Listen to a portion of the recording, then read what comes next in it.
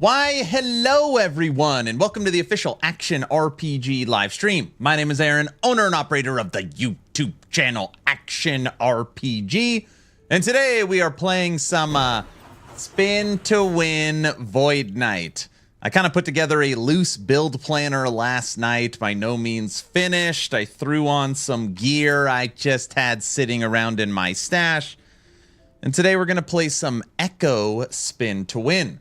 But first, I have to make a loot filter. Everyone's favorite loot filter. How's it going? Good morning. Good morning. Affix, Diesel, yo, I had a 3LP peak of the mountain, and I wanted to slam 22% increased health, and it trolled me with the other affixes I want. That is brutal. Too bad you didn't have Aaron's streamer client. That's right. Sith Lord, what's up? AK, what's up? How's it going? Xathius, good morning. Richard, yo, wowie, hello. Guilty, good morning. Wasabi, hello. Hello, what's up, Bam? Who else is here? Who else is here? Hi, hi. Hello there, Ostman?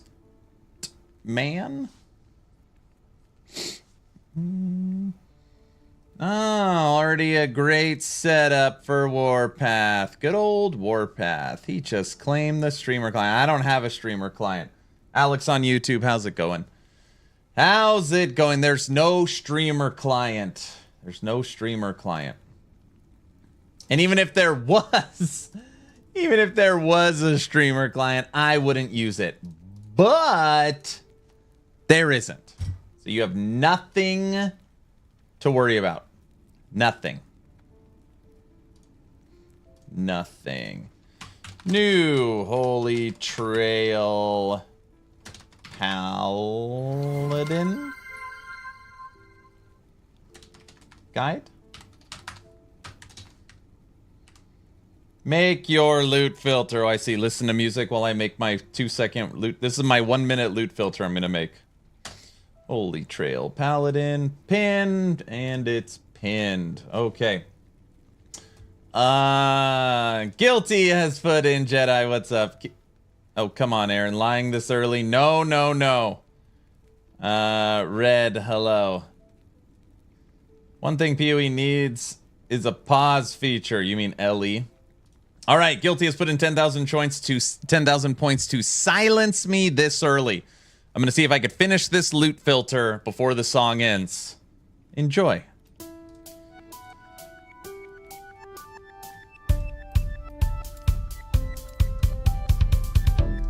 Close the curtain, close the door. It's getting too bright in here for me to say. I've been standing here trying to figure it all out, if it's you or me. So do you feel my heart beating a little faster? Do you?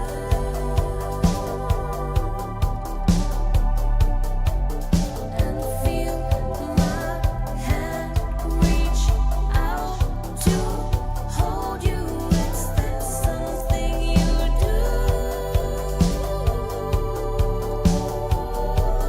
I'm alive.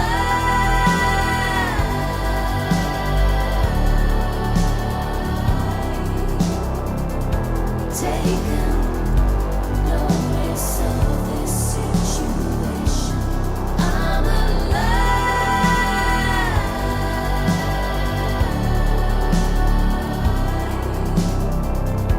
Taking notice of this situation. I can see your outline. Our fingers interlace. Time! Was that even less than a minute? I think it was less than a minute. All the affixes I want to see on rare or higher items. Sets and unique. hide magic. And then I want to see double tier 6 and T7 affixes.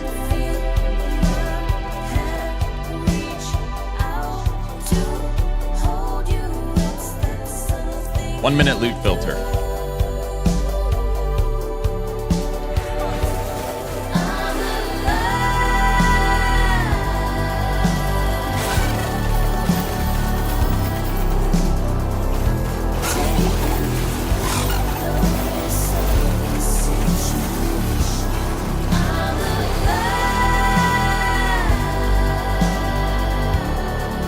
I always use the same colors. That T6 filter is too loose. You probably play COF.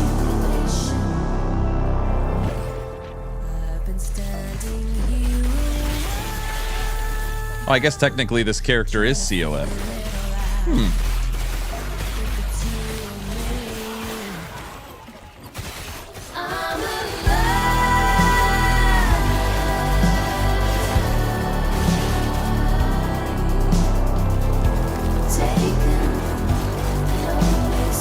You're a market boy. Well, of course. But technically this character I'm playing is COF. I'm just not going to grab any prophecies. I don't care.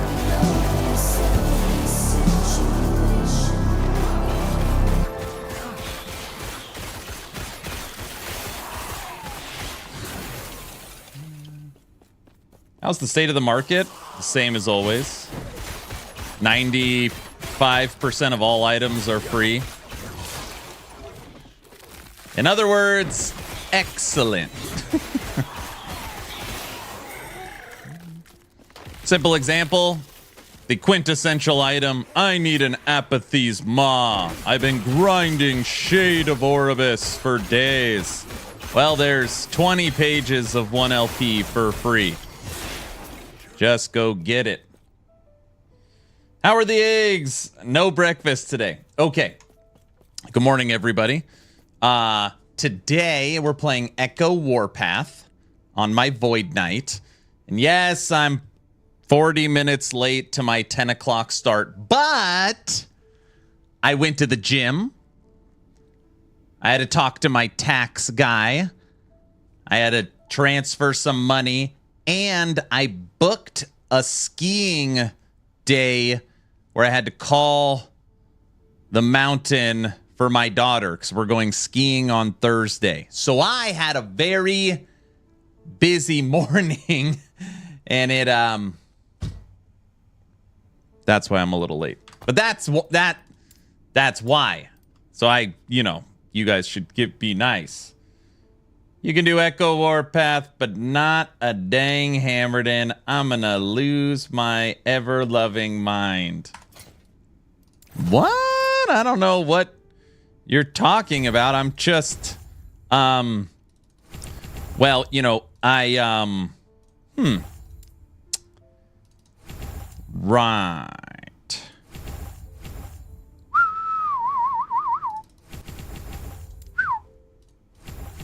We're still friends, though, right? What? It's called a live.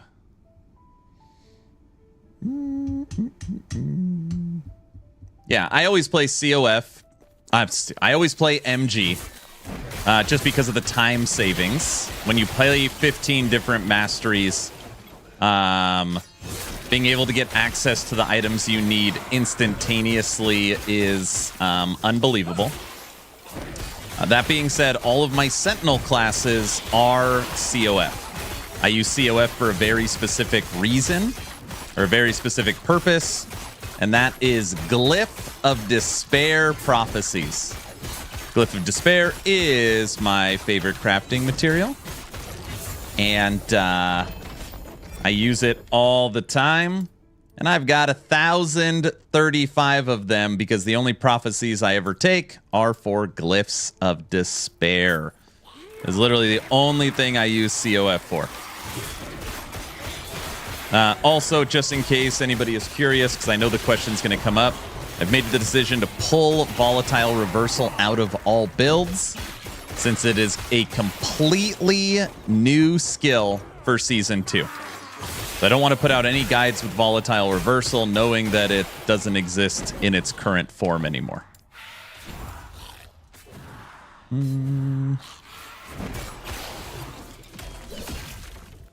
Sir, that is a lie. What? Hey, Diesel, listen to this, okay?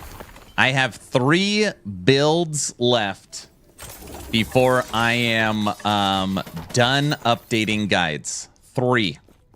Well, technically 4. There's 4 videos that are coming out. Avalanche, Echo, Spin to Win, Shield Bash, and Hammered In. 4. Okay? Now, I hope you can meet me in the middle. That I am going to make a Hammered In. It's just not going to be Void. Hammered In will likely be Paladin. I'm sorry. That's cool. At least you're going to see me play Hammered In. That should count for something, right? I swear to God. What? I don't know how to Bazaar. One time I went to play it early season. Dupes ruined it. The dupes didn't ruin anything. That is a fallacy caused by misinformation. I don't know what to say. It's just, listen. The dupe was caught within 4 hours. All the accounts were banned, and as much gold as they could take out of the economy, they did. It only affected the 1%. And when I mean the 1%, the items that, you know, the red rings of the world. Like, it didn't affect the market whole. It just was like something that went around on Reddit that was a massive fallacy. Also, if we use the example of like the housing market, you know, when prices go up, you buy high, sell high. Same thing. When the market crashes, you buy low, sell low. So it didn't for people that actually play Merchant's Guild, there was no effect. Is what I'm saying. Hey, Luce. Good morning.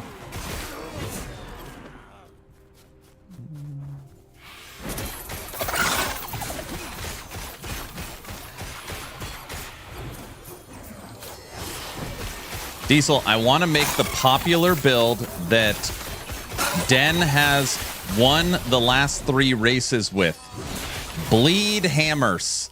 I've never played it. He wins every damn race with it. I want to see what it is. Buy low, sell high. Sometimes that works. By the way, my gear for this is terrible because we're in COF, FYI. I can't go get what I need. So we're kind of forced to hopefully find some juicy stuff.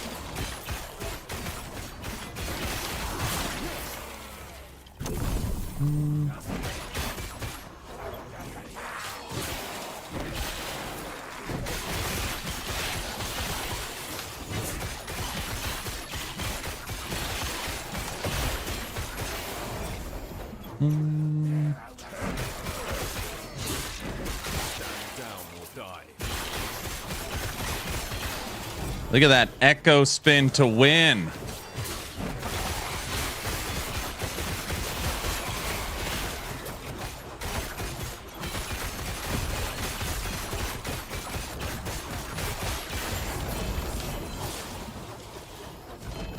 People love Spin to win.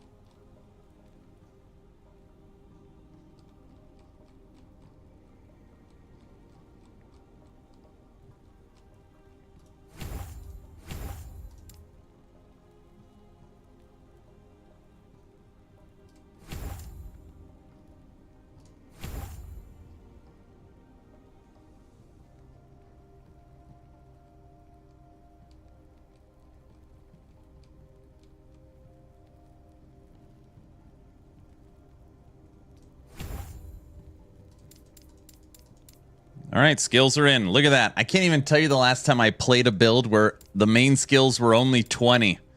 We've been playing it like 24, 26, 27. We're going to play at 20. All right, let's see what we got going on in chat. What do we got going on? Yeah, no food. Yeah, I can always eat. I don't know how to bazaar. Yeah, ruined it. I bet you're starving. You're paying your mods, obviously, yeah. You didn't eat after the gym? You need to talk to Aaron about this. I drank a full protein shake. Does that count? Does that count? Hey man, will you do an update to Paladin Rive? I will not. Unfortunately, Unstoppable Paladin has switched to Echo Rive Void Knight. It is the hard realization that the echoing version is a lot stronger. So that build has moved to a new mastery. That means you have to finish 40 minutes late to compensate? What? What? What's in the plans? It's in the plans, but may not be reached before 1.2 with so many changes coming that EHG has talked about with 1.2. Oh, updates to Paladin Rive? Maybe. Sir, that is a lie. Oh, you corrected yourself. You said you always play COF. I know, I know. By the way, I moved it to Paladin because you lose too much going Forge Guard for Hammered In specifically. See? Diesel, you could blame Guilty. Shouldn't he eat breakfast if he goes to the gym? I drank a whole protein shake right when I got home. Pounded. Like 3 seconds. Diesel. Depends if he's lifting or doing cardio. Cardio fast, you burn fat storage. Lifting fast, no bueno, as you start to burn into muscle and having lactic acid build up faster than normal. I did shoulders today. Thursday was bison back. Friday was chest and tries. Weekend off. Today I hit shoulders.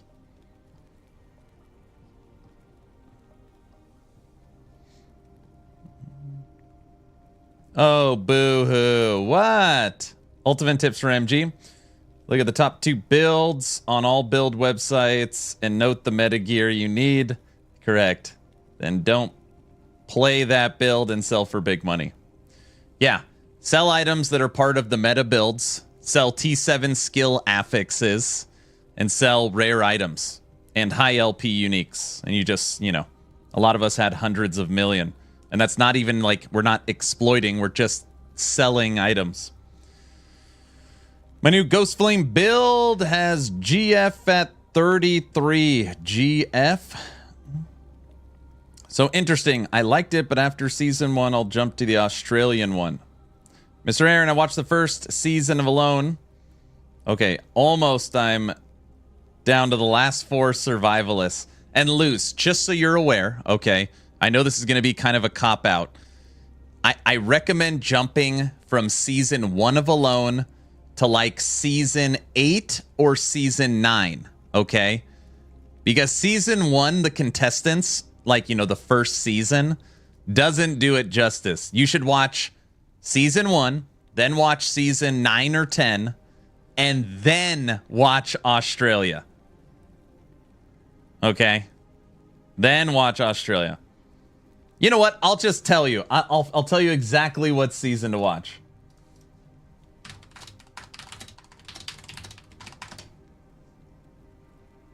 Season 7. Watch season 7.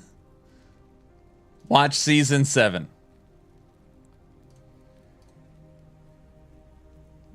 Season 7 is the best season. Okay? Then watch Exatheus' season. Oh, by the way, Echo Warpath is bugged a little. The damage zone for the Echo is split between your actual Warpath and the Echo for some reason. EHD talked about it months ago on Reddit when it was caught. Got it. But Luz, I'm proud of you for watching it. I'm glad you like it. Wait, no food? Yeah, protein shake is good. Yeah.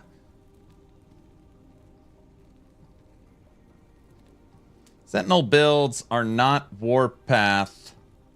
That are not Warpath are just not cool. McDonald's milkshake is not a protein shake. Oh my gosh. Oh, boo-hoo. Aaron was to you saying I'm COF, so I can't get what I want. It's one of those Costco protein shakes. You know, like it's already pre-made. Just open and drink it. Doesn't taste very good, but I don't care. Exatheus, you should watch it too. Watch season 7 of Alone.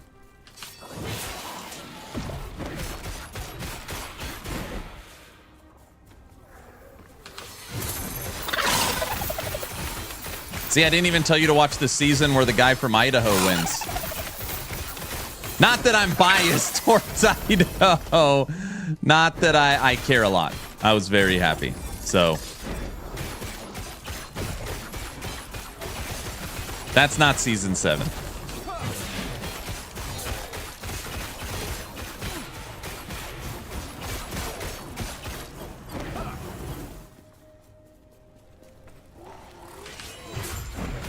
How do people maintain mana on this build?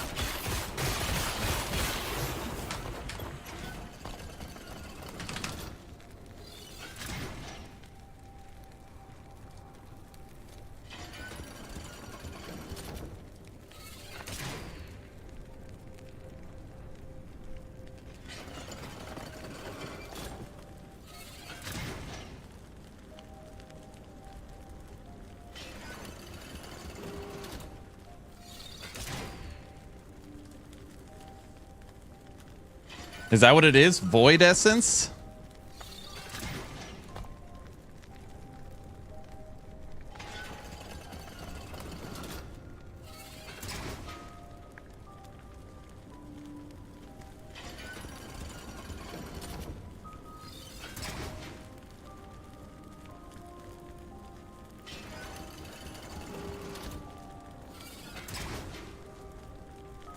Yeah.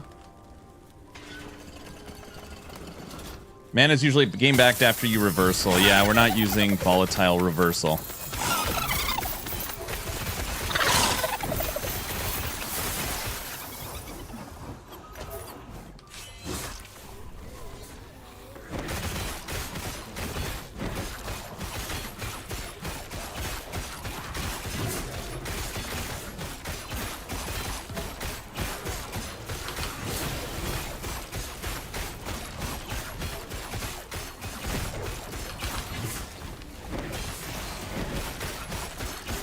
All right, we're going to use Void Essence after this. Aaron's on the streamer client. I'm not. There is no streamer client, guys. We all know this. Guys.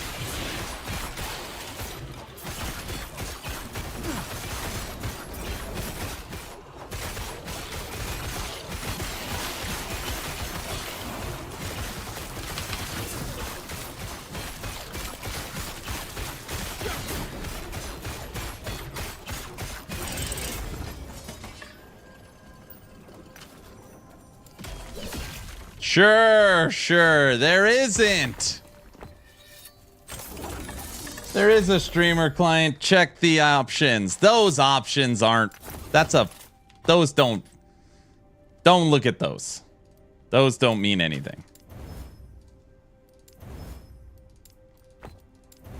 Yeah, it's streamer mode. It's streamer mode. Okay. I'm going to say this because I say it all the time. Okay. Huge quality of life improvement. Everybody would be happy, and a massive money maker for EHG. This area right here, I don't know how long it would take to make it or work or do all the stuff, should be your hideout in LE, right? You can update the cosmetics, you can move things around. Hell, you could change the background or the ground look. I hate that right now I want to respec 2 passive points, and you cannot do it here. All you have is a friggin' vendor. So now we gotta go, leave this area, go back to the champions area or the end of time. They would make a ton of money. Everyone would be so excited, and it would be a huge quality of life. Win, win, win. Now I gotta talk to you. Actually, we'll keep the mana. Okay,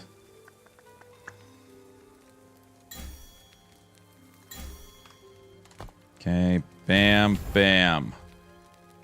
Oh, essence on chill chance 4%. Hello, Trav. All right, we'll try something else.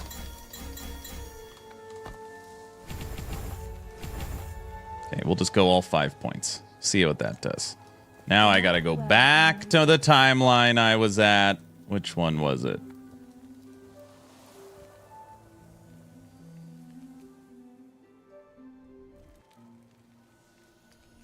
The other way is using a two-handed mana gained while spinning. I've got all the options in Spin to Win. So for Warpath, I've got the -10 and the -6. So channeling cost is 2/2.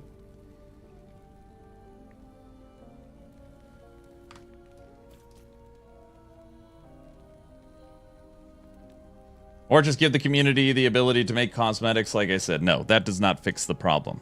Giving the community the ability to make cosmetics does not solve a customized area layout. I mean, they can do both.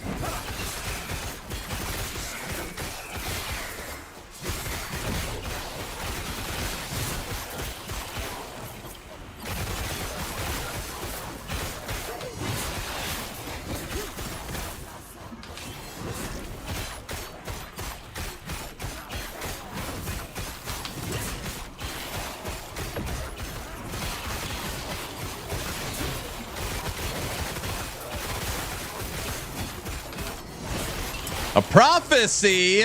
What is that? I never even seen that before. Nobody look at the screen. I've never seen that before in my life.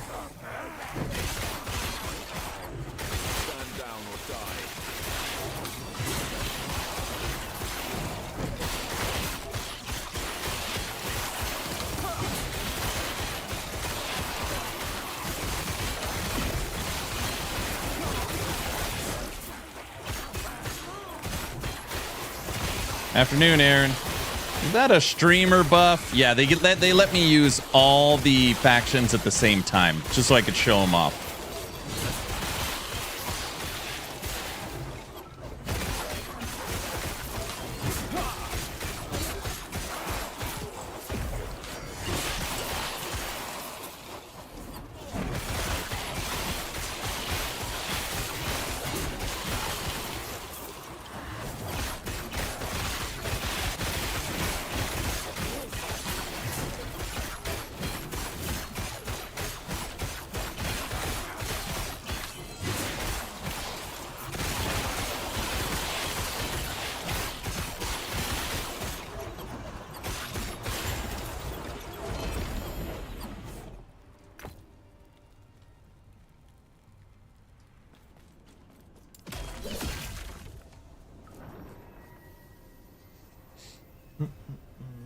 Agreed. Yes.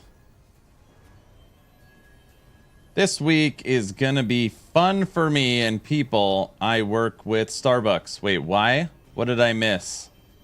What's up, West?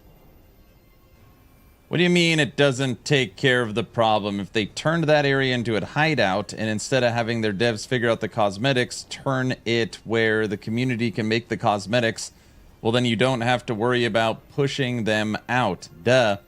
All right, Diesel. How do you give the community access to Last Epoch to make the cosmetics? Do they give them access to Unity? Do you have to be a creator? Like, what's the vetting process? I guarantee that system would be unbelievably difficult. How do you pay them? Are they contractors? Are they EHG employees? Right? What's the criteria for the cosmetics? Like, that system would be so difficult to make. 1099 for everyone? So what if I spent 500 hours making them and then they deny it? Do I get paid for my time? I don't know, man. I feel like that you're just open up a nightmare. Yup, that is a horrible idea. Ron Gamer, what's up? It would have to be set up that you are paid for the sale of the cosmetics sold, but not paid for the creation time. So it would for sure be a labor of love. Don't leave that on the ground. This is legacy. I can go get 1,000 of them for free. That's what I just said. No. I asked, will they get paid for the time they make it? And you said yes. I have a question about a certain build. Can I ask? Of course. I don't know if I'll have the answer, but I'll try my best.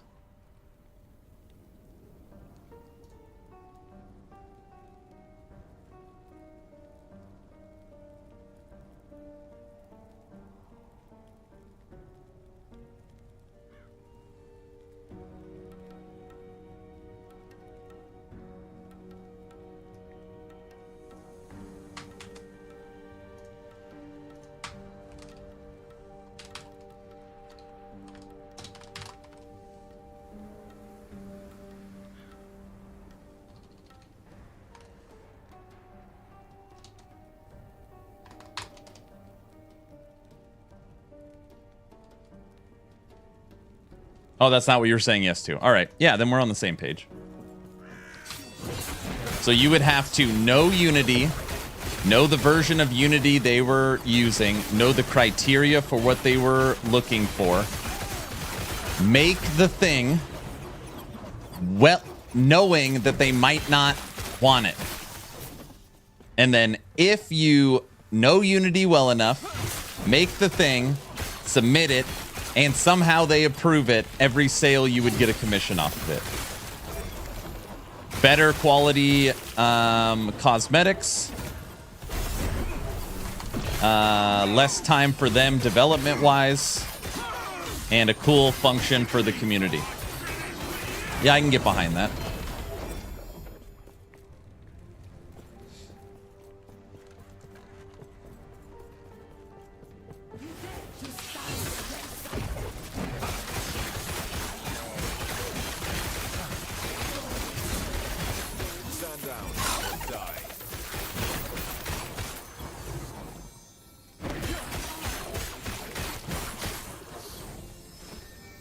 Dude, it's Abyssal Echoes. I've been trying to figure out what the hell is pulling my mana down.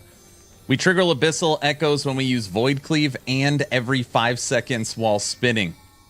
38 mana. More mana. There's mana. Mana efficiency is locked behind more mana. That is the culprit. Man, you know it'd be better pulling out Abyssal Echoes and just putting in Volatile Reversal.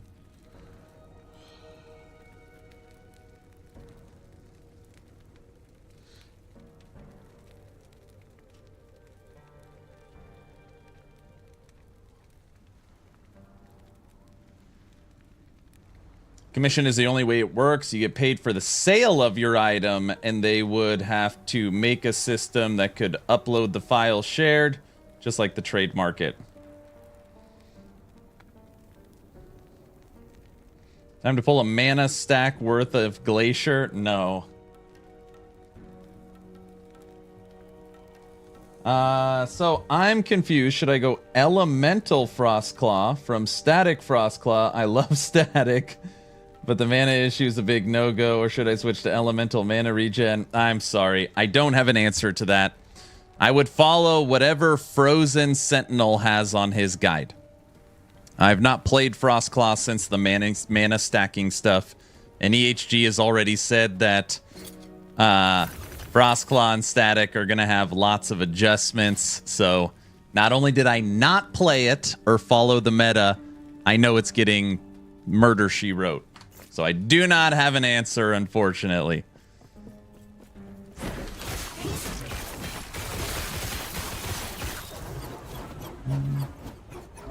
Unless that's the answer you were looking for. Like right now, I'm purposely not using Volatile Reversal because the HG said it'll be a new skill. in 888 hours.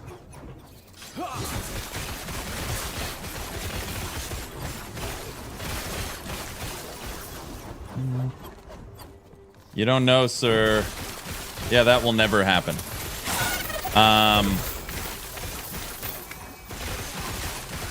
I mean, Diesel, sure, it could happen. I think it's not a terrible idea. I really mean that. Now, if you wanted me to be honest, I do agree. I don't think it would ever happen. It's just another thing they have to manage and figure out, and they're just not a big enough studio yet. You could see like a Blizzard GGG doing something like that.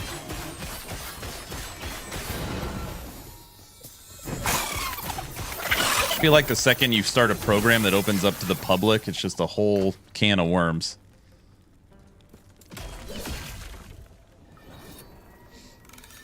Don't crush my dreams.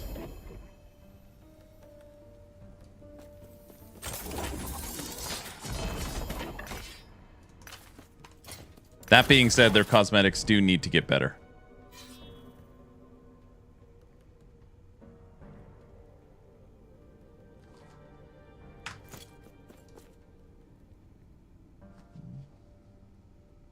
Oh, that makes sense. That makes sense. Keep up the great content, brother. Hey, you're very welcome. You're very welcome.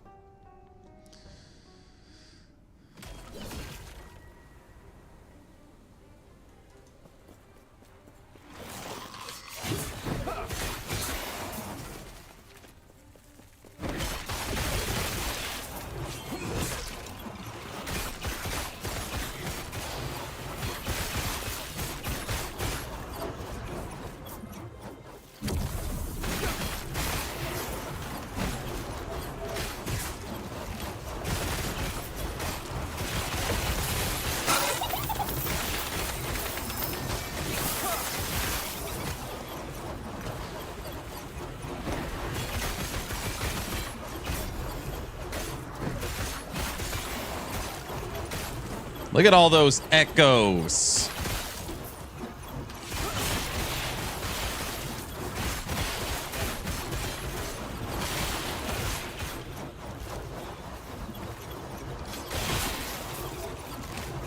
Oh, we got the shrine that has spin to win on it. Oh yeah, we're a monster right now.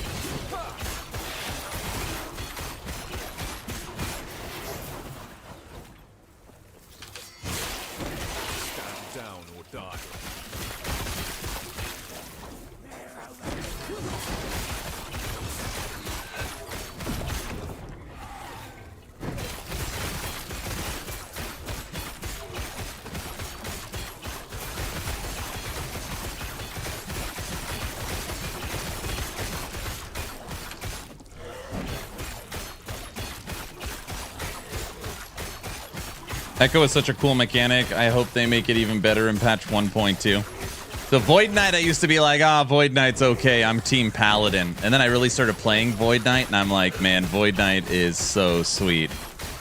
I wholeheartedly agree on how awesome Echo is.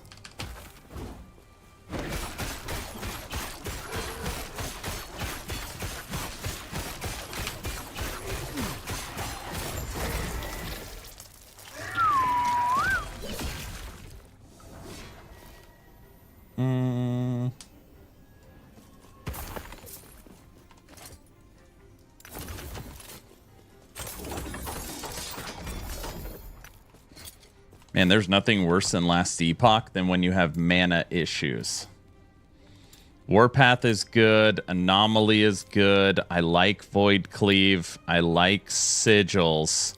And I do like Abyssal Echoes. But it is murdering our mana. Okay, let's just do this. We're going to kill that. And we're going to kill that. 2 skills, auto-triggering Abyssal Echoes. So now they won't go off. So we'll play a run without the skill, see if we notice.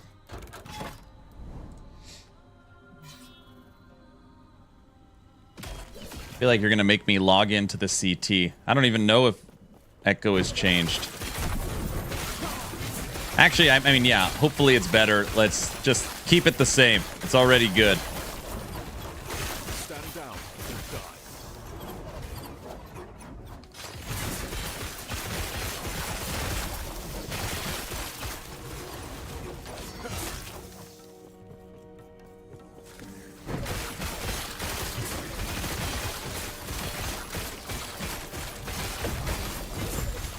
Oh yeah, you can't even tell the difference in mana.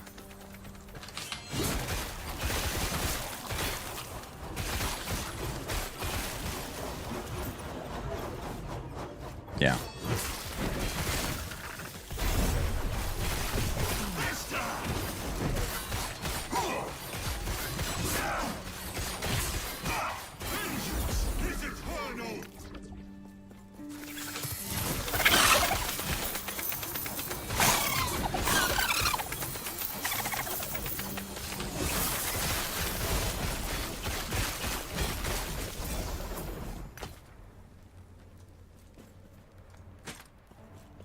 It was Ellie's birthday on Saturday? Is that true? Oh, for 1.0, February 21st. Yes, yes, yes. It was the 1.0 birthday. That's true.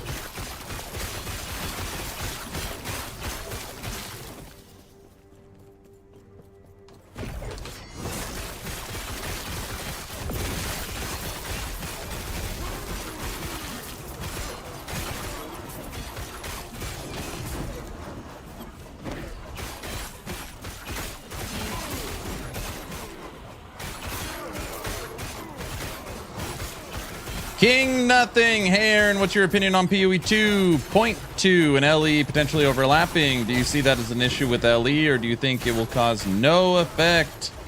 Hopefully be very successful season for LE. I am a realist. I wasn't concerned with Titan Quest 2. I wasn't concerned with Diablo 4 Season 8. I wasn't concerned with potentially Grim Dawn's expansion. I wasn't concerned with a PoE 1 league.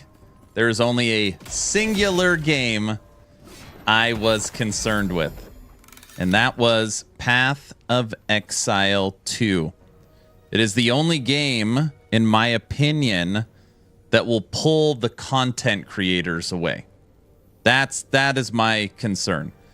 Those other games that I mentioned will not pull Rax away, in my opinion, or Darth. Now, PoE 2 will.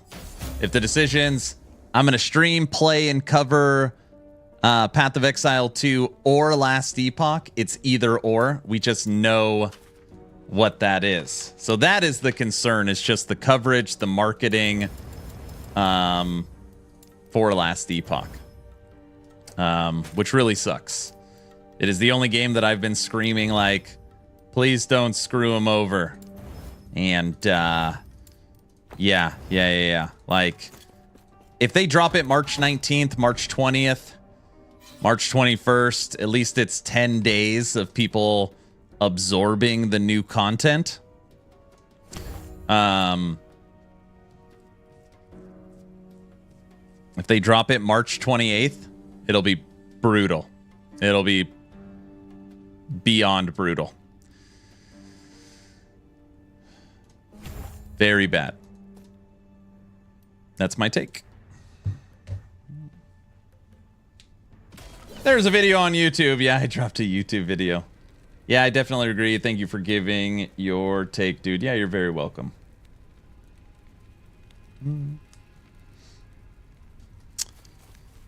Yeah, it sucks.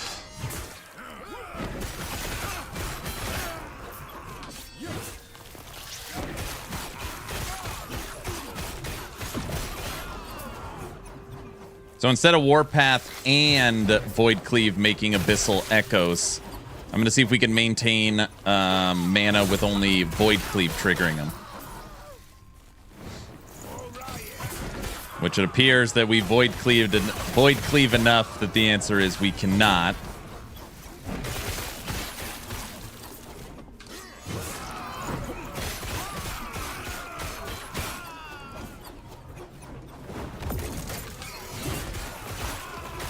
Yeah, a March 28th PoE 2 fully marketed new season with new classes would murder Last Epoch Season 2. It'll still have its core audience. Still going to pull that 70, 80,000 people to probably play the new season. Maybe they still break 100,000. But the thoughts of 150, 200 getting back to the 1.0 numbers is dead. No chance. Especially without the content creators. No chance.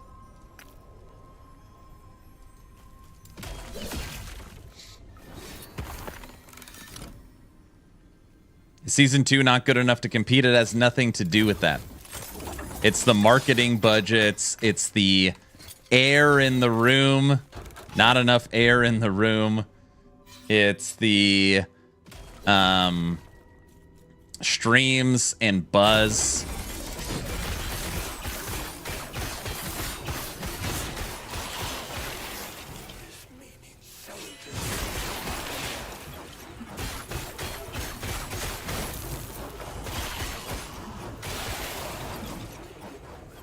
Season 2 is great.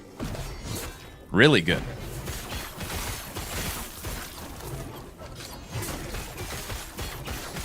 Toxic, you've been around this stream a long time.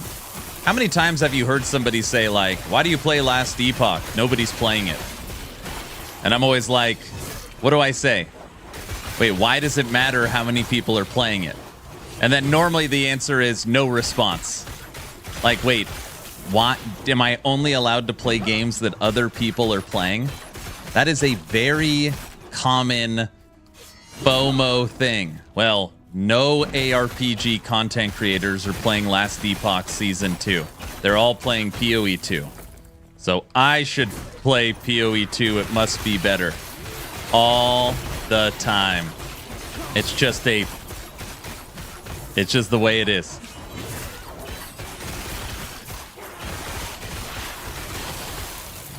Too many. All the time. I can't. Almost every day. Why do you play Last Epoch? There's like nobody playing this. Wait, what does that have to do?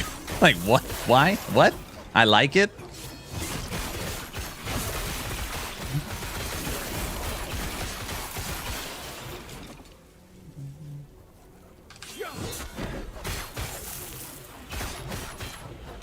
PoE 2 is overrated?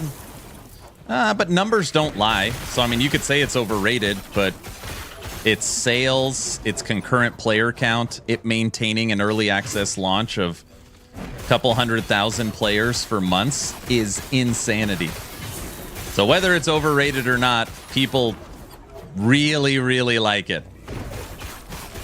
Voting with their wallet and their time.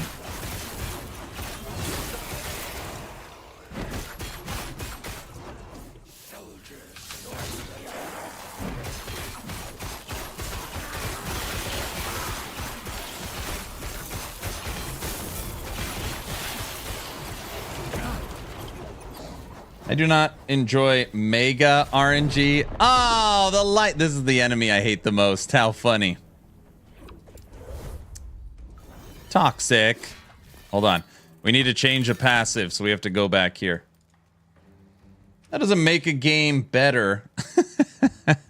Yeah, but that has nothing to do with it. There's nothing to do with it. That enemy is getting a rework in Season 2. They've showed off... I mean, I haven't seen it in Season 2, so don't, like, take this to the bank. They showed off artwork for an updated one.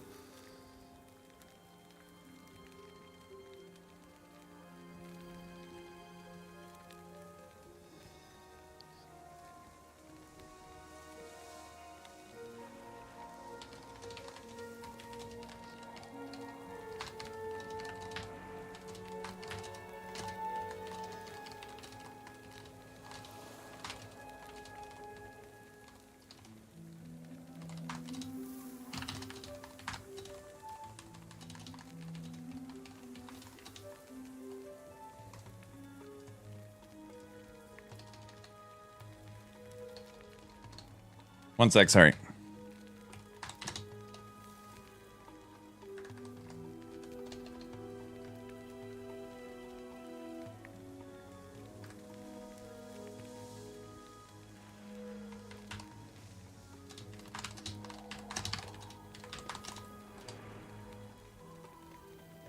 Does Void Knight have any threshold nodes? Doesn't it have one? I think it has one threshold node, which is so funny.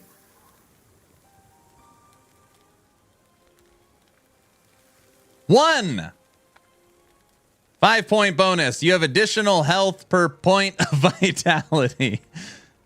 Falconer has 23 threshold nodes. Void Knight, one! What? Oh.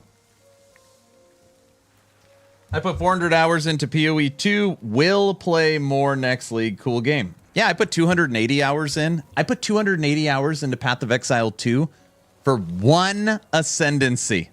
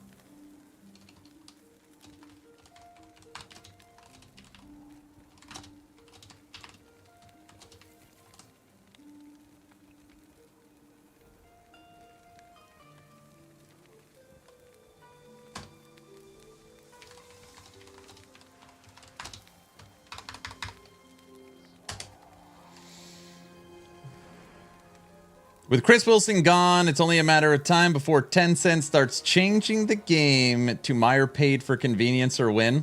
I don't know about that.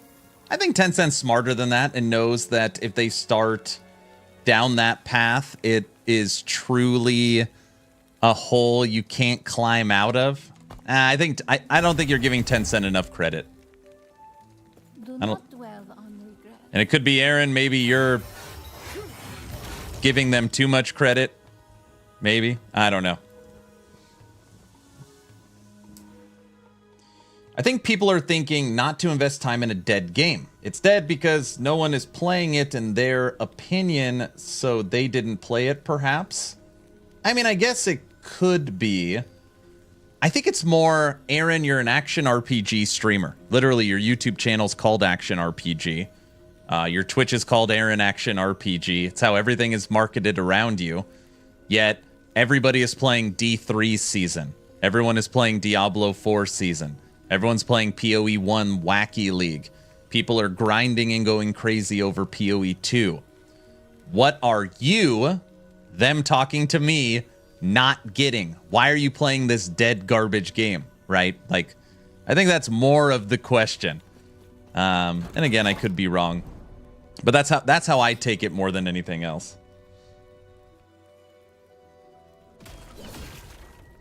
Fireball, Ice Wall, Source, and Deadeye Ice Shot Hunter. On 400 hours in PoE 2. I definitely will not be getting Titan Quest 2 if they decide to move forward with it. Yeah. I'm enjoying the Falconer Ballista build. Lazy build playstyle, right? I just got into New World. It's not too bad. Good old New World. You like it?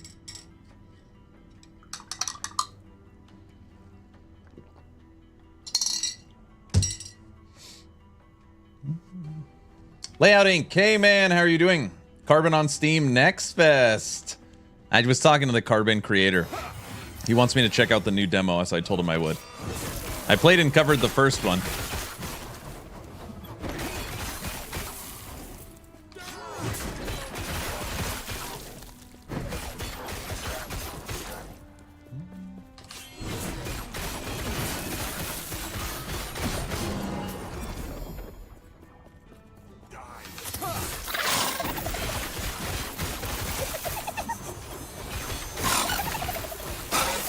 Try Legacy Sword Legacy, Steel, and Sorcery. It's similar and probably gonna get a lot of support over New World. Those are very different games. New World is a full-blown MMORPG. It's not an extraction PvP. Right? I played both. I don't consider them the same genre. I don't think.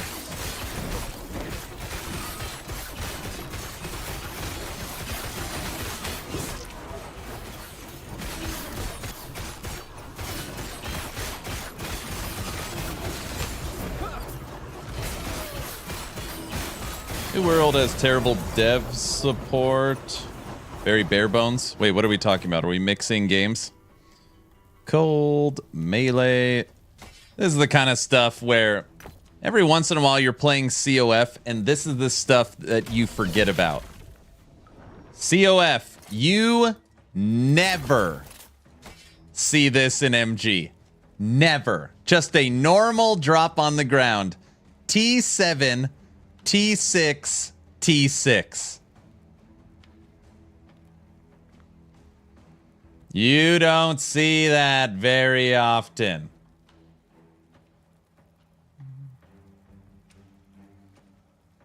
Dragonkin, not so far away. I agree. I enjoy Last Epoch, as I feel it's pretty straightforward gameplay and not too hard. What I like the most, actually, is the great unique items to do the campaign. That is so fun, right? That's a good sword. It is. It's a keeper. It's a keeper. What I always say is I give the same pitch about Last Epoch, right? There's a lot to be desired here.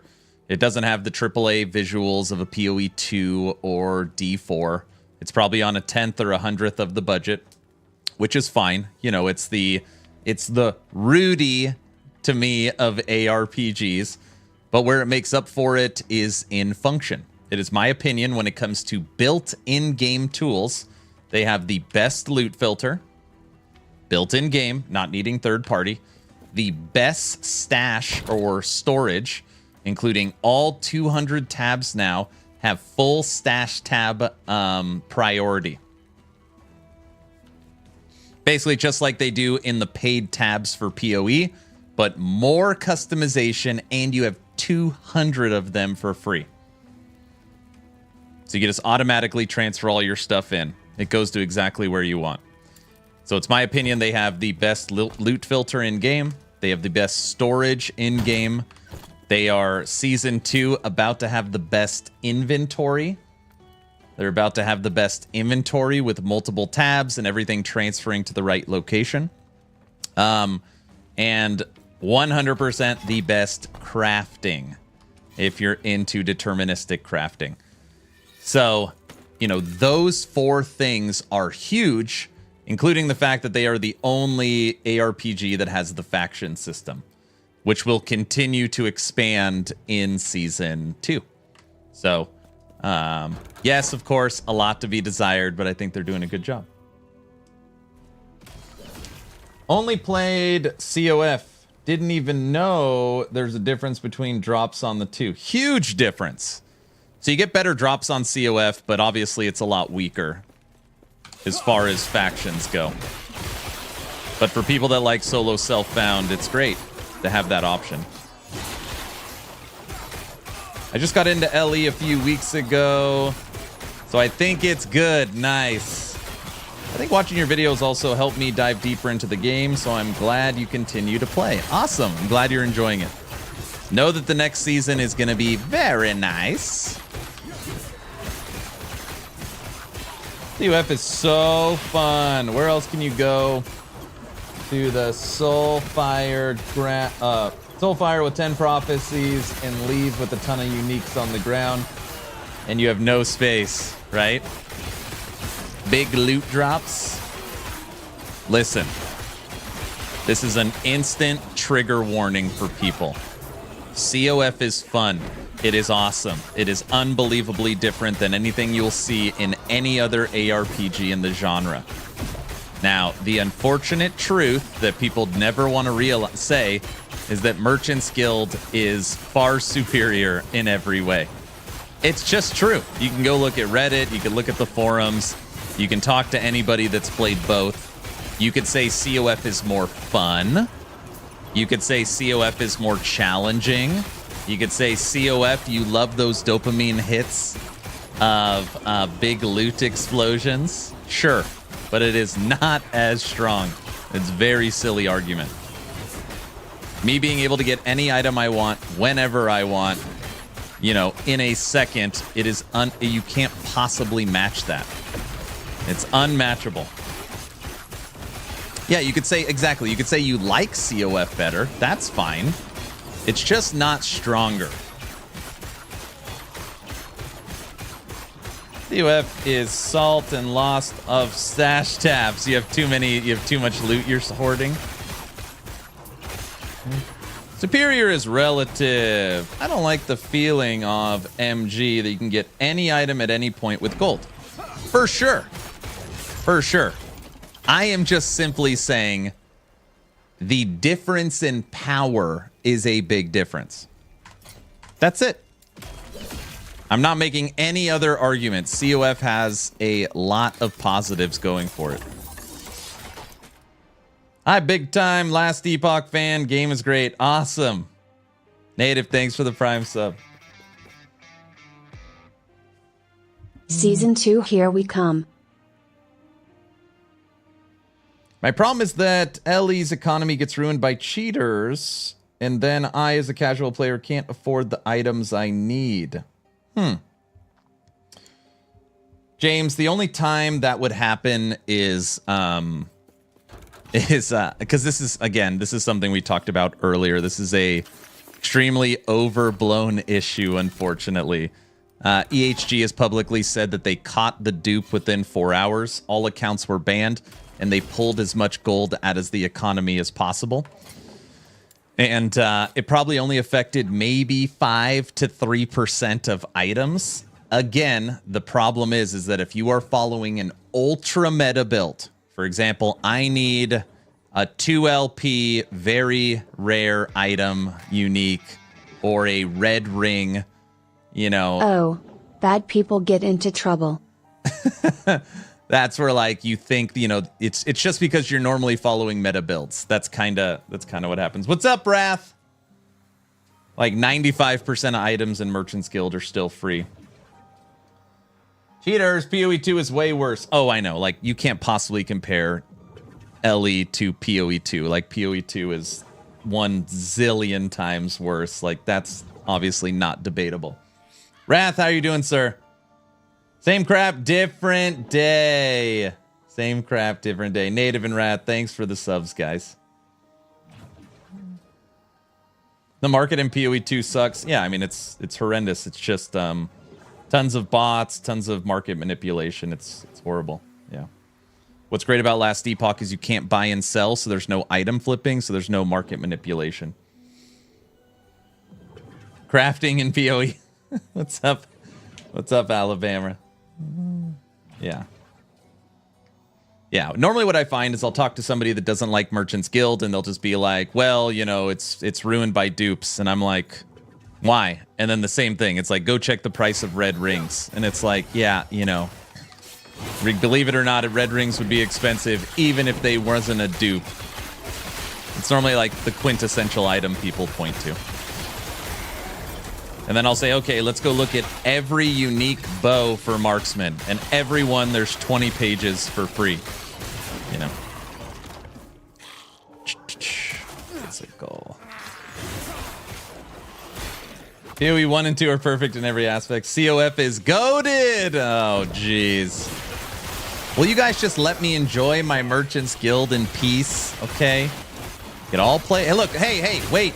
Look. I'm playing COF right now. Rank 12. See? I'm with you guys. I'm Team COF. It's actually my favorite. It's actually my favorite. See? We're on the same side.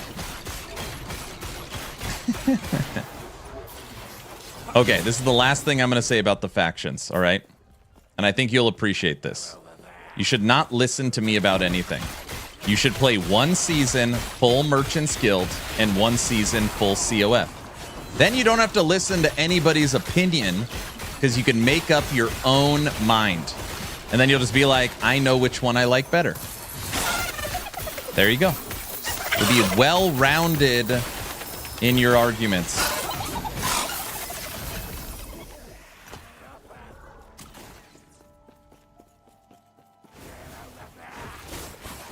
Merchant's Guild is more like poverty. Oh my gosh. You've never played Merchant's Guild. You just showed your hand. What, having my own opinion? That's crazy. I hate Merchant's Guild. You ever played it? Why would I play it? So you don't even know what you're talking about. Yes. Just try it. Exposed. See?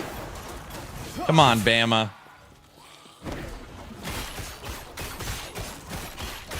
Please, we all know Americans are not good at opinions. Well, obviously. I never played Merchant's Guild. See? You probably read on Reddit that it's bad. And that was it. All that was needed.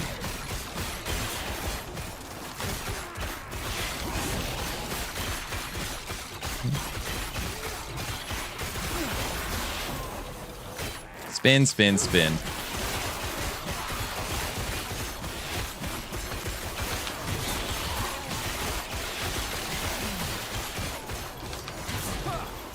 Wait, we didn't kill this thing up here? Where are you? Oh, we didn't even hit it.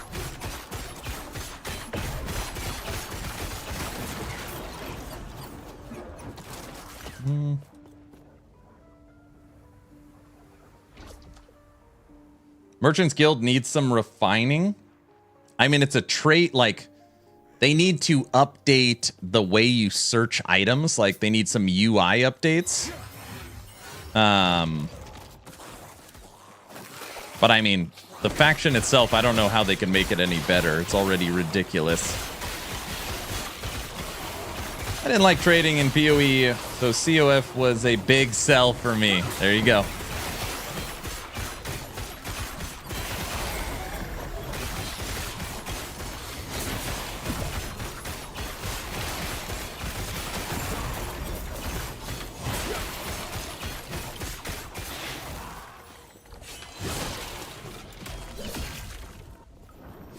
No, like, it needs to be polished. I think it's a little too complicated.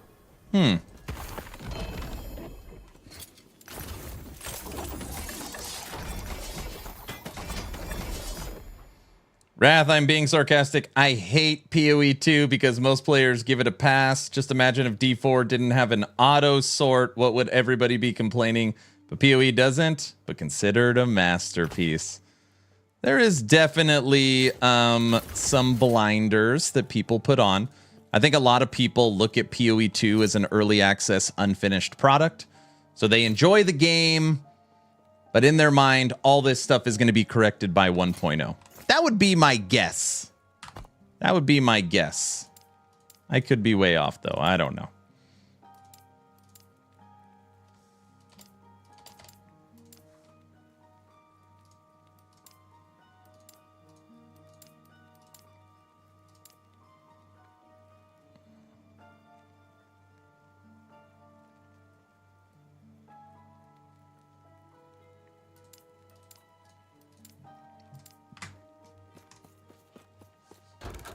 PoE 2 has a lot more problems than auto sort, and it's still insane how many people it reached, though. 100,000 people are still playing it. That's what I was talking about earlier. I said, regardless of anything with Path of Exile 2, which I played 280 hours, it held my attention a very long time in one ascendancy.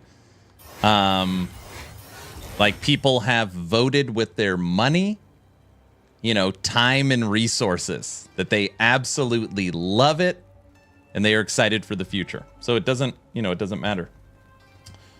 Aaron, I'm not saying this to be ugly about D4, but honestly, I don't see that game sticking around much longer. If they don't come out swinging with their next expansion, and if it doesn't come this year, I fear the game is dead. Now, Diesel, I'm going to come at you in a I'm going to try and say this as respectfully as humanly possible, okay? D4 still, right now, is unequivocally, without question, the biggest action RPG on the market. I know it doesn't feel like it because there's no one streaming it. It is absolutely massive. Much bigger than Path of Exile 2. I know that's a hard pill to swallow. I know you're going to say, I don't believe you, but I promise you it is big.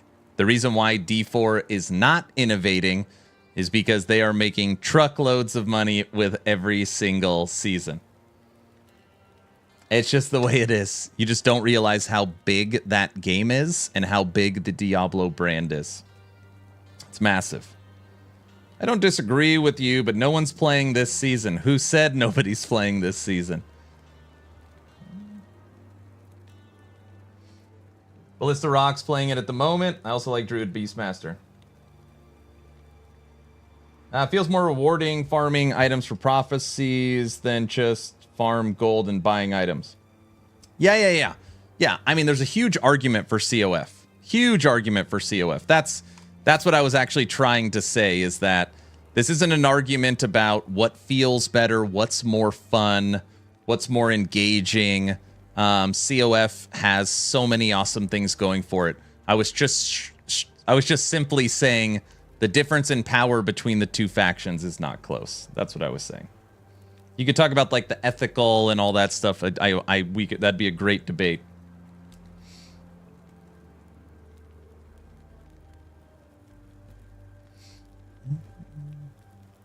D4 is made for the masses. It's huge. It's huge. I use this one example, and I know it's aged a little bit now because we're on season 7. When I was working for Icy Veins, I took care of barbarian builds. These are just written build guides on Icy Veins. I took care of barbarian, and I took care of werewolf. And this is on Icy Veins, not, Mobalytics, not Wowhead, not Maxroll, right? Not the most populated website, but still had decent traffic. And 2 months into season 3, okay, follow me for a second. 2 months into season 3 on Icy Veins, barbarian build guides. Season 3 is the season of the construct. This was the season of like the worst season they've ever made. I was getting 1.2 million visits to my barbarian build guides on Icy Veins 2 months into season 3 construct. Like, let that sink in. The game is massive. Just so people don't realize it. It is absolutely massive. It just, everybody plays on the Blizzard launcher, so you can't see the real numbers. 1.2 monthly visits, yeah. To just Barbarian. 2 months into the Construct season.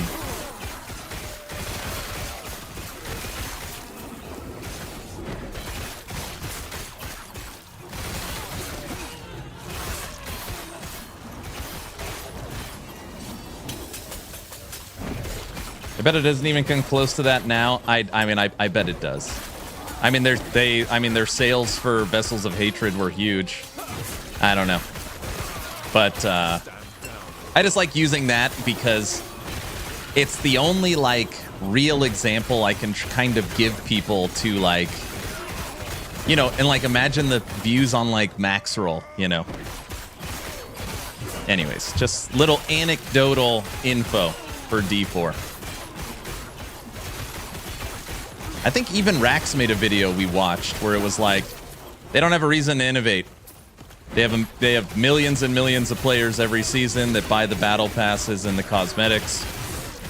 Very consistent how many people show up, and I think they'll continue to do it,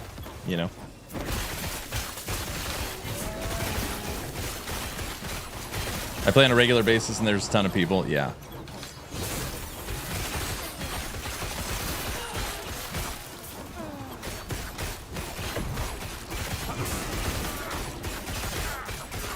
People think streams equate players to the game has a silent base. Yeah, where that's like a flip side. PoE is massive on YouTube and Twitch. It's like a D4 campfire has 1,000 viewers and a PoE stream has 100,000, you know? So just naturally you would say like this game has 10 times the audience. D4 is accessible.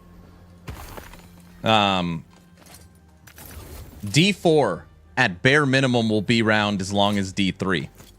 Like, you know. Okay, let me give you another example. This is probably even a better example. Okay.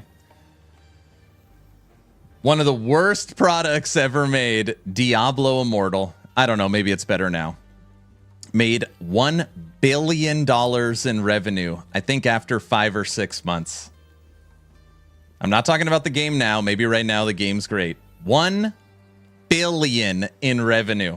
Diablo Immortal. The game was so bad it was pulled off Maxroll. 1 billion. Cries. Pay to win. But the point I'm saying is that, like, people look at Diablo 4 and say, this game is trash. It's not going to survive. And you just realize that the game being trash, if that's your opinion, is irrelevant. That means nothing. It doesn't mean anything.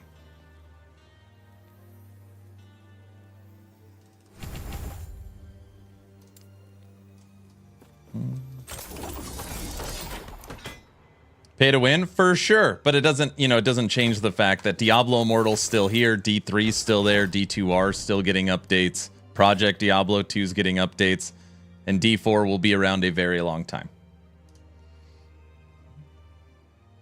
It's not trash, it's like fast food. That is very good traffic. Yes, it is. Last Epoch is great anyways.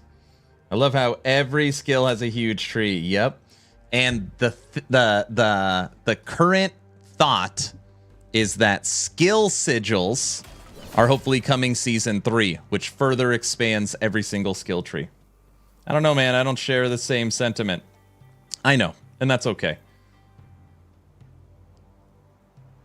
Hot take, gamers are morons. And Diesel, all I'm doing is just refuting the fact that you think they might be, what'd you say, shutting their doors or something? I mean, that won't happen probably in our lifetime.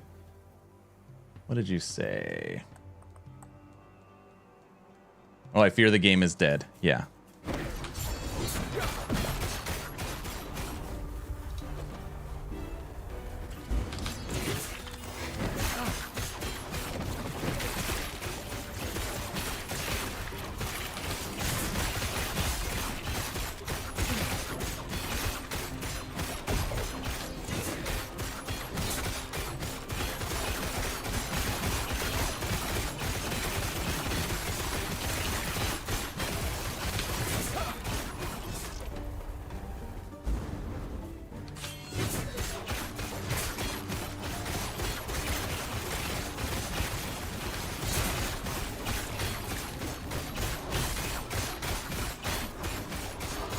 Then again, it's always easy to criticize things looking from the outside. That is true.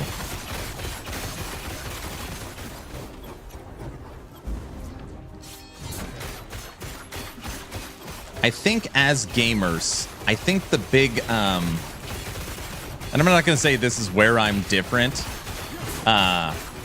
I have a degree from San Jose State University in business administration, concentration in management. And I'm not saying I'm smart because I have a degree. I actually think it's the opposite. But anyways, like, I look at it from a business standpoint. The game sucking doesn't matter. How many times does a garbage movie do $1 billion? Like, what the hell was that last Jurassic Park movie? Dominion? It was like the worst movie I've ever seen in my life. And it made like 1.3 billion at the box office. My point is that saying the game sucks does not mean it's not insanely profitable. Like, you gotta split those two things. Because common wisdom would say, well, if the product sucks, it's not making money, and that's just not true. I think that's the ultimate point I'm trying to make.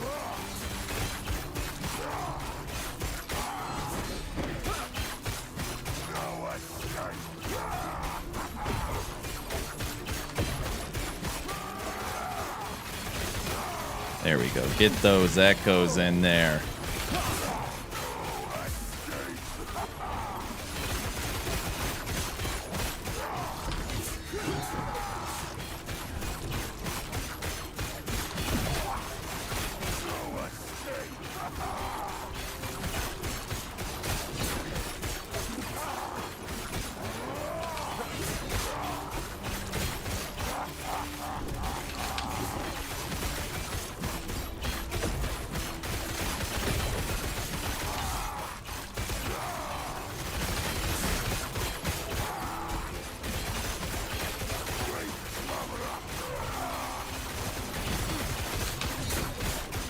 Oh man, it's so nice in Season 2. They've recalculated and updated the way ward on bosses is.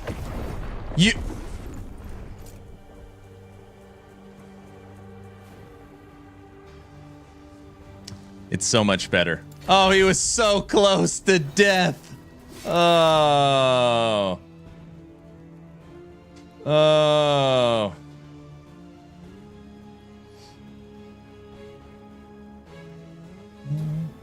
Dear, oh dear. Overconfidence. So there's another Carbon coming out. There's a new Carbon update. I think it's in the new demo.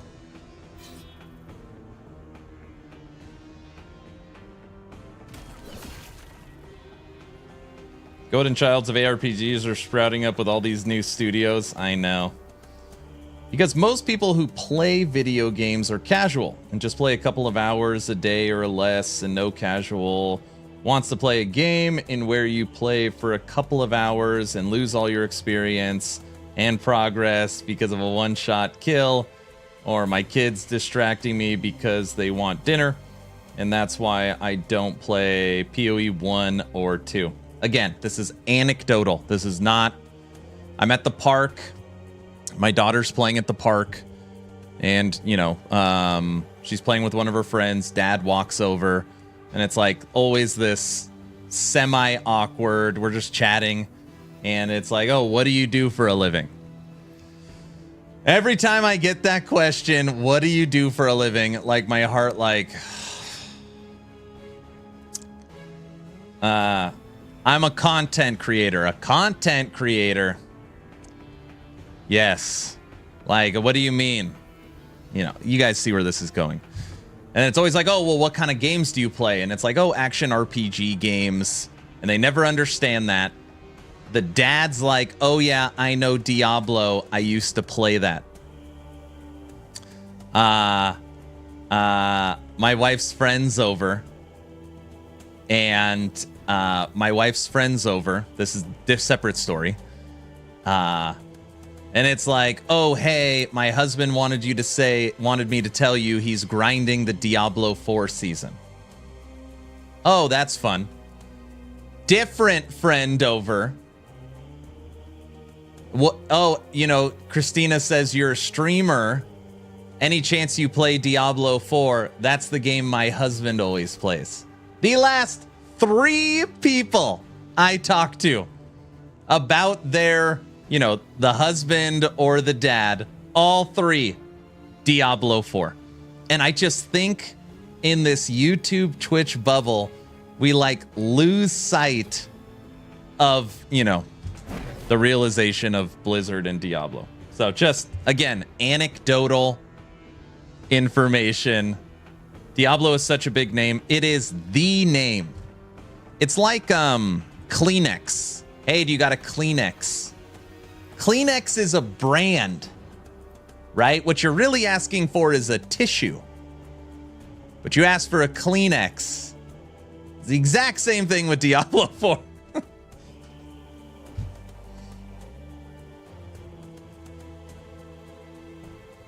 D4 is like the fun girlfriend you don't want to marry. Spend a few days with her every 3 months and have fun.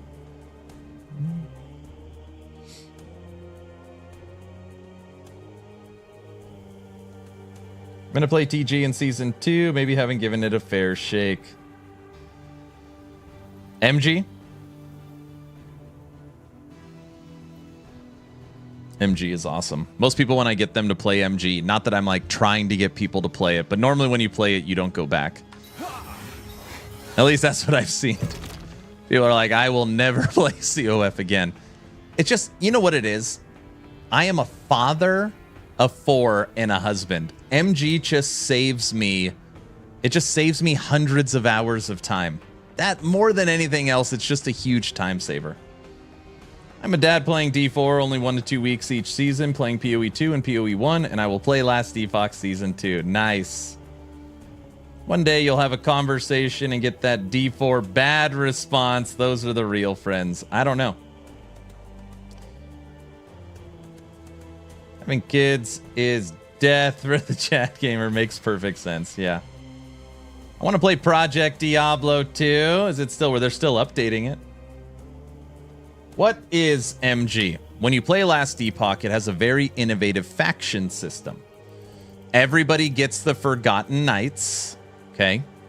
And then you get a choice. Do you want to play Circle of Fortune, which is like, I don't know how to put this. This is like, you guys are going to get so mad, like the cool way to play. This is all the streamers play COF, hardcore solo self-found. This is like the ethical, cool way to play. It, yeah. Enemy item drop chance improvement, upgraded Rune of Ascendancy improvement, idol drop, full set drop, monolith echo reward upgrade, exalted affix chance, double experimental items, boost to legendary potential, boost to T7 affixes, boost to loot upgrades, rare exalted chance, prophecy upgrades. And you can actually grab these prophecies to get deterministic loot drops. It's insane. Very, very cool. It is basically a built-in reward system for solo self-found. It's unbelievable. People absolutely love it. Now, the other option is very simple. It is Merchant's Guild. And the Merchant's Guild gives you access to the bazaar for buying and selling items. This is player-driven economy, but Last Epoch does it a little different. They try to take as many bots and market manipulation out of the system by not allowing you to resell. So if you buy an item, it can never be resold. So that way you're actually purchasing stuff for, you're actually purchasing items for stuff you want instead of just flipping items for profit. So those are your two options. Circle of Fortune for solo self-found and a ton of benefits, or Merchant's Guild for buying and selling items.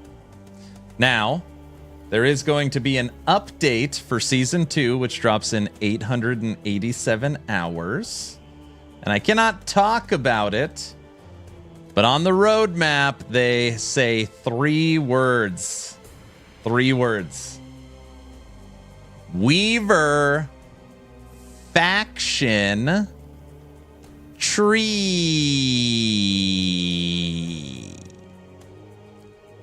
I can only repeat those 3 words. What, the Weaver Faction Tree? I don't see a Weaver Faction Tree in here. The spaghetti people. So the faction system in some way will be further explored. On top of that, the current season we in added the Forgotten Knights faction, which also gives you a ton of stuff, including 10 new Harbinger bosses and access to the Shattered Road, which is where you fight the Pinnacle boss. Spaghetti faction tree, exactly. Is there not enough players to run Merchant's Guild? No. Merchant's Guild is unbelievable.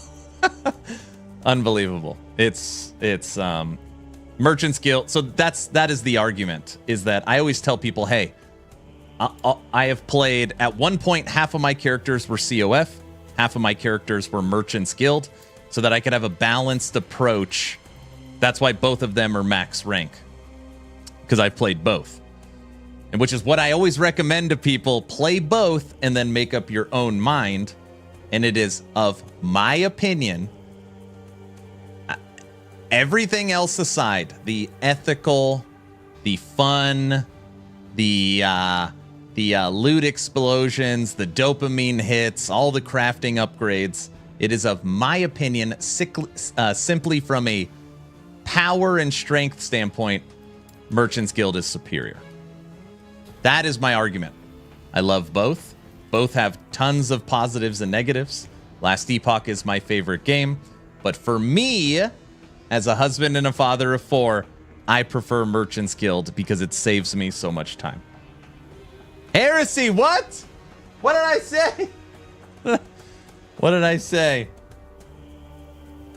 I love how they keep adding new faction trees. Probably my favorite LE concept. It's very cool. Wait until you see the Weaver faction tree. Not that I've seen it. Not that I've seen it. I'm just guessing it's probably pretty cool.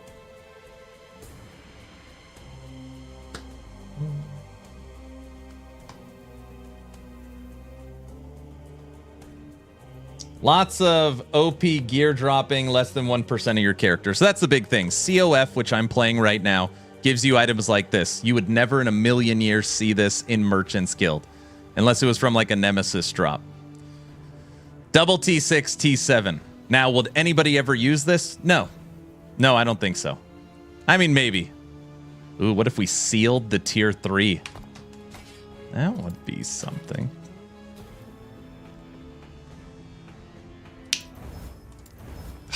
No. We didn't seal the tier 3. We tried to. But still, it's pretty cool. Lies! What? Shatter it. Many shards. Coming from PoE 2, what's the end game like in this game? It's the same.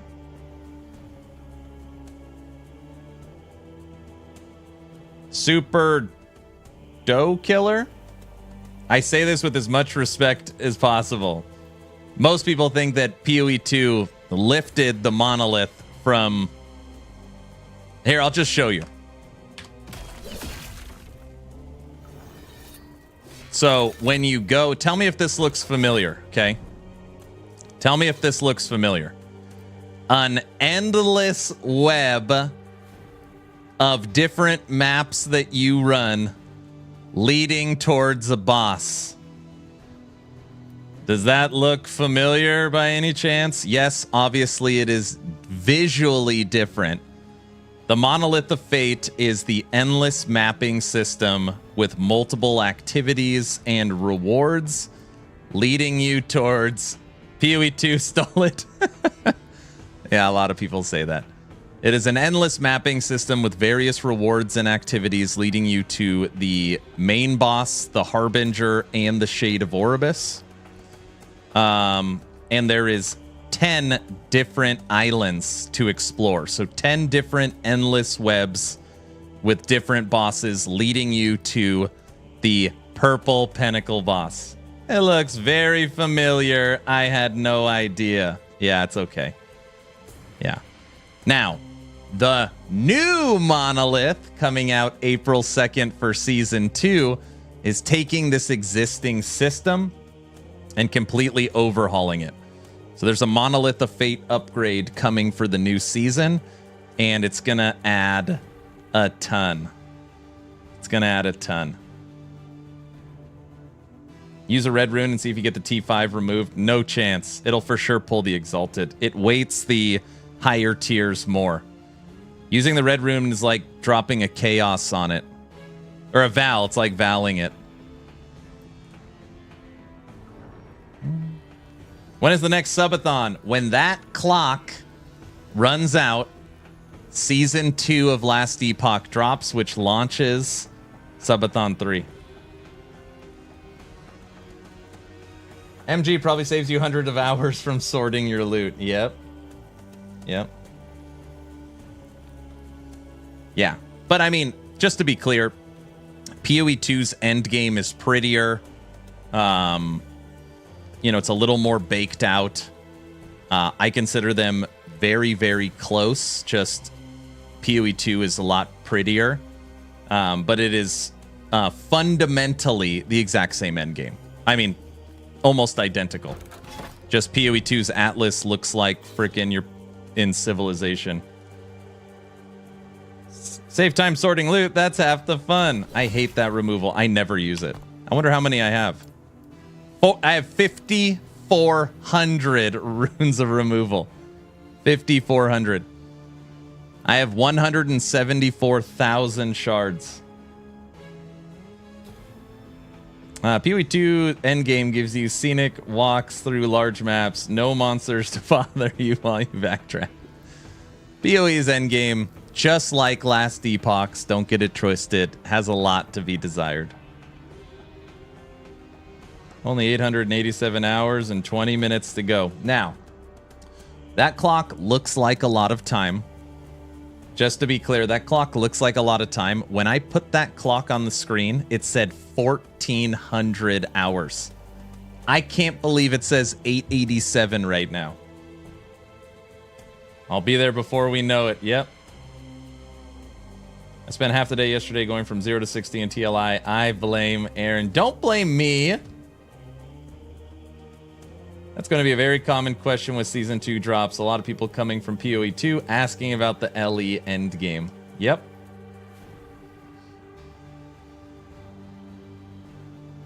I just started playing Last Epoch and I'm really enjoying it. Think I found my game while I bounce back from PoE 2. Random question. What's the Night Harbinger? Is that a new faction? Yeah, it's a new faction. It's a new faction. So there was Season 0 1.0. Then they launched Season 1, which added 35 new uniques, added updated passive trees. Basically, the big one is mana stacking source. Added the Nemesis system to the end game, everyone's favorite. Updated shrines, loot lizards, the Forgotten Knights faction, which adds 10 new Harbinger bosses and various rewards for pushing corruption. They added in the Glyph of Envy for pushing stability, and they added in the Shattered Road. They did that in 4 months. Wait till you see what they did in the 9 months for Season 2. Oh my gosh. Oh, and they added in a dodge roll. Now when you hit spacebar, you dodge. And yes, they're working on WASD movement, before somebody asked.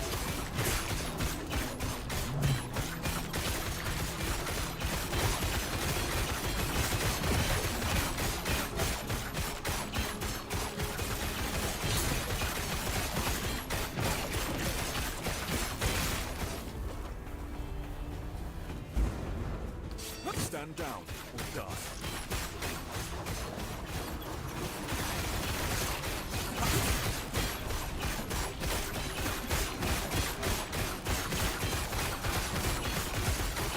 It's crazy that people complain about Endgame so much. It's almost every ARPG that's out right now.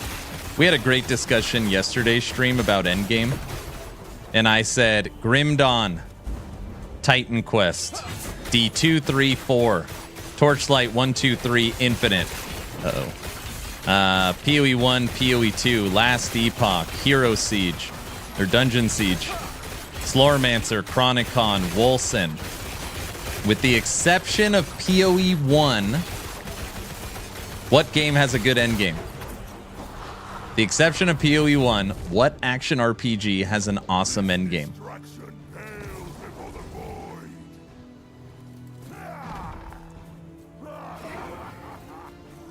Come to the middle. I hate it when they're at the outside. Perfect. You're being a good listener.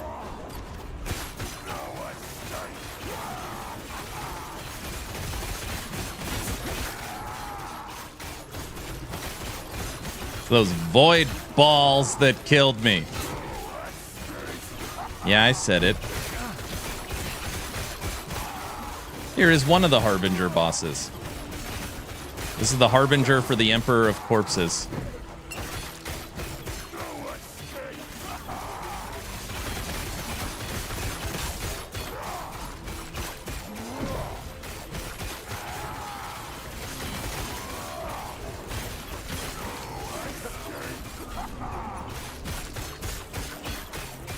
And what I was saying during this last fight is that they are updating or changing boss ward a decent amount. The way it works.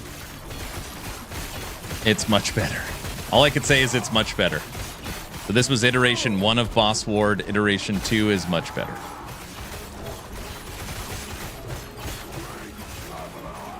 I know, everybody hates it. I know.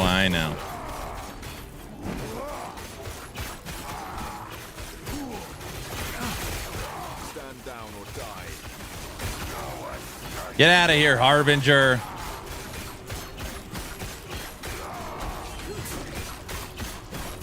You just die. Be patient.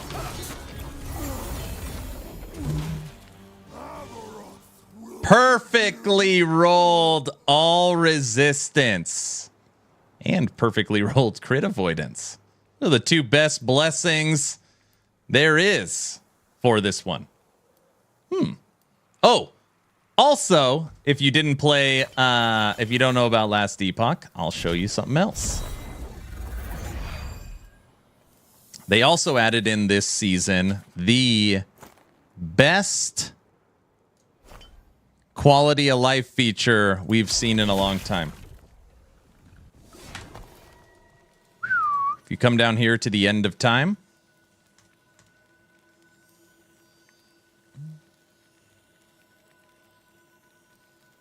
and you talk to this NPC, the purple brain guy, Hello, traveler. you can now respec your blessings. Oh my goodness. We don't want all resistance anymore. We want that perfectly rolled crit avoidance. Switched. Now we want all resistance again. Any blessing you have found is stored with its highest roll it's ever gotten. So when you're switching builds, you can easily switch your blessings.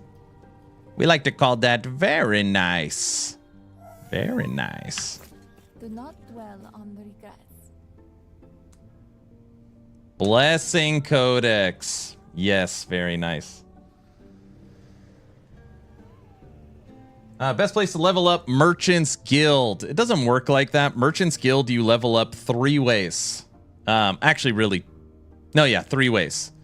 Killing enemies, putting items for sale, and buying buying items. Killing, putting an item for sale, buying stuff. And killing enemies is unequivocally the slowest way. So the way you level it the quickest is interacting with the system. All right, that's the blessing I wanted. Got it on the first try. Base armor on Age of Winter is low. And buying and selling is the fastest. Yes. That is a huge quality of life change that I really appreciated. Not having to be afraid of choosing a different blessing and losing a roll you already have. Yep. And in the Forgotten Knights, you have this at level 8. Blessings are lucky. Blessings roll their value twice and pick the highest value. That's big right there. That's why we got 2 perfect rolls. Is MG still active this late into the season? No. So it's hard to explain. If you are starting this late into the season, you are very likely not going to be selling stuff. But there is an overwhelming plethora of stuff to buy. An overwhelming plethora of stuff to buy. It's still active. Yeah, I mean, it's still active, but it's just less.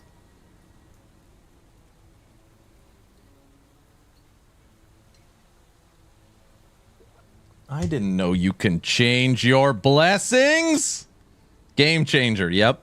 Wait till you see what's coming. Where is it? Wait till this hits. My favorite quality of life coming is right here. Stackable item storage. All stackable items, crafting materials, common, rare, keys, and something else will auto transfer in. No more clicking transfer materials. Now, just to be clear, if you like hitting transfer materials, you can still do that. The button is still there. It's just put in a different place.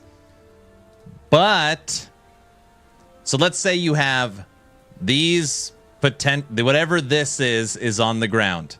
And you got 3 keys on the ground. And you have 100 glyphs on the ground.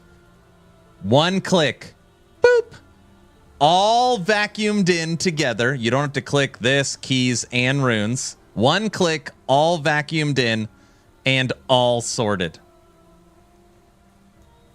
The dungeon keys alone is huge. Yep. So the way it's going to look is right here. So you'll see you have your regular item inventory. You have your key inventory stackable with 2 things not yet released. Redacted, another tab of stuff, and then gifting. And then if you like hitting the transfer button, it'll still be there, just like in a different spot. What's inside the Weaver tab? The Weaver tab? What? There's so much new stuff, it's insane.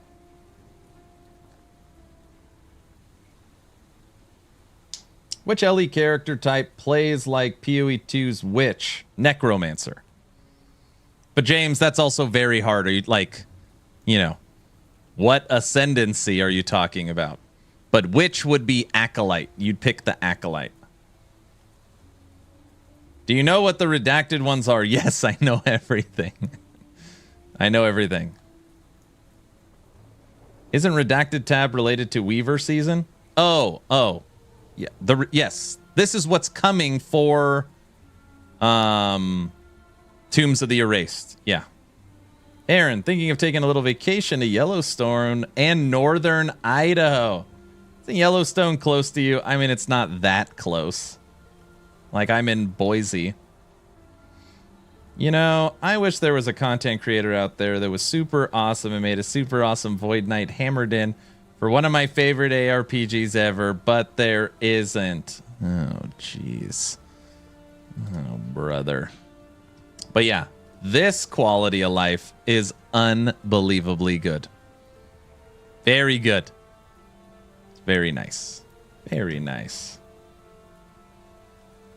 Well, definition to me is less than 6 hours. There you go. Yeah, drivable. Definition is just drivable.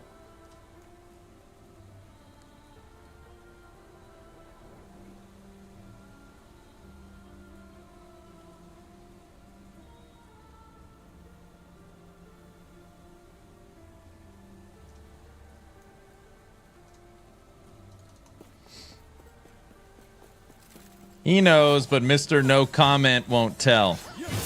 I have no comment on the redacted section. No comment. But for you LE fans out there, I can say what Mike has already said. Oh, brother, don't stand in that beam. The new Monolith of Fate is going to give you a lot more options into your end game. You will have more control over what you are doing. Basically.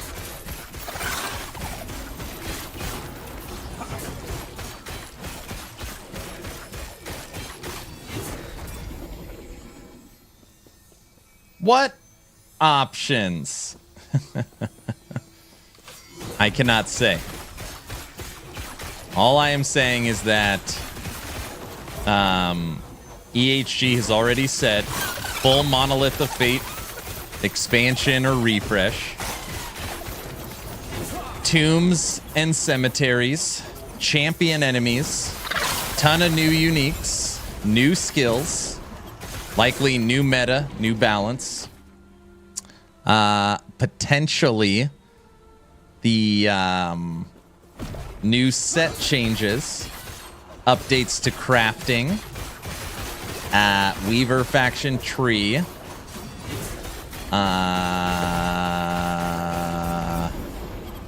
Updates the controller support with auto targeting.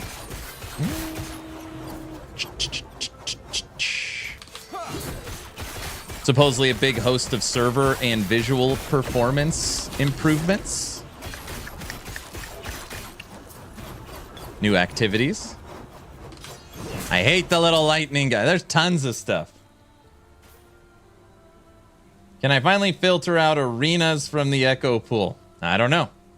We already discussed the options. There isn't any good, too many options, or bad, right?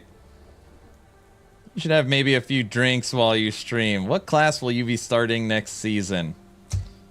I hate answering this question. So too, sorry for all the people that have to hear this every day. I was very clear in not wanting to tell people what class I was going to start, okay? People asked all the time, and I'm like, no, I don't want to share. The second I share, it's going to, why?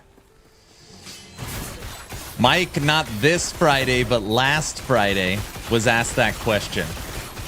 Hey, Mike, what class are you going to start for Season 2? And I swear on my life, this is his response.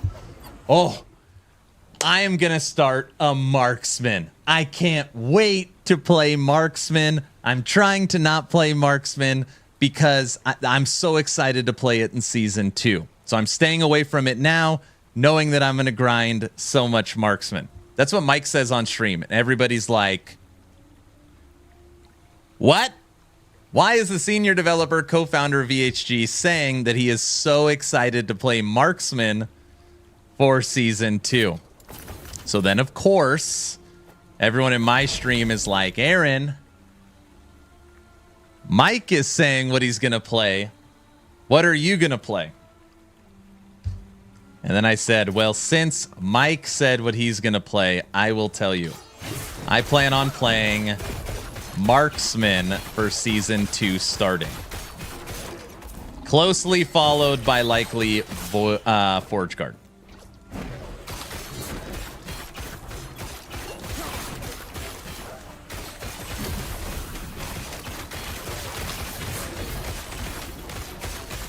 Holy moly.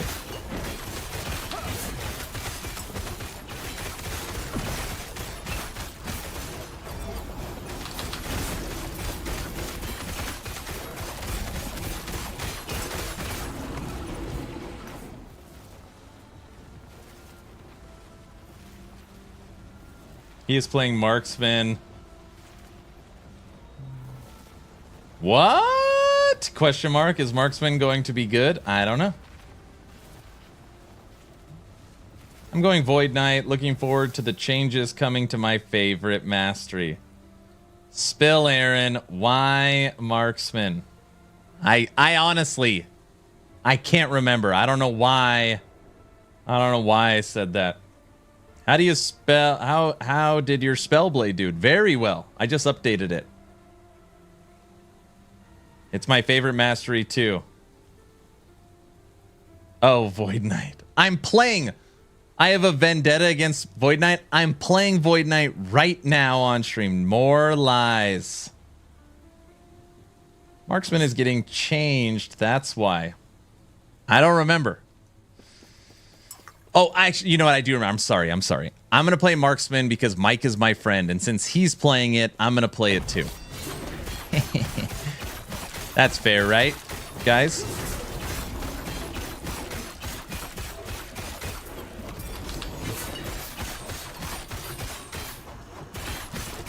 This lightning ball shooter. Oh, good. He's dead.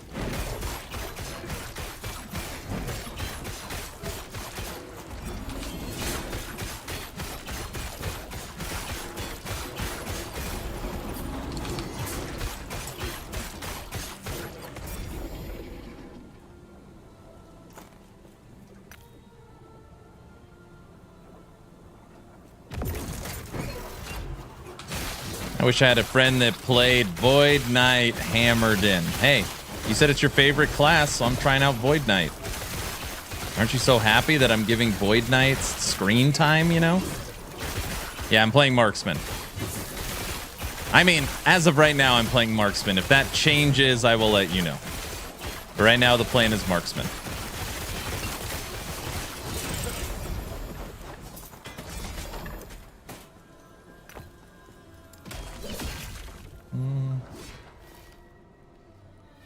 Will set items be viable in the build? Oh man, set items. Okay, 1. And again, now I'm actually telling the truth. Not that I was lying before. I have no idea if the set item rework is coming. EHG still doesn't know if it's coming. Okay? That's true. That's true.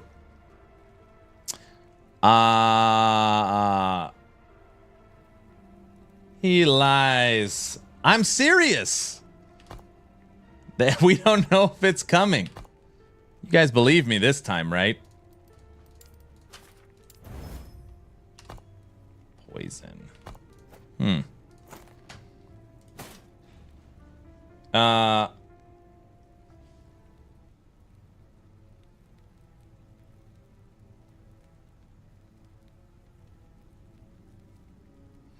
How soon after LE Season 2 launch will a guide covering all the new stuff be up, and where? Well, I mean, you're on my YouTube right now, so that's where it would be.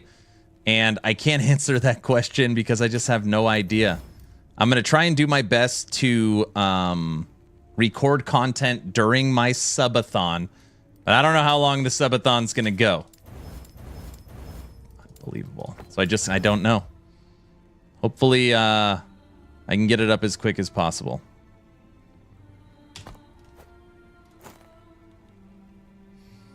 Lowers cold, increases life. 110. No,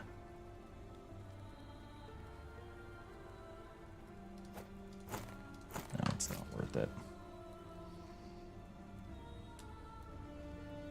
We already know the next subathon will double the last one. No, it will not. When do you think you'll give us the whole rundown of the season? Listen, if EHG said, Aaron, have at it. Oh, man, it would be like, I would probably lose my voice on stream. I'd probably lose my voice on stream. That's what she said, walks away. I'd lose my voice on stream. I'm guessing there's some goofy new item that makes Marksman fun. I cannot talk about why I am playing Marksman. Aaron, what's the name of the new Marksman skill? I cannot say why I'm playing Marksman.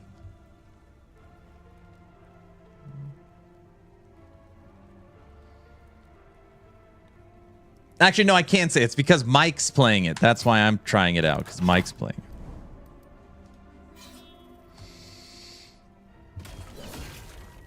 Listen, Subathon 1 was 31 days. Subathon 2 was 65 days. We're done with that stuff. We're shooting for 10 days. 10 days on the next one.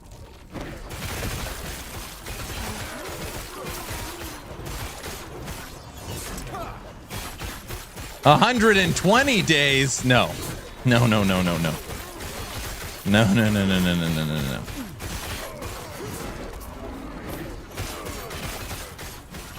Is Melee Marksman coming back with daggers? I cannot give any info on anything new to Marksman other than I'm excited to play it.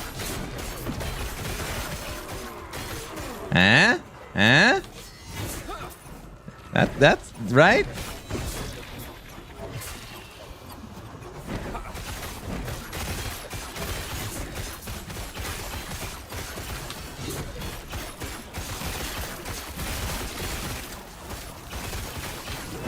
Make him pay for all his lies.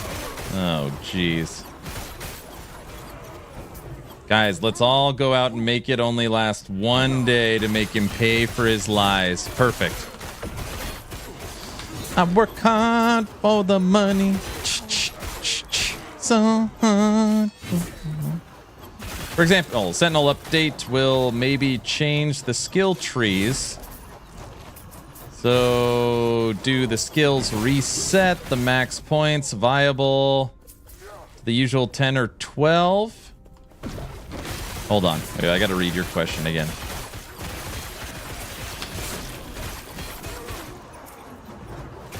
Does Marksman have a way to make the crab minions? Crab minions you make off evade. So if you just use evade and have a crab minion, you get a crab. Huh. Crab ring would actually be probably good for this build. It gives you swiftness. Swiftness gives you movement speed based off your level. And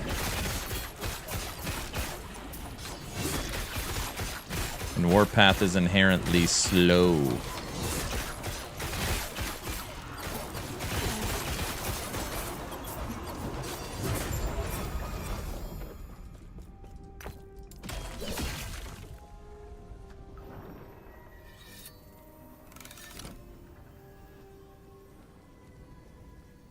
You want a lich, you know what to do, you like a challenge. If I had to put all 15 masteries in order of what I am the most excited to least excited to play in Season 2, Lich would be unequivocally the bottom pick. And I say that as Acolyte being my favorite. I know, I'm sorry. There has to be a last. There has to be something in last place. Oh...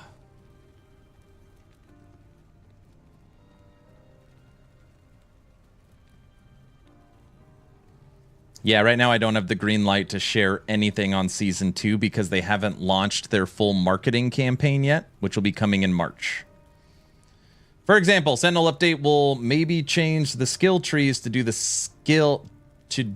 skills reset to max points available, or do they usually 10 or 12, so we will need to level them up again. I think when they do a full reset and they reset the skills, I think they give you all the points in there. I don't think you have to re-level them. That being said, like if you're in empowered monos, I mean, you level them so fast. Now Marksman will need to be another class I played during Season 2, thanks to Mike. That's right. So I guess we're all playing Marksman. There was a new bow teased, assuming that has something to do with it. It will also be... I will also be going Marksman. Guys, don't go. Marksman sucks. I'm only going it to try and make it viable. Oh, crap. Avalanche level with fire dudes.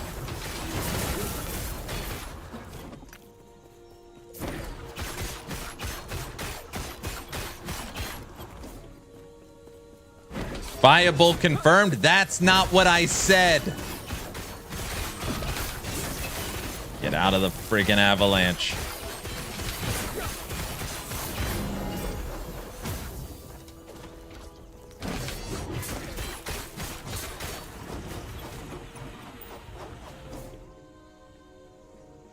Had to get together and fair grill over the weekend. Man, let me tell you, it helps so much for my meal prep. Got tired of the smoke alarm blaring every 10 minutes when searing steaks. That's awesome.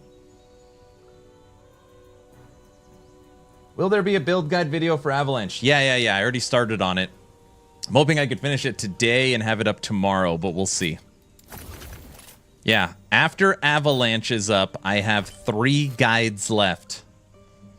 Not that there's a quota or anything. Just to be clear, I'm just, spitballing here. Echo Warpath, Hammered In, and Shield Bash.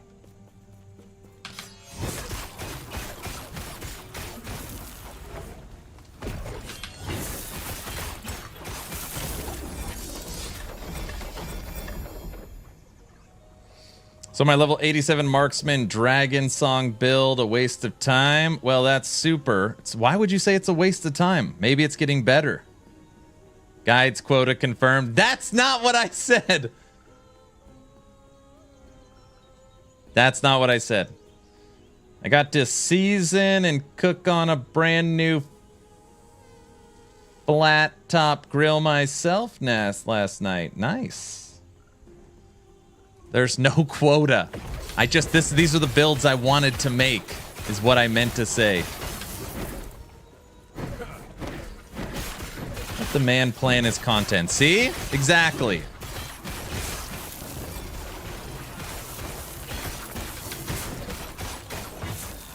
Sure. Diesel believes me. Right? Hey, by the way, everybody, there'll be no stream this Thursday, just so everybody's aware. My 9-year-old Mia has wanted, since we've moved from California to Idaho, has wanted to try snowboarding or skiing. She asks all the time. This Thursday, I'm surprising her, pulling her out of school, and we're going skiing all day. Not that I would hurt her education for a day on the mountain, but I'm gonna take her out of school. Best dad ever, dude. She's gonna be so excited. That's gonna be so fun.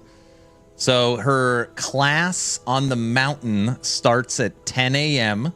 She'll get 2 hours of instruction in a small group, learning how to ski. And then we'll have the whole day on 2 different bunny slopes that have lifts for her to practice. And we'll have lunch. It'll just be me and her. It's going to be great. But you aren't hurting her education, right?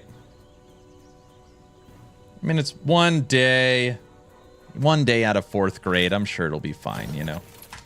Maybe she won't learn about, you know, whatever book they're reading. I'm hoping she likes it.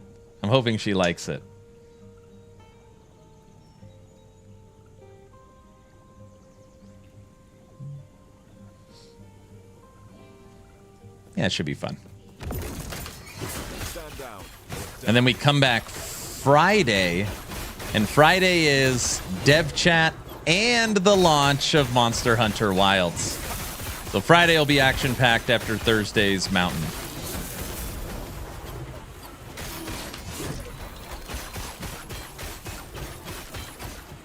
Oh, jeez.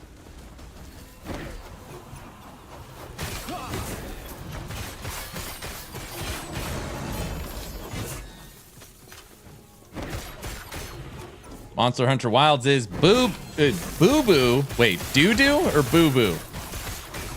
Stand down. I'm not gonna lie, okay? I should probably stop saying I'm not gonna lie, because I guess I lie all the time. I've never played Monster Hunter in my life. Never.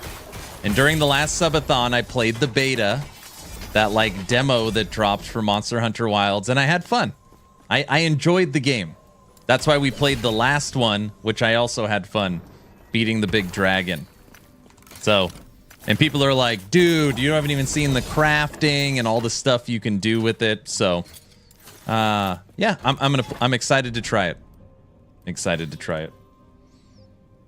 Monster Hunter is each their own. I thought it was fun. From having no experience playing with it, I thought it was fun. Believe you think you are not going to lie. Is there an option to make some kind of Forge Guard but full minion master? Kind of.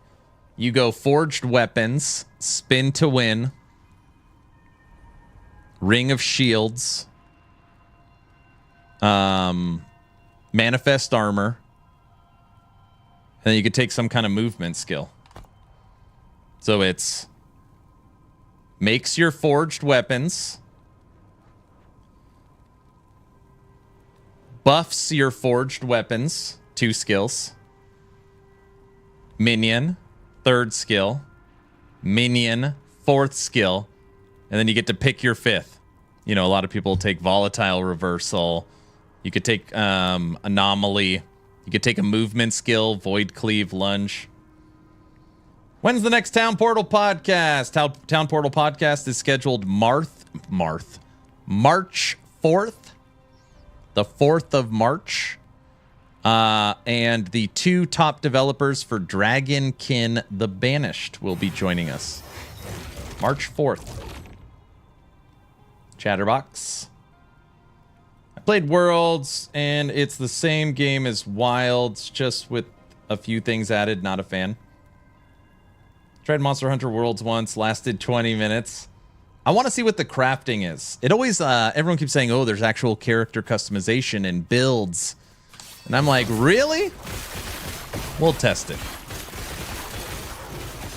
But we're going to play Monster Hunter Wilds until Dragonkin the Banished comes out. And then we'll, you know, play Monster Hunter, Dragonkins, No Rest for the Wicked, and Last Epoch as we prepare for Season 2.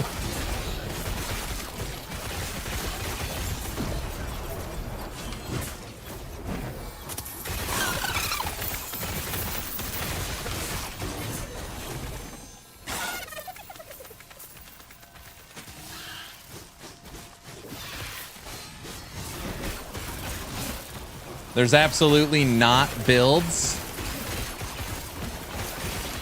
Supposedly there's crafting and I don't know. People are like, dude, wait till you get the access to the crafting and character customization that's not in the demo. And I was like, I have no idea. So some spin to win gameplay, I know, right? What's up, Aaron? Tried to get you shout out on the dev stream on Friday. I will try again. Thank you so much. My community is always trying to get Mike to read crap on Friday's dev stream, so that might be why he's not reading your stuff. Just FYI. They think it's hilarious. Diesel specifically.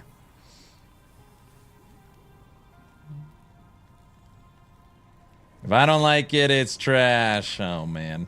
I wish I could set Steam to permanently ignore all Monster Hunter games. Also, all sports game, RTS, and fishing. Can't you do that? You can hide categories. Oh, yeah, that's right.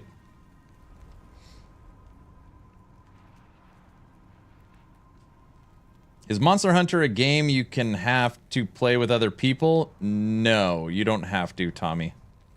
You can join people's games if you want, or you could set up your own instance, but if you're out in the open world, you're alone. You can definitely craft. I think you can craft affixes on weapons, but there isn't anything that you can put on a weapon that change or define or be build defining. And there's no gear of any kind other than your weapon, right? Because that's what they were talking about. They're talking about, oh, there's like some kind of attributes or something you can do. And I'm like, is there?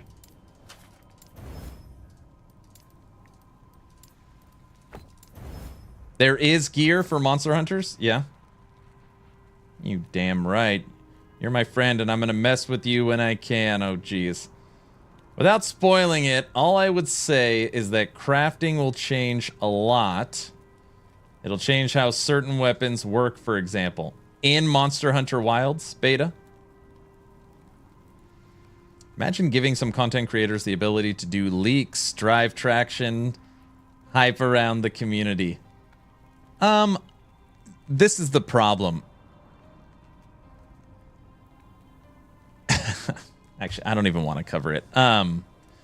There's always like a level of favoritism. So if EHG was like, Aaron, we want to drive some buzz, we give you permission to tell people this and make a YouTube video. Yeah, it'd be good for the game. Yes, it'll drive buzz. It'll start conversations. But then there'll be 50 people that are like, why Aaron? Why, like, CT is under NDA. Why is it's just always this big SHIT show. It's happened in the past. It's always a nightmare. Yeah, so just it's the way it is. Yeah, some weapon types are less obvious, while, for example, bowguns, you can change a lot because certain ammo types are available to some weapons. Aaron said a swear. No, I didn't. Yeah, I'm going to use heavy bowgun. I really want to learn that weapon. I was using light bowgun, and then when I switched to heavy, I liked it a lot more. I've just already decided on my weapon, and if it sucks, then it sucks. But that's what we're doing.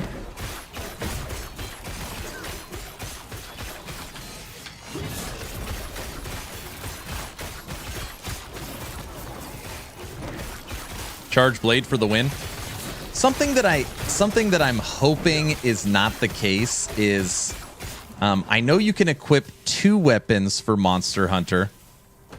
And I just like, how often are you actually supposed to be changing weapons? Is it like, oh, you should be weapon swapping all the time, so you really need to master 2 weapons? I'm hoping that's not the case. I just want to master 1 weapon and be really good at it.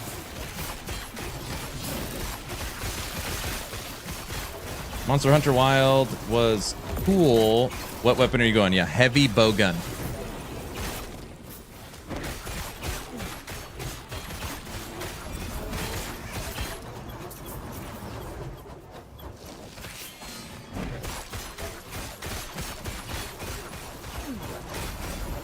Stand down or die.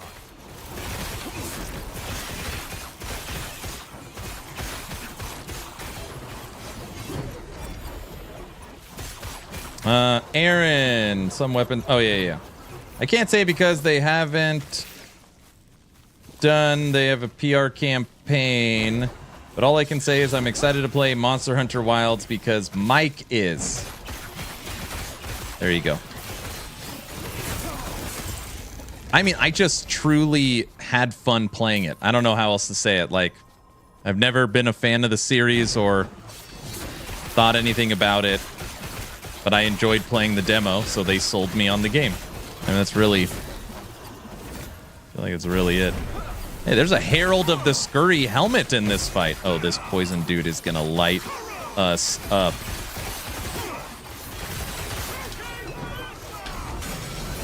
Got him. Ooh. Let the Herald of the Scurry not be the legendary one. Let it have 2 LP.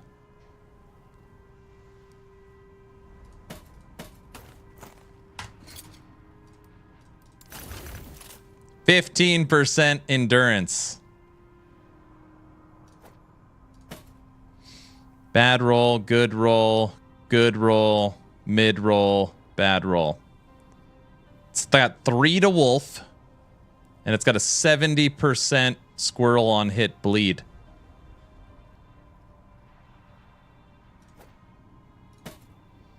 Two LP decayed skull, 3 LP elixirs. Will you look at that? Int sealed poison res.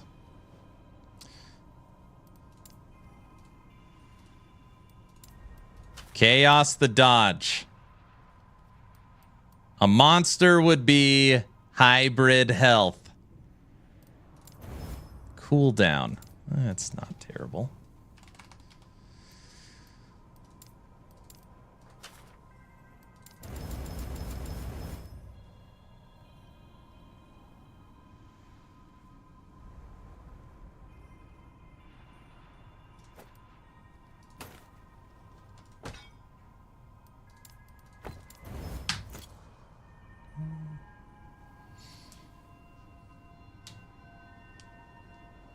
In previous games, you could absolutely do all monsters with only 1 weapon type. Some monsters will be harder, but with practice and skill, they should all go down. But you won't be as good as using the right weapon at the right time, right?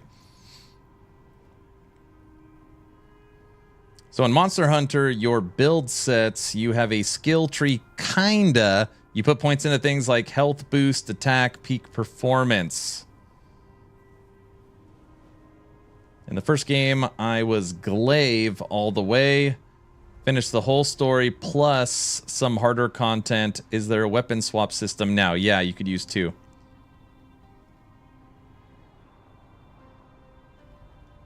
Yeah, I thought it was fun. You need streamer mode for that role, I know. I'm also a bowgun main personally. In Monster Hunter Worlds, I did farm almost every weapon, all tiers and gems, until the very last 2 raid monsters. Bowgun is just fun. Yeah, I like it. I'm not flipping on streamer client because it doesn't exist, guys. Roid Knight on controller, hell yeah. Is controller set up?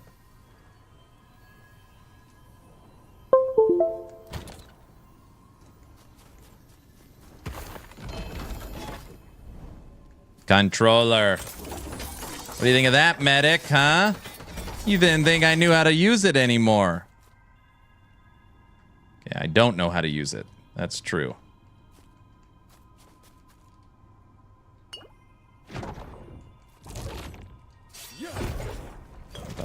about to just break the controller.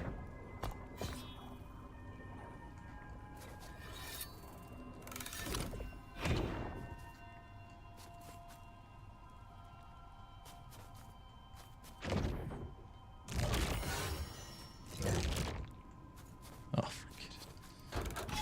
I did forget.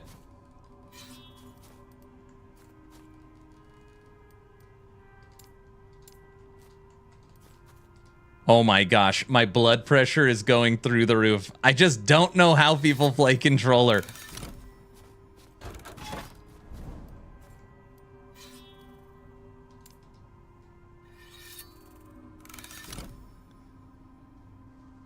We are done with controller for Last Epoch before I break the controller medic gave me. I literally can't even click on the echo. Stand down or die.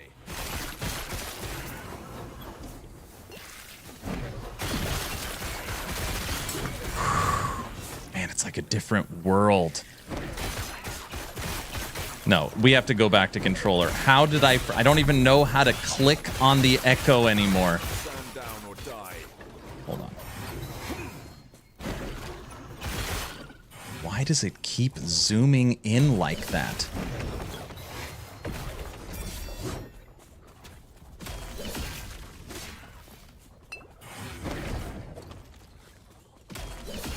Oh, it's the deep.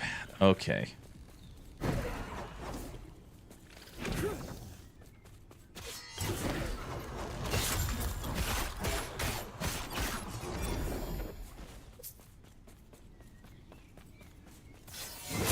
I didn't give up on it, medic. Look.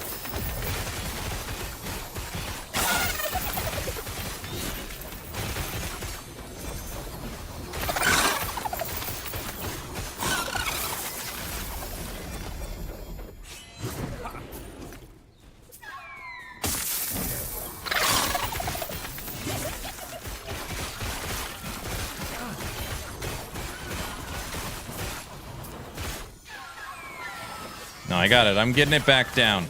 It's been a minute. I haven't had any coffee today or food, so my brain's only 10% of what it normally is, and normally it's only at about 30%, so, you know, you can see where I'm at.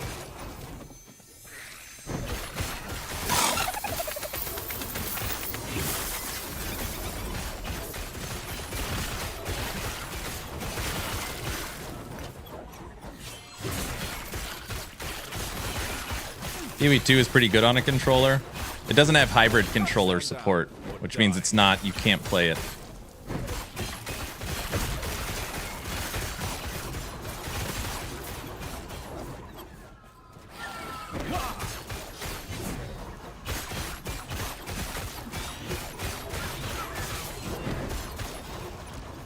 It's like riding a bike, is it? I don't know about that.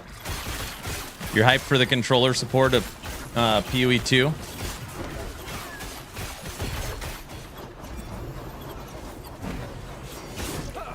Oh, look at your little diamond next to your name.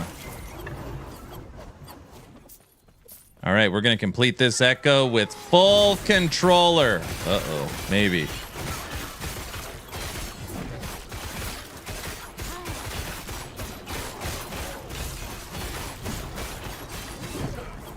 I don't know how,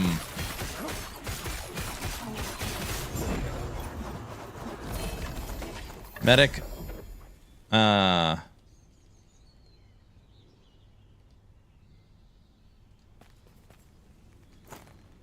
so like, so if I'm spinning this way, wait. So I was facing this way, like I'm moving this direction, but I void cleaved this way. I don't know how to aim my movement skill.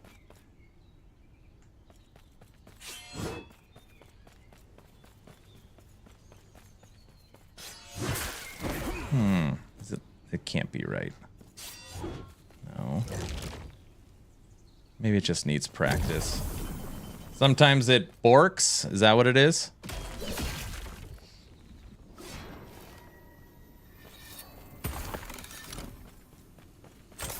I got used to it, but just a footnote, the right stick in PoE 2 solves that.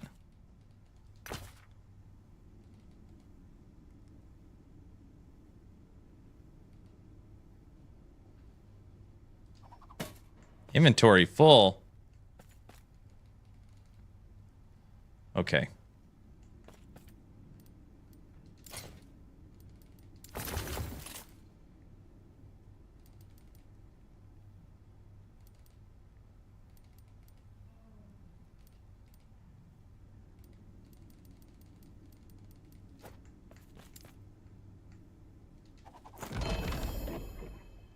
There's got to be a faster way to do this.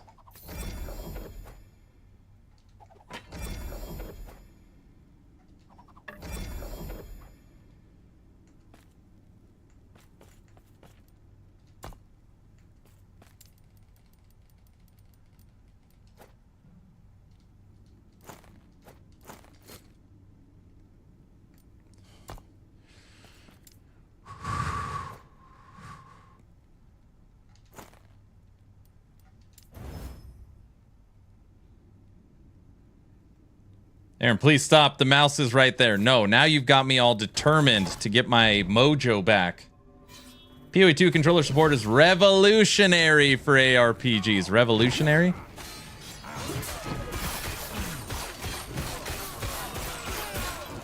Is it so good that, like, you're at a disadvantage if you're not using a controller? Like that? Isn't that true in D4? You have a huge advantage using a controller.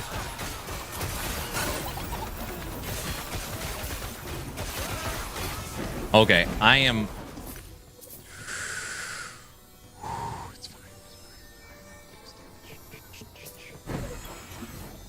Controllers for those that can't multitask. Or people that have wrist injuries.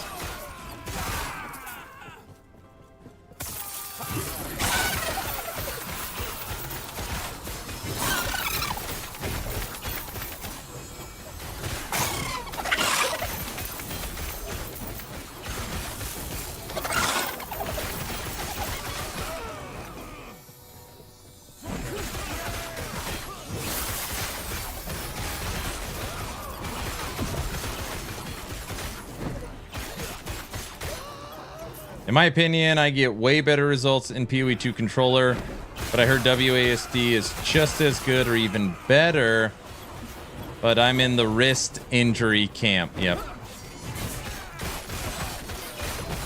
No, that makes sense.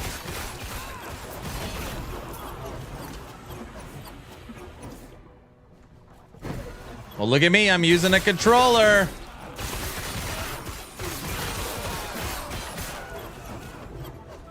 Got to get ready for the update to Last Epoch's controller support.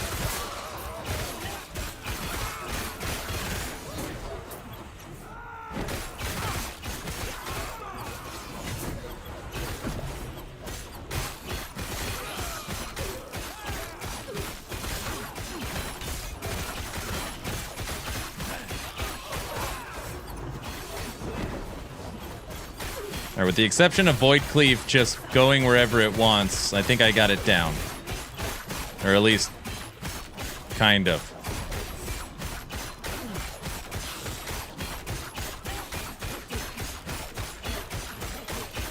Echo! There we go. To the shadows. See, I could do it. Kind of.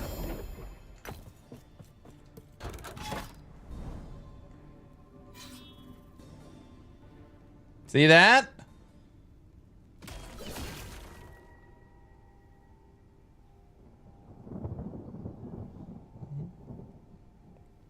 But he's playing LE. Revolutionary. Aaron, please stop. In my opinion, yes. I get way better results. I'm a manual driver at the moment.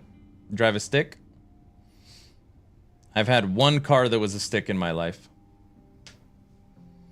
It's fun, and then you get stuck in stop-and-go traffic, and it's terrible.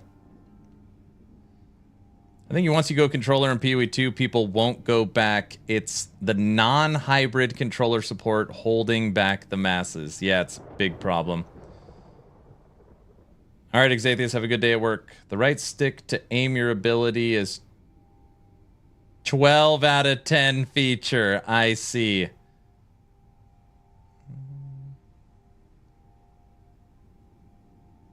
I drive a manual right now. I love it. What do you drive? Probably drive like an SRT Neon or something. I don't know why. That's my guess. Is this game worth the buy? Ew. Howdy, Aaron. Hey, Kaiser, thanks for the sub. Is this game worth the buy? Okay. Absolutely not. Okay, one, this is my favorite game, so just know that this is my my very biased answer. I enjoy playing Last Epoch, the game that I'm streaming, more than playing D3, D4, Torchlight 2, Torchlight 3, Torchlight Infinite, PoE 1, PoE 2, Grim Dawn, Wolcen, Titan Quest, Dungeon Siege, Slormancer, Chronicon, all of them. I put it in a very, very good bracket. If you are a fan of any of the games I just mentioned and you have not played this game, you are missing out. I hope that answers your question. I was facing the other way.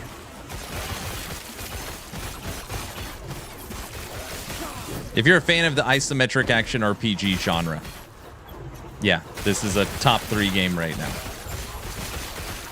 now. Ellie is Aaron's bread and butter. It's my safe space. It's my happy place. Don't you just want to go to your home? That's your home. Are you too good for your home? Answer me.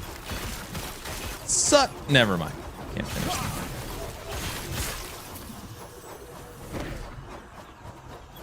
The comment about the Neon, it deserves a kick in the nuts. You know someone with an SRT4 Neon. Come on.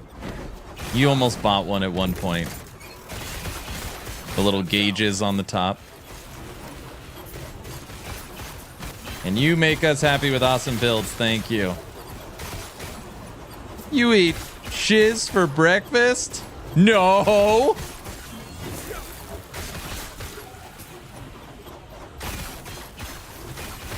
I stopped driving sticks because of the hills. Yeah.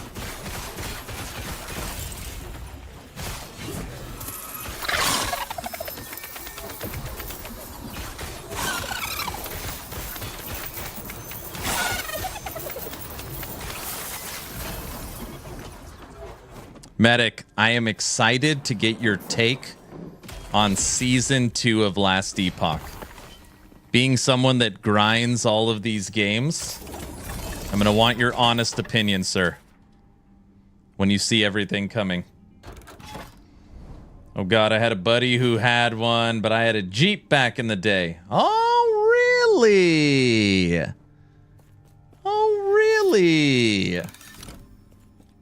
My first car was a 1990 Jeep Cherokee. My second car was a 99 Jeep Cherokee, XJ, of course, that I put a 6.5-inch lift with 33-inch Baja Claw tires. And I thought I was cool taking it up in the Hollister Hills and Pismo Beach. I was a big four-wheeling guy back in the day. Then I sold it because it got like 12 miles to the gallon. It was probably worse than that. And I was like, all right, I don't want to pay for gas anymore. And I made the logical decision to buy a GTO 6-speed. Not much better on gas. So I went from four-wheeling to my 6-speed GTO.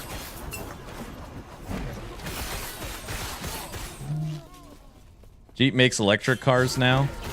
They make plug-in hybrids. They're not electric. I mean,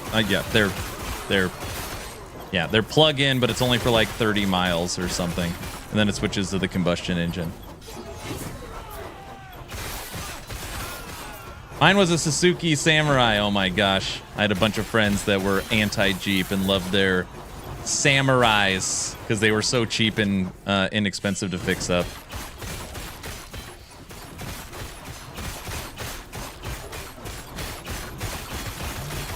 I'm so ready. Good. That death didn't count. I was reading chat.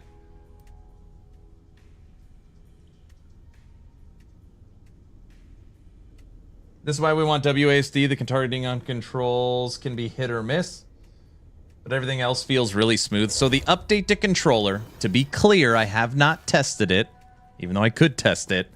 The update to controller is supposed to be like, for Last Epoch, revolutionary. They have gone through every single skill. There's like 110 skills, and manually changed the targeting for each skill on controller. They are saying you should be able to fully strafe, move backwards, and target with the new controller support for Last Epoch. I have not tested it, so I don't know, but that is the current claim from EHG. So we'll see. Hopefully it's good. Medic approved.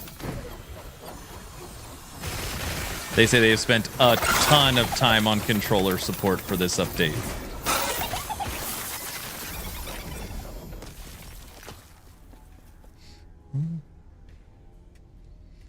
My dream car was a Mustang 1969. It's a classic, unfortunately very unenvironmentally friendly. Drinks gas like crazy and does not work well in winters. I see. I feel like after Gone in 60 Seconds came out, everybody's dream car was Eleanor. GT500. Eleanor, there it is, Kaiser. Yep. Gonna be huge for Steam Deck. OMG. I mean, again, I have not tested it, so I don't like making like wild claims like revolutionary controller support, but they are saying, EHG is saying unequivocally the best controller support they've ever had, and it should really improve the game a lot. And right now they're developing WASD movement as well. So you can play controller, WASD, or point and click. We will see.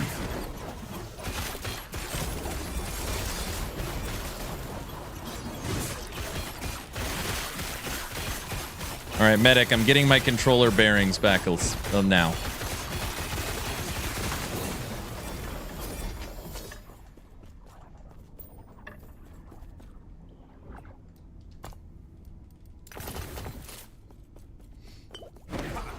I will die and go to heaven if they bring in right stick aiming in Last Epoch. You'd be so excited.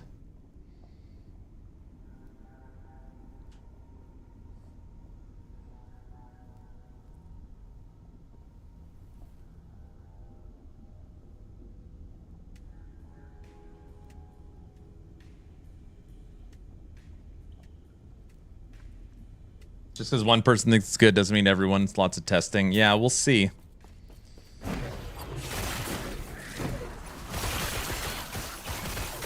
I mean, I think something that EHG is going to need to get used to for a long time is everything they do, whether it's fair or not, will be compared to Path of Exile 2. Their WASD, their point and click, their controller support, their endgame systems, their visuals. It's going to be like, yeah, it's better controller support, not better than PoE 2.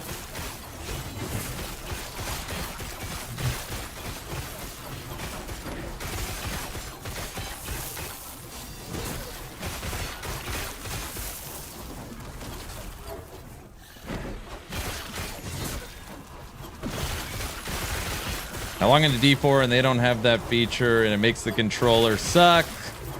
Joking, sarcasm. I see. Did you end up medic? I don't remember. Do you remember? Did you end up skipping this season?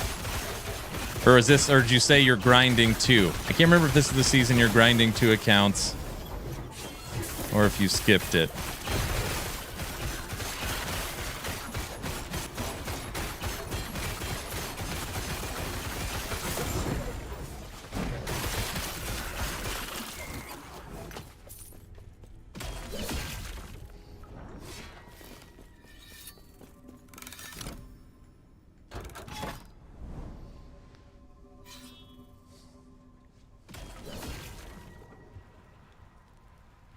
As long as you're not comparing it to Wolcen, you're okay.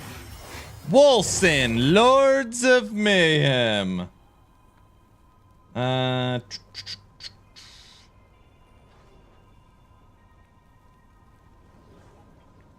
Definitely fun, but it's a pain in the butt. My brother has a Porsche 911. He says the same thing. 911 Turbo used to be one of my dream cars. Not anymore.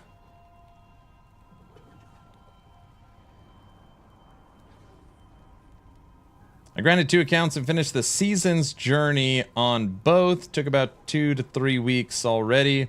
Been done for 2 weeks now. Nice.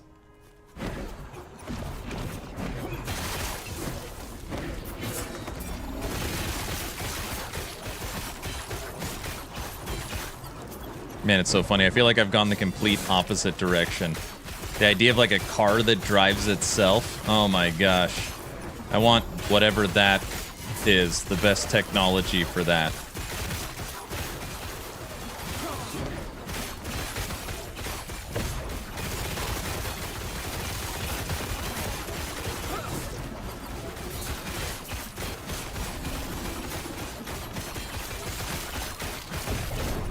What? Oh, the lightning beetle beamed me. And went straight back to PoE 2 after. You know what you need in your life, Medic? You need some indie games. You need to branch out and play some indie stuff.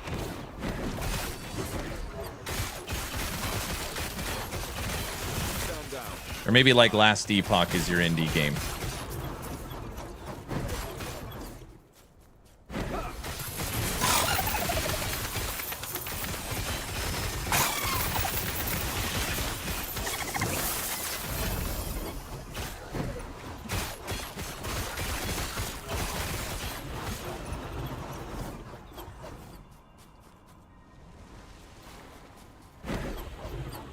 Like Crossroad or something. Was that a car show near me and they showed the first flying car? Isn't the first flying car really just a drone though, right? It's got 4 propellers on it. Drone that can hold a human. I've seen a bunch of those. They've actually been around a pretty long time.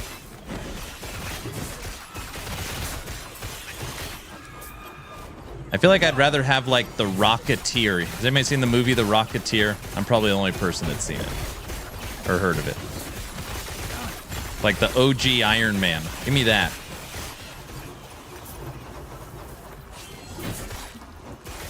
Eye roll what?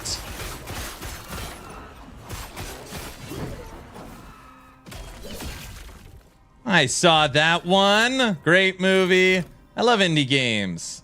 I think they tend to be more innovative and tend to be less predatory usually. AAA games can be good for a few companies. Respect gamers these days. Yep, I do from time to time. Just PoE 2 has been that good to me. It's all I was thinking about while grinding out the D4 season. I have, but it was a long time ago. I don't remember. It's the OG Iron Man. Jetpacks are not so safe. No. I'm sure we could build something that works. Sure, we could figure it out.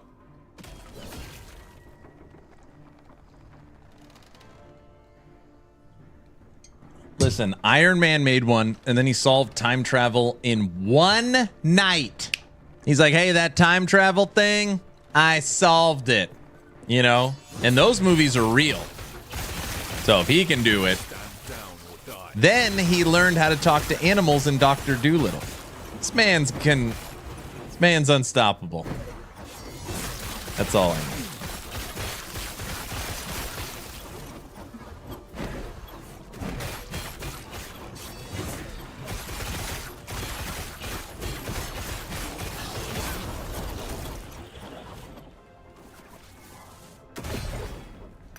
Now.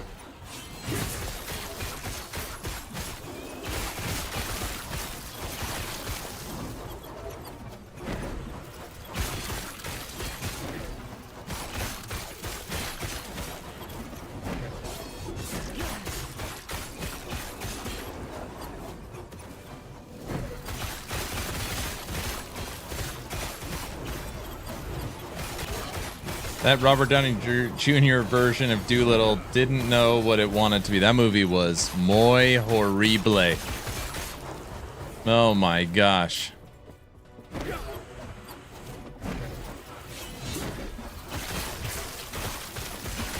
That being said, I thought Robert Downey Jr. was a decent Sherlock Holmes. So he can play Iron Man and Sherlock Holmes. I think that's it. Any other role he can't do.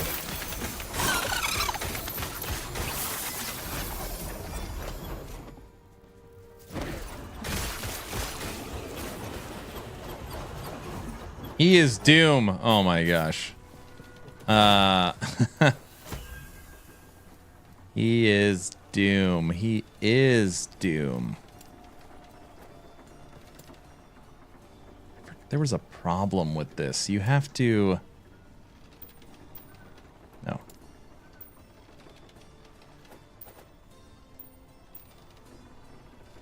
There's a way to put this in there. It's... Boom! Woo!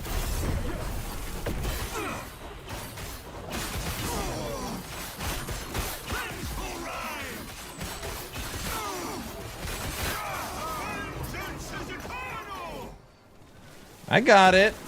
Ow. I think he'll play a good Doctor Doom. I don't know. I guess I shouldn't have an opinion since I haven't seen anything. I'm not exaggerating.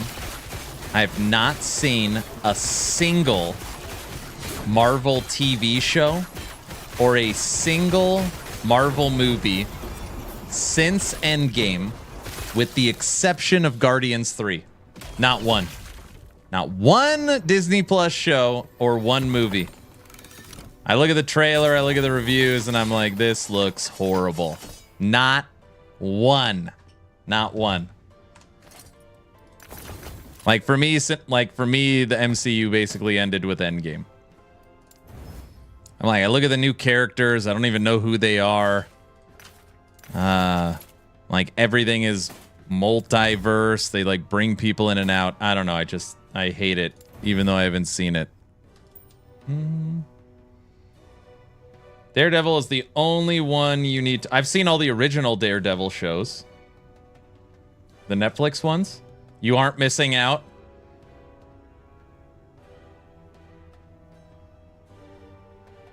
That was a good time to stop. Nice, then you're good. And you know, truth be told... Ooh, people are gonna get offended. I didn't even think Endgame was that good. I feel like peak MCU was Infinity War. I really liked Infinity War. I thought that was peak MCU.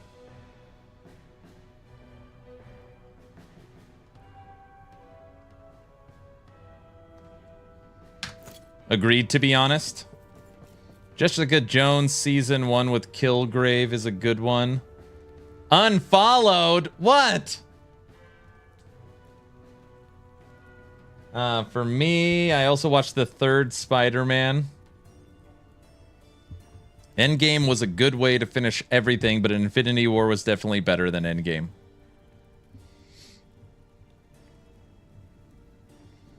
With the exceptions of Guardians 3 and Spider-Man 3, the rest were very disappointing. WandaVision was decent, but not great.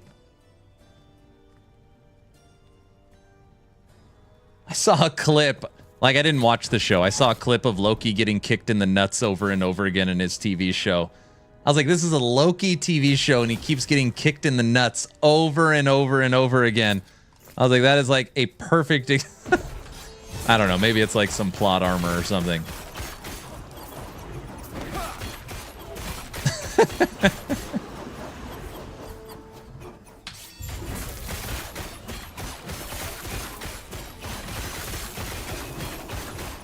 Loki was tops for me. You liked Loki? Didn't Loki get a new season? Wasn't that one of the ones that got renewed? I could be wrong. Anyways, point I'm trying to say is I don't really have an opinion on it because I have not seen it. So, the movies could be great, the TV shows could be great, but Yeah, I stopped tuning into MCU after Endgame.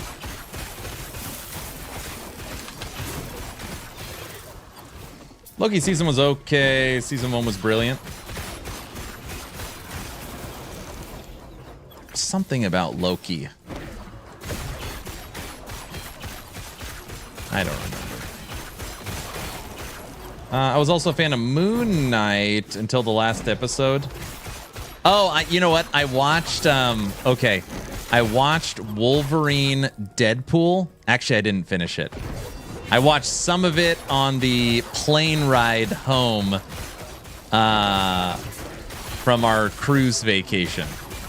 So I watched 80% of Deadpool Wolverine on my cell phone on the flight home from the cruise. If that counts, I also watched, but I didn't see the end.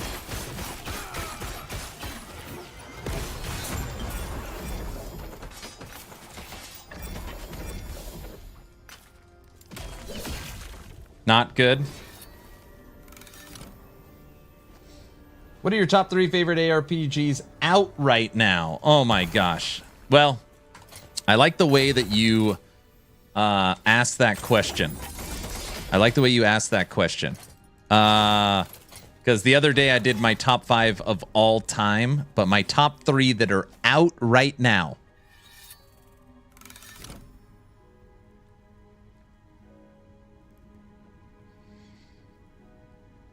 In order, Last Epoch, PoE 2, Torchlight Infinite.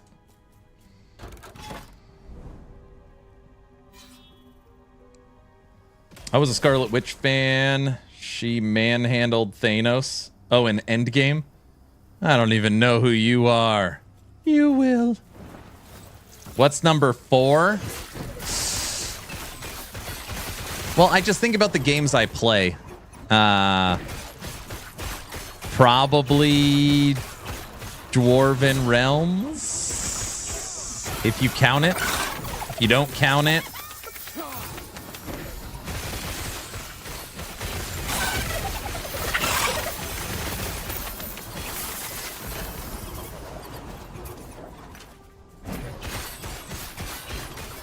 There isn't a 4th. If you're talking isometric action RPG, Diablo-like that formula, I show up for every Last Epoch season with so far a subathon, like a huge event.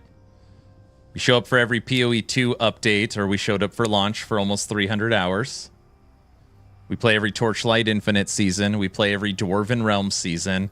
We play every Diablo 4 season, but I can't put D4 on the list.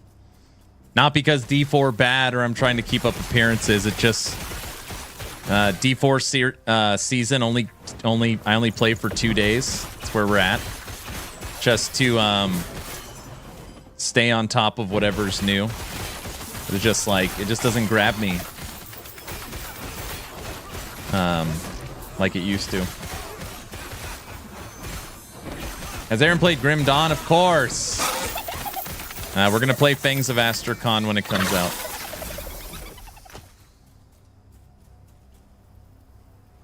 Dwarven Realms totally counts. Core Punk. Cha-cha-cha. Torchlight? Really?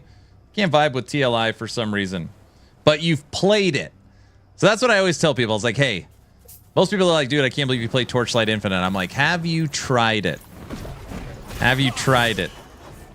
And the answer is normally no. I'm like, you don't knock it till you try it. But some people can't get over the visuals or pacing. You know, Torchlight has a very kind of has that cartoony aesthetic. So a lot of people can't don't drive with it. But I like TLI a lot. 57 minutes in Torchlight Infinite. Rip. You made me rip when I read your rip. 7,200 damage that fire hit. Oh. D4 flattens out so quick for the seasons. So here's what happens. I show up to D4 for a couple of reasons. One, I want to stay in the know. So when questions get brought up or, we could just discuss it as a community. But I'll level a character to max level, not max Paragon. I think my D4 character's right now like 130 Paragon or something. But anyways, take a character to max level, do the new storyline, check out the new mechanic. So for this time, witch powers. And the second I normally hit the, okay, it is now time to grind pit. It is now time to grind nightmare dungeons because you need your tempering, masterworking materials, and you need to level your glyphs. I normally stop playing, which is day 2. That's when I stop playing. TLI just feels weird. It's not the art style to me. I love colorful art games. Oh, you just haven't given it a chance that. So there was somebody yesterday in stream, again, anecdotal information, that was like, oh, Torchlight Infinite is unequivocally the best ARPG out right now. Like, not close. And then Spooky Roots, who's the leader of Icy Veins, the website, like the top dog, he has 27,000 hours or 26,000 hours in PoE.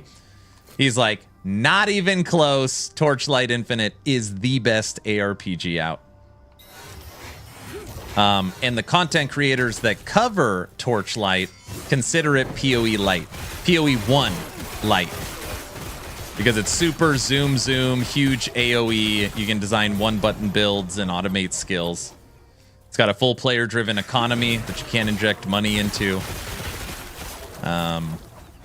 It's got a lot of endgame. It's got 21 different ascendancies. There's a lot in Torchlight Infinite. Full mapping system that continues to get bigger and bigger. Yeah, I like Torchlight a lot.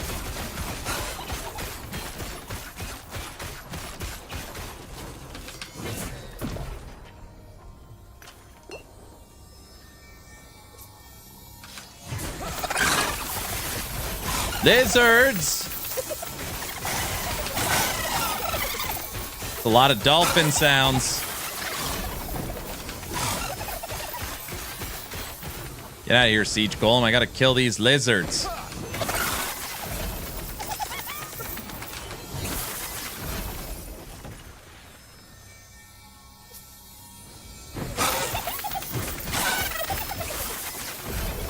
Oh, I didn't get... What the... Oh, the spire killed us. I'm like, what the hell killed us? Oh my gosh. By the way, spires are getting changed big time in Season 2. Gosh, spires are horrible. It's funny, people always complain about arena levels. Spires are like so much worse.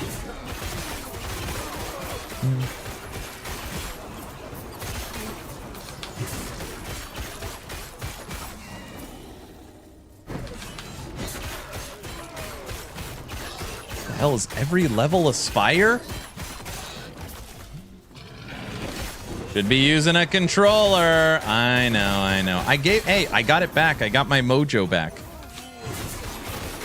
For controllers.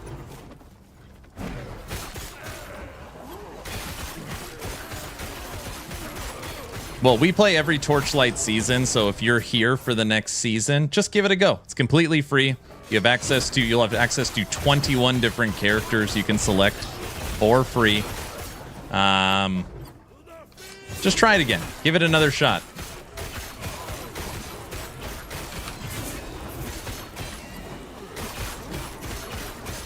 Spires don't bother me as much as you get in the way. I mean, spires don't bother me when we're at 500 corruption, though, and a cold spire touches me. One hit. Since it's dot damage, you are literally, you are melted.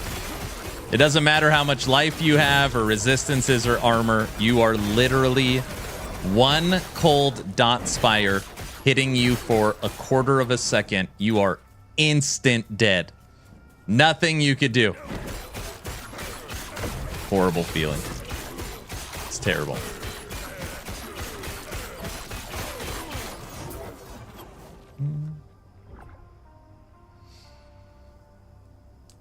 I've stopped playing almost a year ago. Any changes to Forge Guard? Is it finally viable? Yeah, Forge Guard got a huge update in Season 1 after the launch at Season 0. And Forge Guard is getting another big update in 885 hours for the launch of Season 2. Forge Guard will be the only character in the game that can hold a two-handed weapon and a shield. Basically, Last Epoch's Forge Guard has just taken the mantle. Not taken the mantle. It's matching Diablo 2's Javazon. You can now fully recreate Javazon, one of my favorite classes, in Last Epoch. Hello, what's up, Shaggy? W. Templar from Diablo 3. It is sick.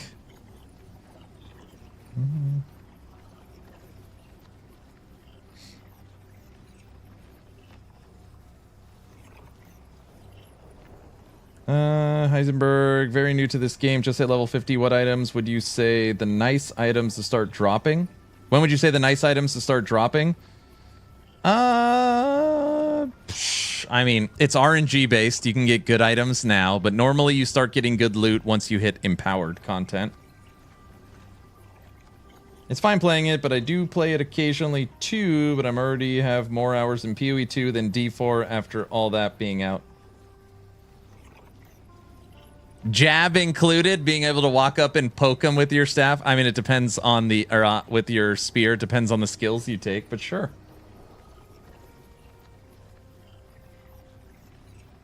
Servers will be on fire for Season 2, calling it. Man, like, thank you for saying that. The servers being on fire for Season 2 means the player base returns to Last Epoch, which would really make me happy. It means nobody is, or not nobody, but the people that were playing PoE 2 update 0.20 have come to check out Last Epoch. That'd make me very happy.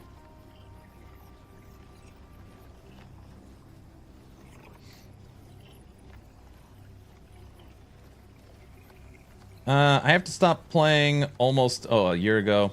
Aaron, you think you'll play Wayfinder again as it updates? I liked Wayfinder.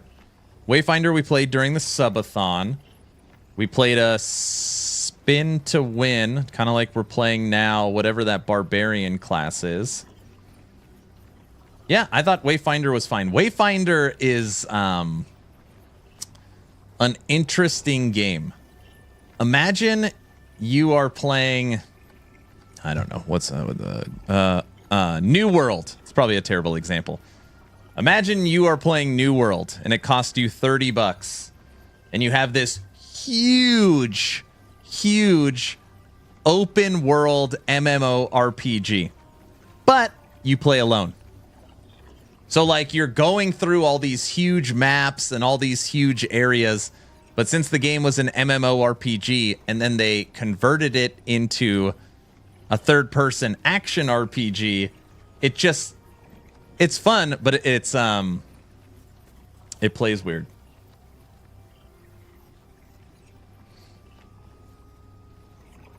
Aaron needs to go on the talk show circuit and pump up LE Season 2. I would go on all of them. I went on Talkative Try's podcast, and there was a lot of people that are like, dude, I'm excited for Season 2 now.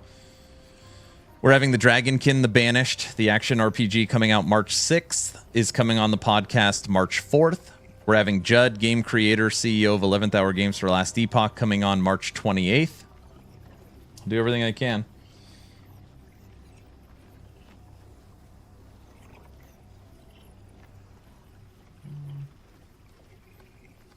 Oh, this build is not done. I'm just testing it and messing around. I was going to try Torchlight, but keep seeing recent reviews saying it's pay to win now. Yeah, that's... I really don't want to get into it because it just, like, the tempers flare. This is what I recommend. Torchlight Infinite.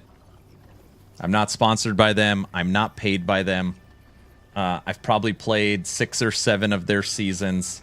It is a completely free-to-play ARPG, and you should just try it. Just try it, make up your own mind, and then once you play it, you'll know if you hate it or not. That is my recommendation. It is of my opinion that the game is really, really good and strong compared to the current competition, and you do not need to spend a cent. Also, the game has a full player-driven economy that you cannot inject money into. And you cannot inject money into it. My phone is going to drive me nuts. There we go. I wish LE would develop faster. I think they need to start advertising for staff because the game itself is awesome, but it would be awesome if they could get new content faster. You can't really compete against big teams like Blizzard and GGG with the skeleton crew. So they have hired more people. Also, again, I'm under NDA, so I can't talk about it. Season 2, a lot of the systems they have built that are coming are structured in a way that you can add future content to it.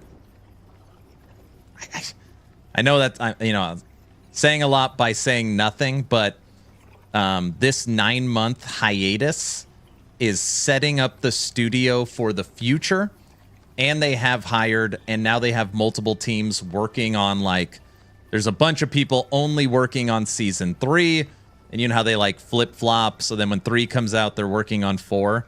They hate that they have a reputation of never hitting time frames, which they are terrible at time frames, mind you. And they know it, and they're just disappointed. They're just as disappointed as the community. So,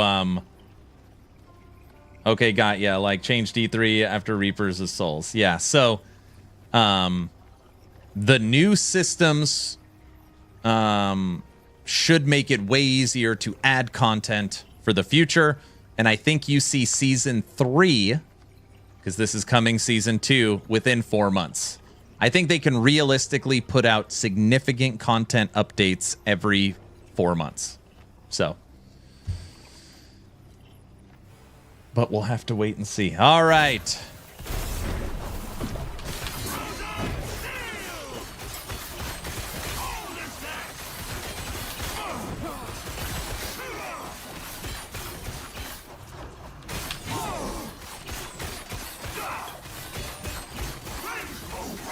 Oh, I hate it when it doesn't echo.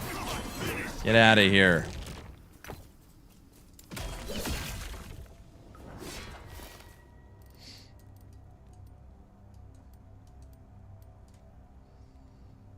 That would be nice. I concur. That would be nice.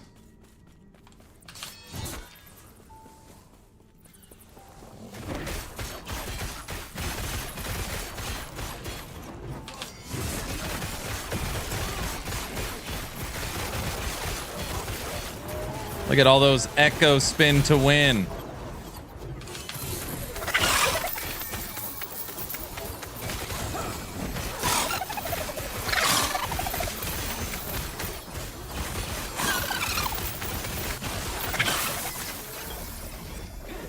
There she is. Ow.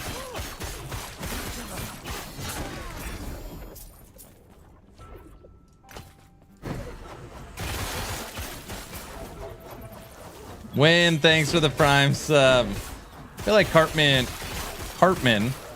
wanting to freeze myself till release. I'm glad you're excited. I'm glad you're excited. You should be excited.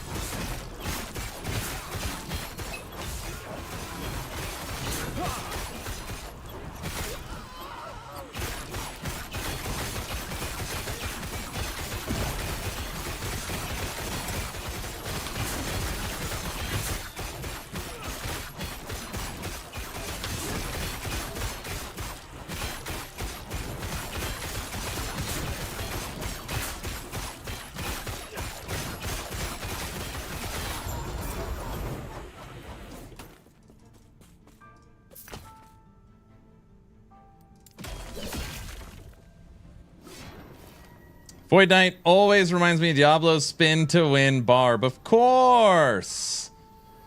Now, back after playing PoE 2, I forgot LE doesn't have after death effects. Feels strange at first, no longer worrying about being one shot after killing things and rolling away. So after playing, without exaggeration, 280 straight hours of PoE, playing the game every single day, the first thing when I started playing LE again, I was like, oh my gosh, the forge and being able to craft an item, I forgot how just beautiful this is. The second thing I noticed was this item, this button, sort items. This is the second thing I was like, oh my gosh, please, please bring that in. Also, we completed an echo in like 30 seconds, you know, compared to like sometimes a 30-minute map. To me, LE just needs a barbarian mastery. Yeah, there's two masteries that I would venture to guess you will see. Barbarian and a void caster. Those are the two I hear more often. And Mike on his Friday dev streams says that we know there is a gap in these areas. So that's what I want to see. Barbarian for a Primalist and then a void caster. PoE 2 is just annoying to play. Loot filter, trading, crafting, everything tries to annoy you. Quality of life, non-existent. Correct. That death doesn't count. I was reading chat.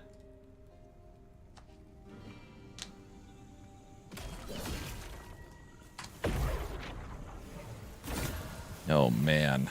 Fully empowered. 2 LP Phantom Grip.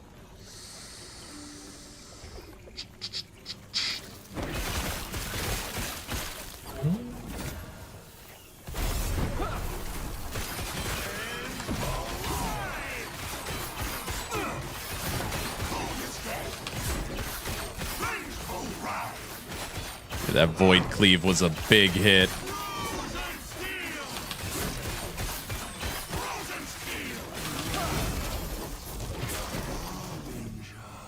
Thank you very much. Melee crit, chill crit.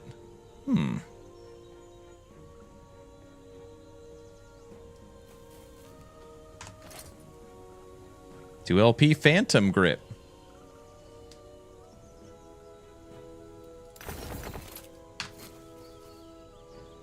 Can't be traded. COF rank.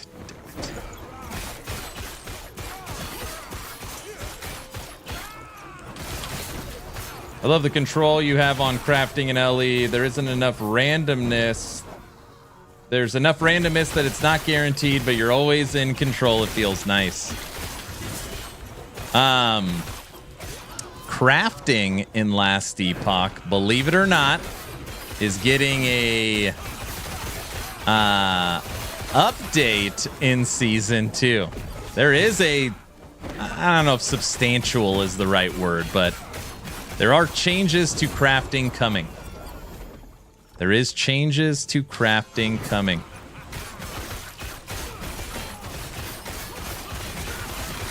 They continue to work on trying to perfect this system. Obviously, it's the Forge. It's the exact...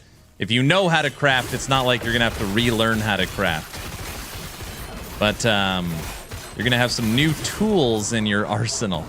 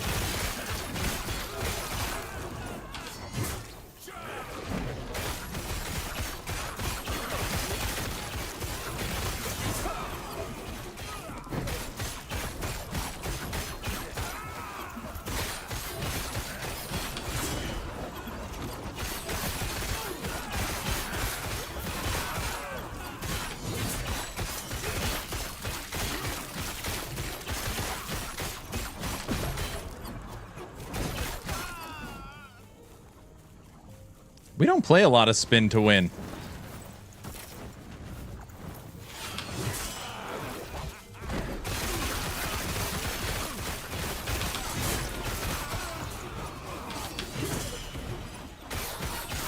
Void Cleave feels very nice, though.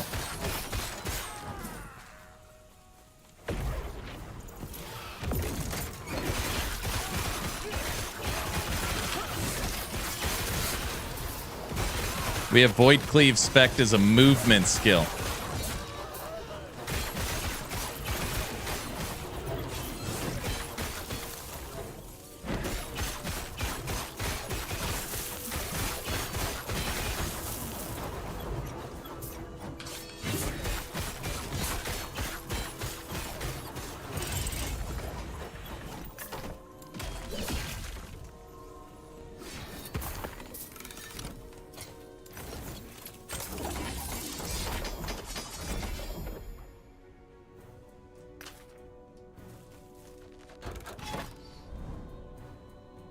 I feel like Spin to Win is missing some sort of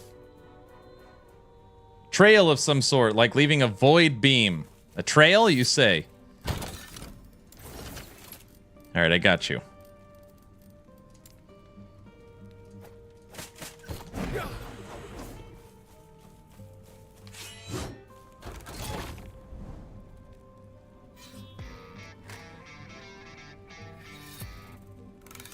Oh, chance to cast Fire Trail on crit. Oh, we actually have to hit an enemy to make it. You can actually make Fire Trail, but normally you would use that for Spin to Win Forge Guard when you spec your Spin to Win into fire. Set the building on fire. There is Fury Dragon Shoes. Redix, thank you for the Prime sub. Thank you, thank you. See, you can make a Fire Trail. A 2/4 2 LP is pretty good. Yeah. What corruption level is this? 450. I hope they don't mess up crafting. This is 454. 454. No, crafting is fine. No mess up of craft. Is it April yet? Not yet. Not yet.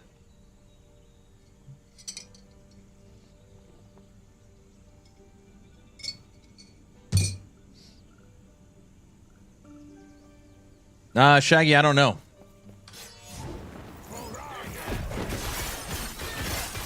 I mean, I'm sure there is. We're messing around with Echo today. Look at all our spinning guys.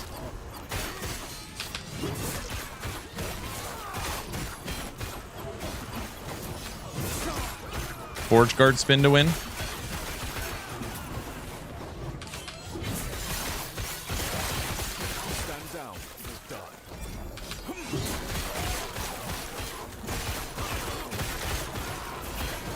Oh, we never even slammed our belt either. Oh, I forgot. 2 LP, Shattered Chains.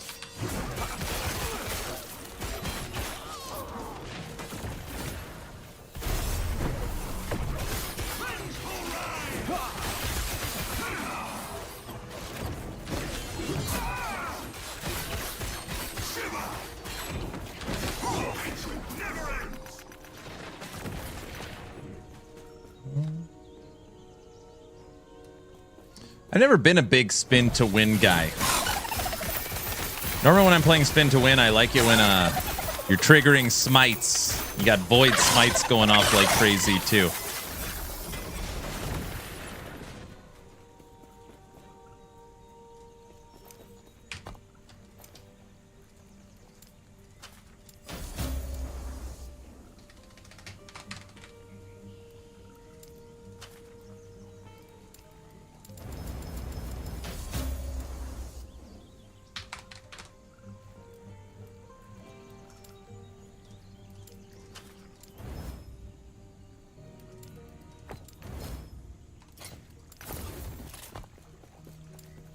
I'm about to lose my mind on the people who work at Newegg.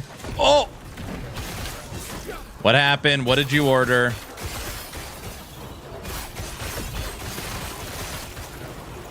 You're not trying to get a 50-90, are you?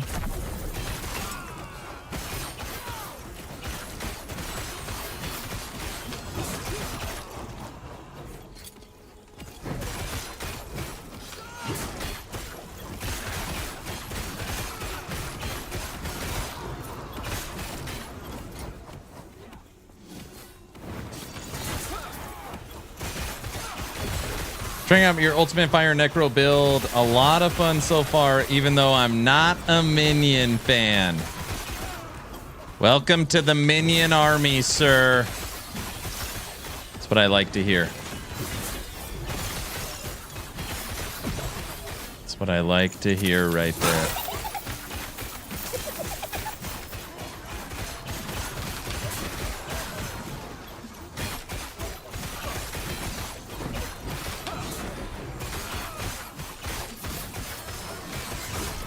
Oh, come on. We moved through that. Damn freaking crits.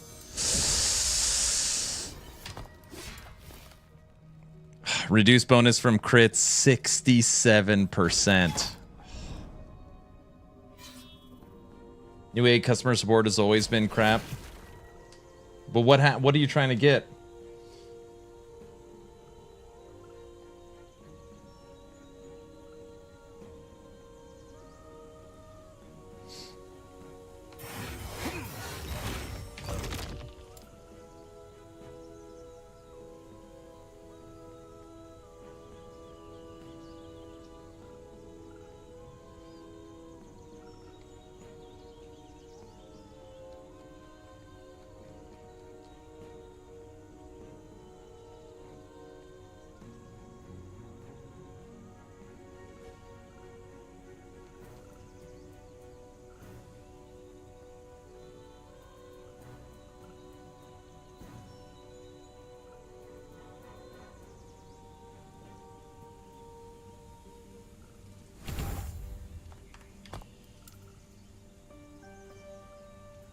Dude, our defenses are all screwed up. Resistances are fine. Armor is good. Endurance isn't maxed. Crit avoidance isn't maxed. We have good leech. 3,000 life.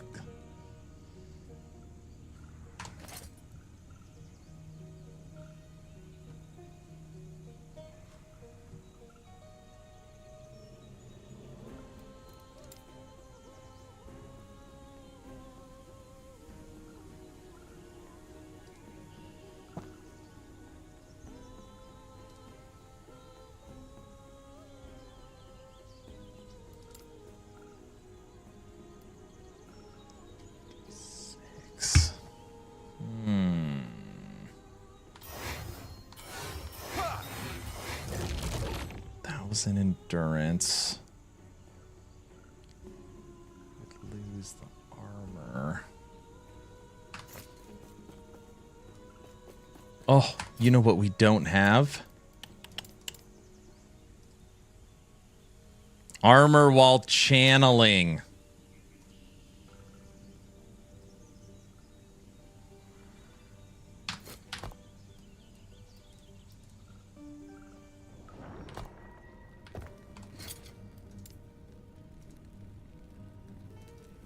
That's the blessing you want.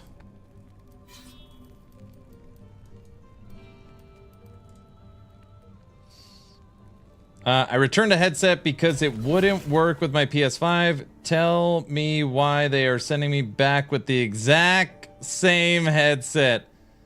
They've had me on hold for over an hour, and I'm trying to chat with them online as well, and it's been over 30 minutes of waiting for someone to chat with.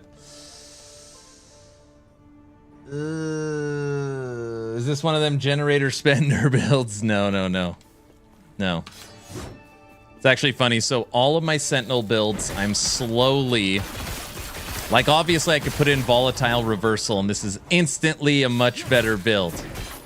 I'm just not going to do that, knowing that volatile reversal will not really exist in 880 hours.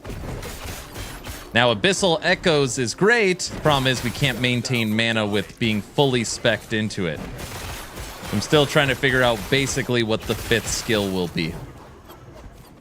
I'm not sure.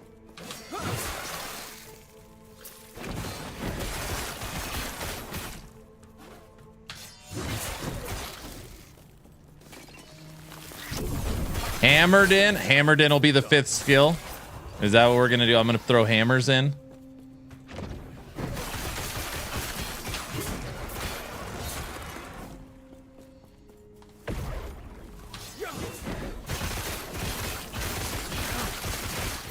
I've never played Sent. What's volatile reversal do? I'll show you. It's basically a stat stick. It is a universal skill used by almost every Sentinel because there's no reason to not use it.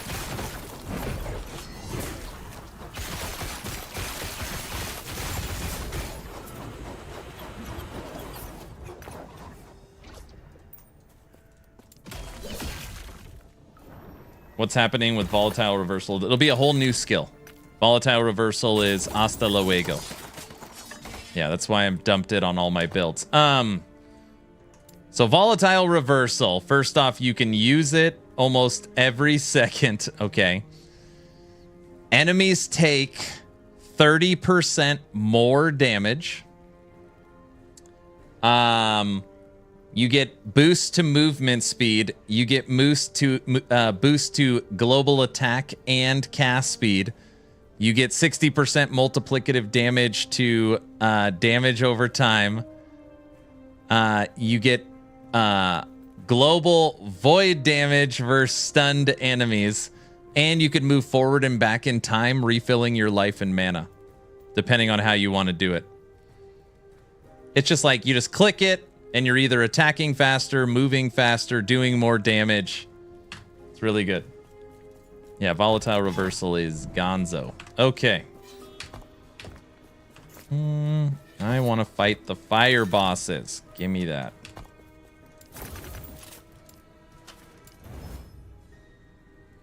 Oh, I shattered it.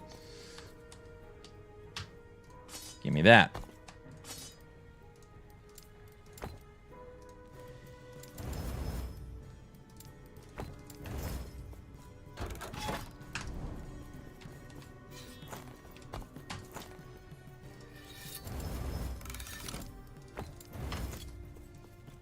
Volatile reversal is not going away. Sorry, I better clear this up. Volatile reversal is not going away. It'll just have a new skill tree. EHG doesn't like it. They feel it was a fumble on their design.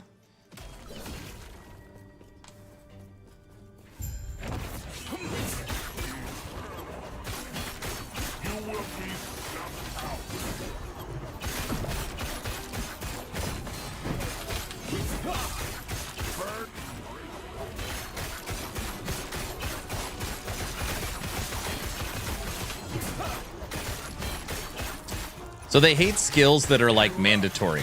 So like, well, if you're playing Sentinel, every build uses volatile reversal because there's no reason not to, which is true. It's very factual. So because of that, they are updating it.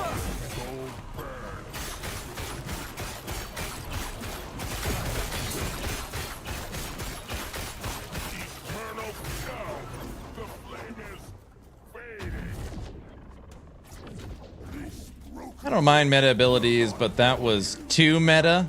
It's basically if you play a Sentinel, you only pick 4 skills, because you know one of your skills is volatile reversal.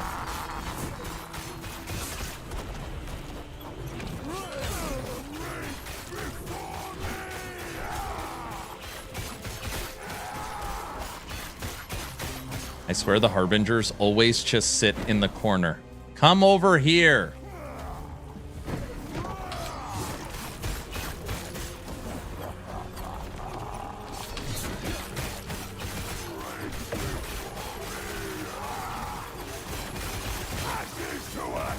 There we go. We like the echoes hitting.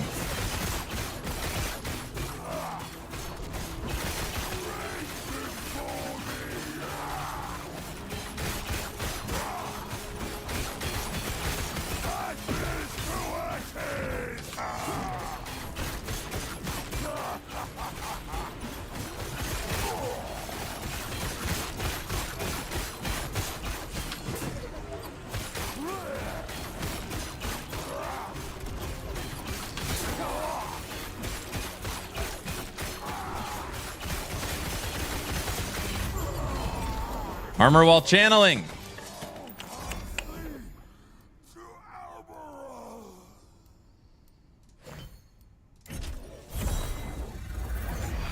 I want that dude's hammer, right?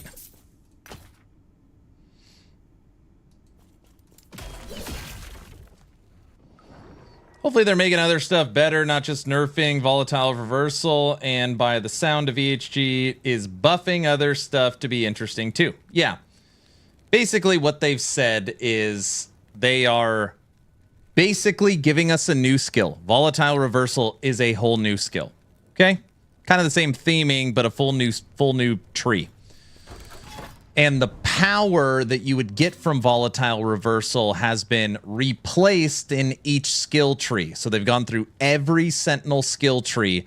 Instead of you needing to take this skill, why not just make the other skills better or more interesting? So yes, from a design perspective, what you just said is exactly what they want to do.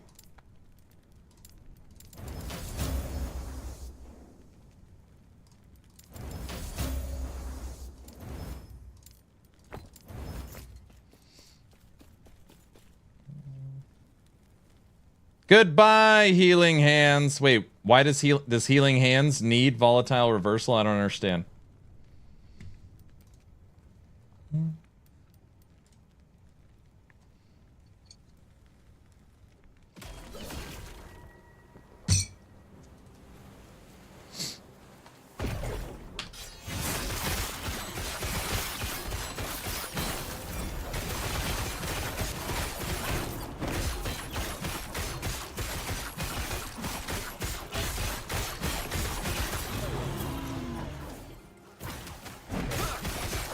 I think it's because you said they don't like abilities that are mainstays for a lot of builds, I see. Yeah, I get it, yeah. I mean, healing hands is definitely a go-to for many builds, but it's not required, right? Like, I couldn't use healing hands for this build, just as a small example. But I could use volatile reversal.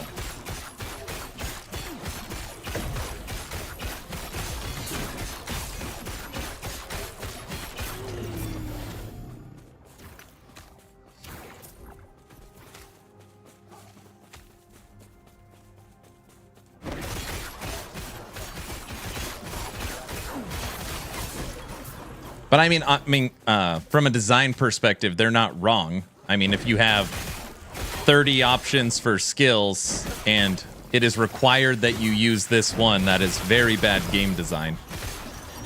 It might feel bad no longer having it, but at least you'll have a new, different option.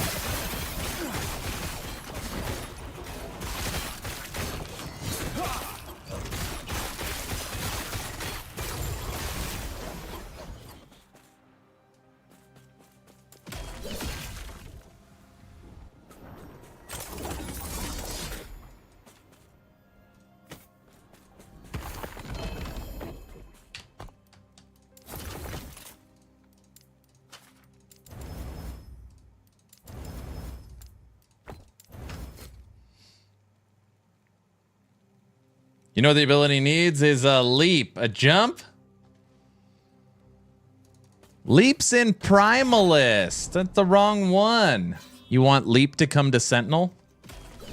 Sentinel has healing hands as a movement skill, lunge and shield charge. Shield rush, right? 3.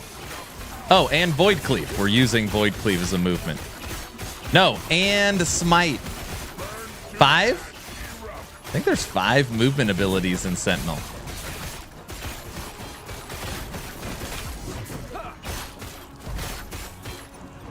Yeah, there's 5.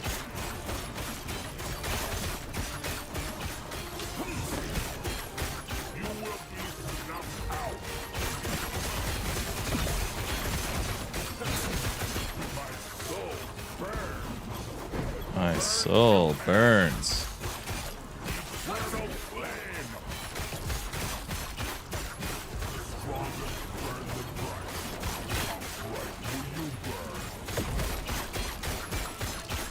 You just don't move. Come on. Echo.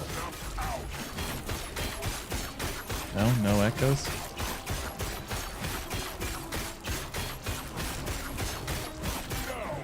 The flame is fading.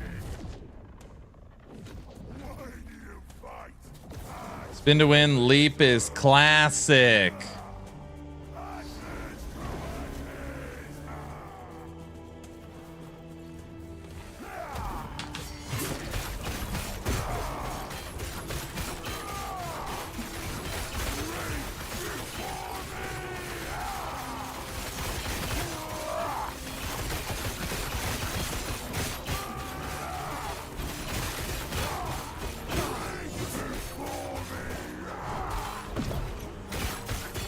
Hey, Mr. Aaron, how's it going? Hey, Kelsey, going good.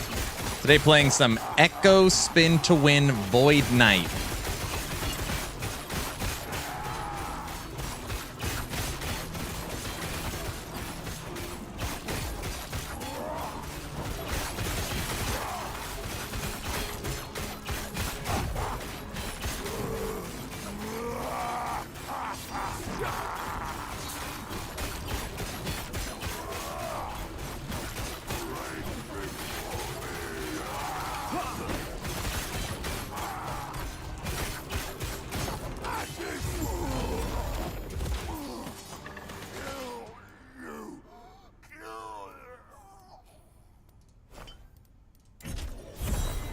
More endurance.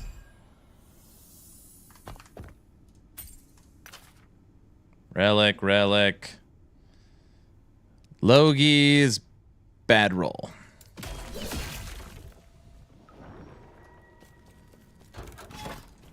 Aaron, are you gonna, Mr. Aaron, are you gonna play the Fellowship demo? Lady Medusa sent me the video breaking down the Fellowship demo.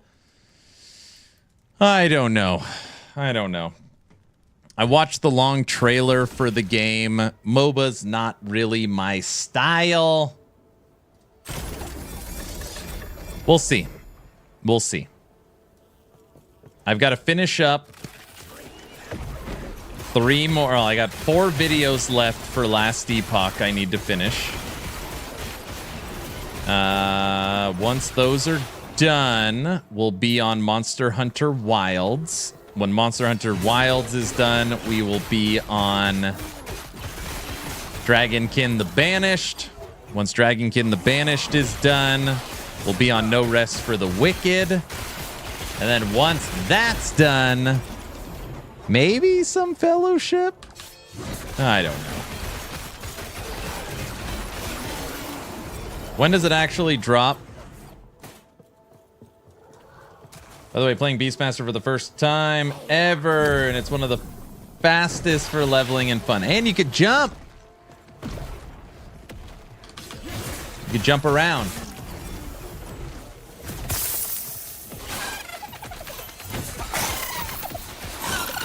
Oh, it's out right now?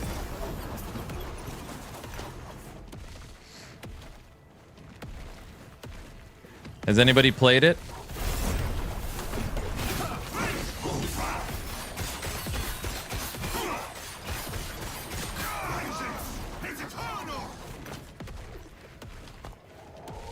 Has anybody played it?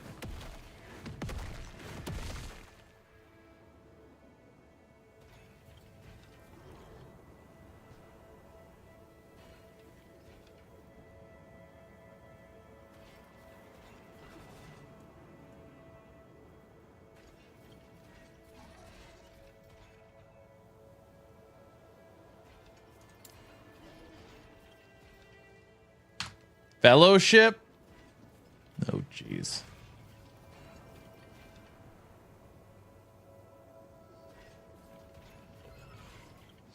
that 885-hour timer till Last Epoch update? It is. Season 2 drops in 885 hours. It also launches Season Subathon 3.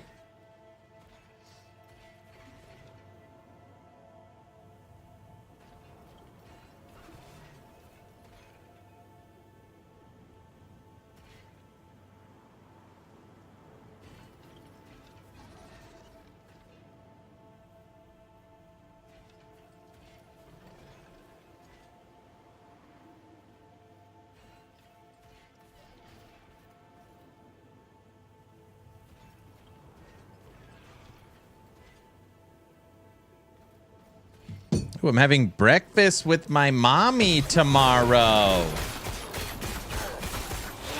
Yes, she's still my mommy. Duh.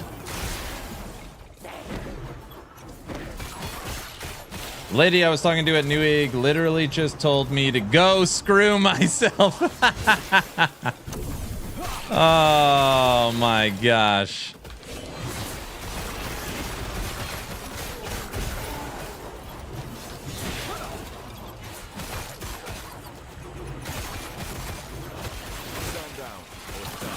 My strategy is normally as follows.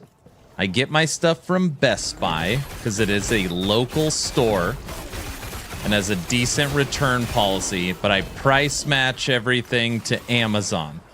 So I get the price of Amazon, but a store that I can go to whenever I want to return something. Kind of the basic strategy. I'll never, ever order something from Newegg again. Yep.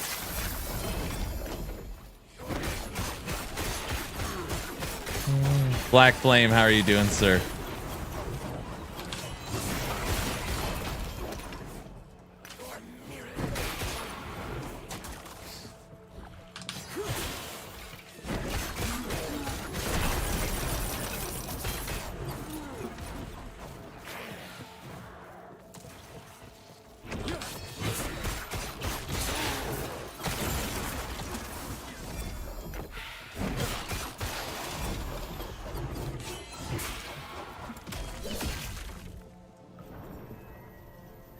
Abyssal Echoes in a Warpath build. What kind of lunacy is this? Well, truth be told, okay, follow me down the logic trail for a second. I am pulling Volatile Reversal out of all of my Sentinel builds. Like I just said a few minutes ago, Volatile Reversal is getting a completely new tree. EHG has already announced that. So it's silly to work on a build using a skill that I know isn't going to be there in 885 hours. Warpath feels good. Anomaly feels good. I like using Void Cleave as my movement skill. That feels good and synergizes perfect. Sigils are great. But this skill, Abyssal Echoes, I just had a very simple idea. This will be giving armor shred, slowing, giving me haste, and buffing Void Cleave. And I can manually trigger it from Warpath and Void Cleave. So maybe not perfect synergy, but it's an automated skill that goes off when I use two different skills that I'm spamming all the time. The problem is it costs so much mana. That's the problem. Yes, exactly. That's the problem, is mana issues. So then I'm looking at other skills and it's like, what else works?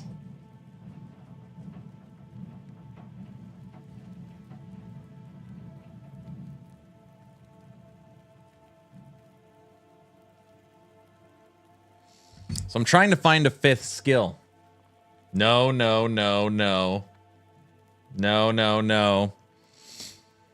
You'd use, Rebuke you can put in any build.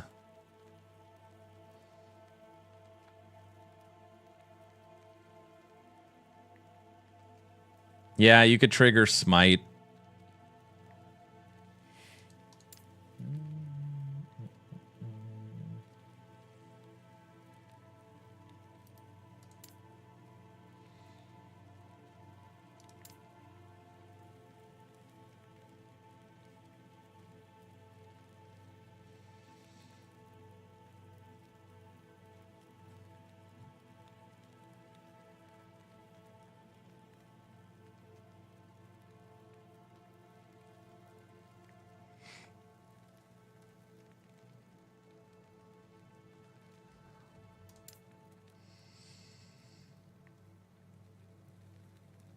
Smite would be the only other option.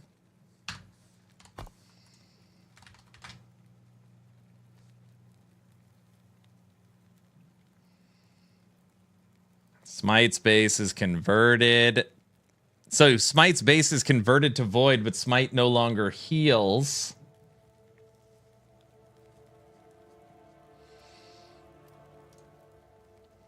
It's a full melee build.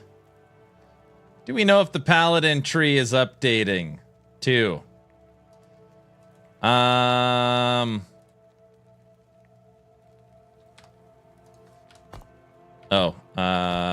Here? No. Wait, we were just... This is what I was thinking out. Being healed by Smite grants you and your allies increased health and mana. But you can't be healed by Smite.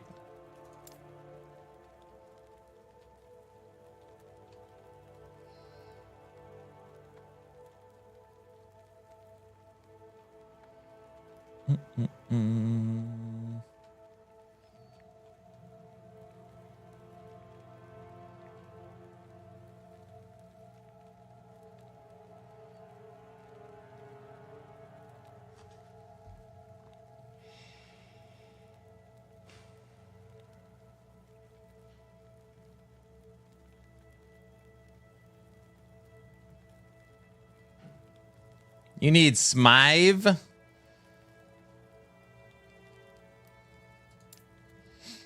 was kind of thinking maybe I just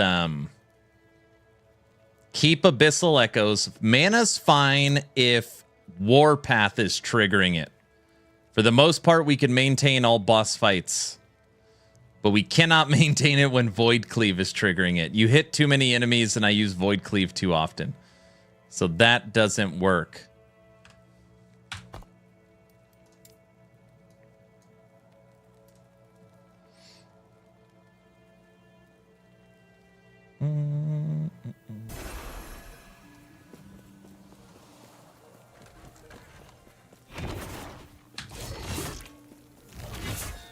Damn, was that 400 or 40? I couldn't tell.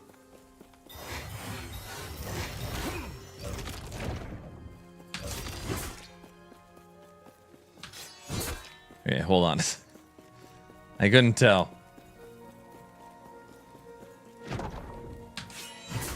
500,000 damage for Void Cleave.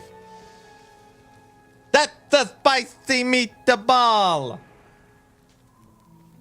500,000 damage on frickin' Void Cleave.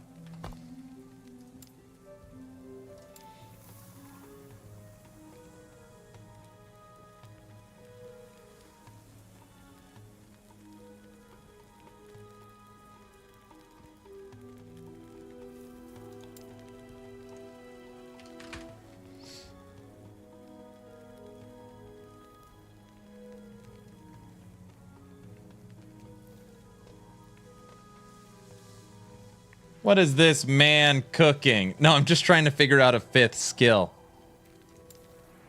Man, the crit on that Void Cleave is nice.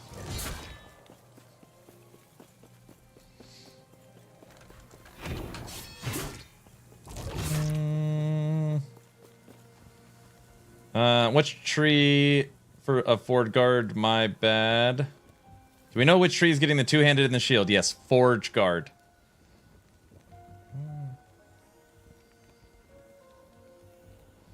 I assume Forge Guard only, so it is late into the tree. Yeah, so anytime it is only for one class, it is after the middle.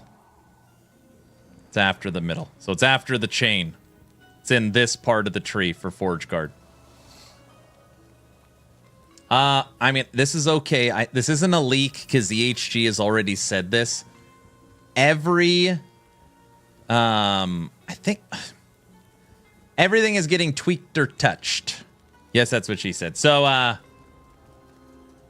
Paladin, Forge Guard, Void Knight, Volatile Reversal, all the skills are being looked at for Sentinel. It is a Sentinel refresh or Sentinel overhaul. That doesn't mean the classes will be completely different, but it is changing.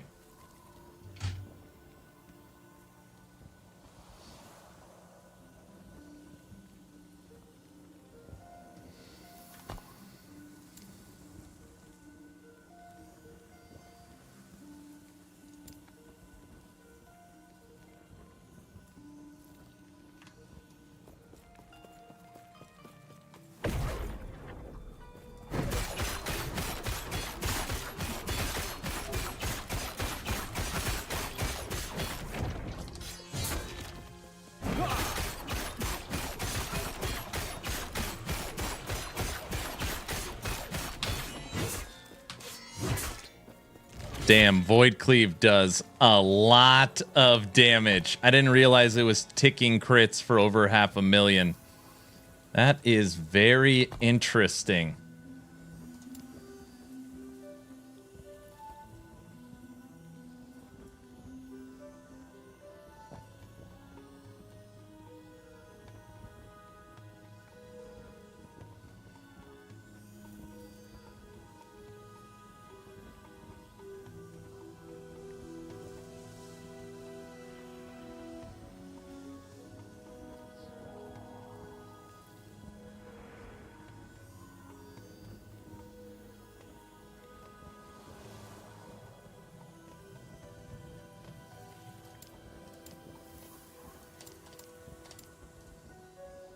A 150% multiplier to Void Cleave on low health enemies. That final 33%.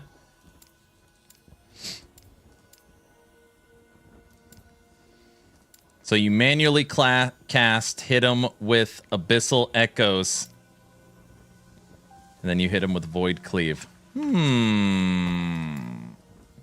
interesting.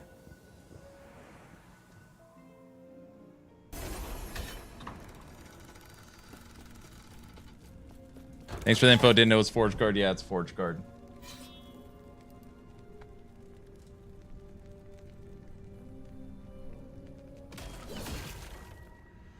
Okay, so after 4 days, I can safely say that the Atlas is better than any better system than whatever this idle crap is. Idle crap. Wait, sorry. I don't. What are you saying?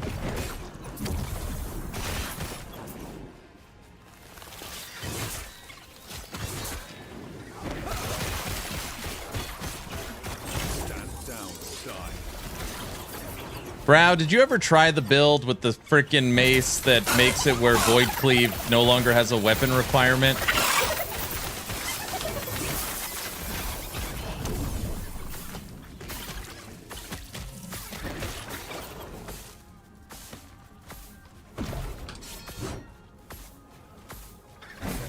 Oh, we got Void Squirrels. No? Man, Void Cleave does a ton of damage and has a lot of multipliers in the tree. Very curious. Oh, thank you so much, honey. Yeah, I just haven't eaten today yet. No, that's fine. Thank you. Love you. All right, everybody, this is going to be the final run. And then we're going to break for lunch, which means we're going to watch a video together while I eat.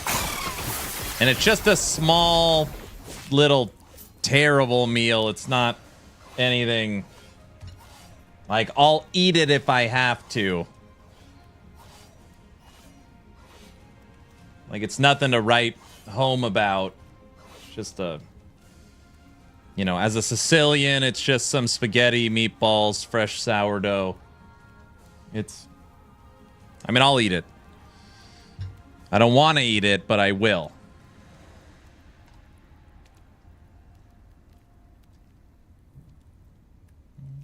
Void Cleave is great. I know.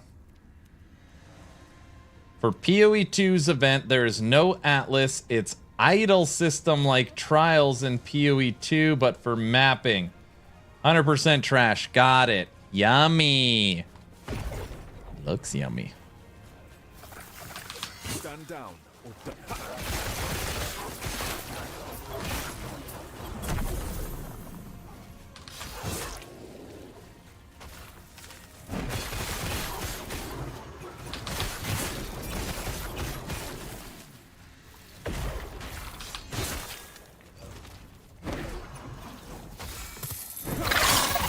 I've done some hammer throw dot with Aberoth's command scepter, killed Aberoth with it. Some void kill, some void cleave goodness.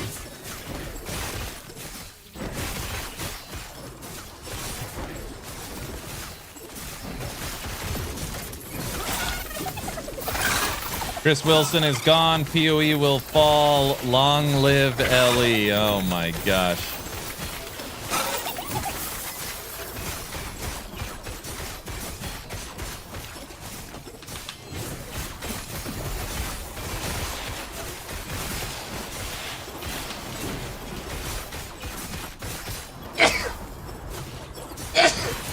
Excuse me.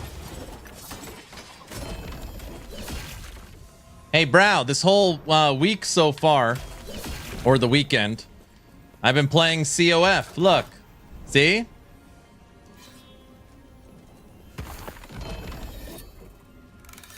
Pretty cool, right? Brow?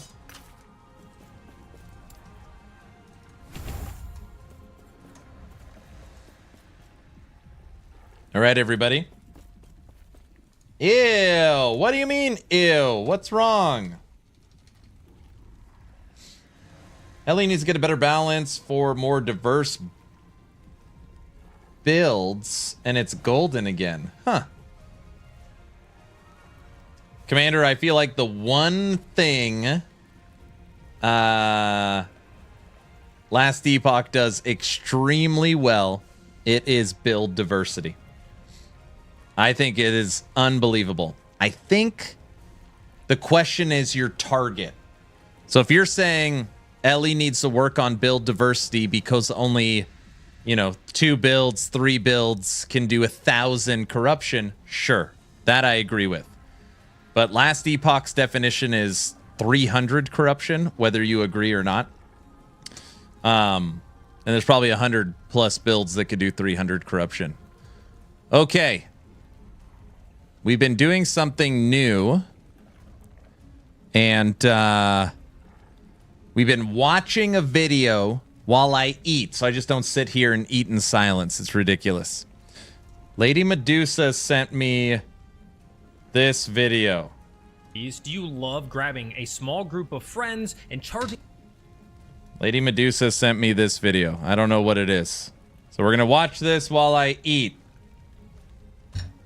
It's only 3 minutes. What up, nerds? Are dungeons your favorite part of MMORPGs? Do you love grabbing a small group of friends and charging into epic battles for sweet loot? Then buckle up, because the Fellowship playtest might be exactly what you're looking for, and it's free. Today we're going to be talking about Fellowship, a multiplayer online dungeon adventure. Yes, a MODA. Apparently it's the first one in the genre. Don't hold me to that, because they have a playtest coming up. The game, called Fellowship, is from Arc Games and developer Chief Rebel. The game provides you with an endless dungeon run that scales in difficulty as you accomplish the previous. Now, this is a lot like Mythic Plus or other systems like that from other MMOs, where as you get into the dungeons, you would then beat the dungeon, beat a timer, defeat the bosses, whatever the objective might be, and then you progress into the next step where it gets harder. Maybe the bosses get more HP, they deal more damage, there's more mechanics and things like that. But that is all the game is focused on. You just get your group together, you just run dungeons, and that's it. And you get sweet loot, and you just keep progressing. There's going to be leaderboards and all sorts of stuff.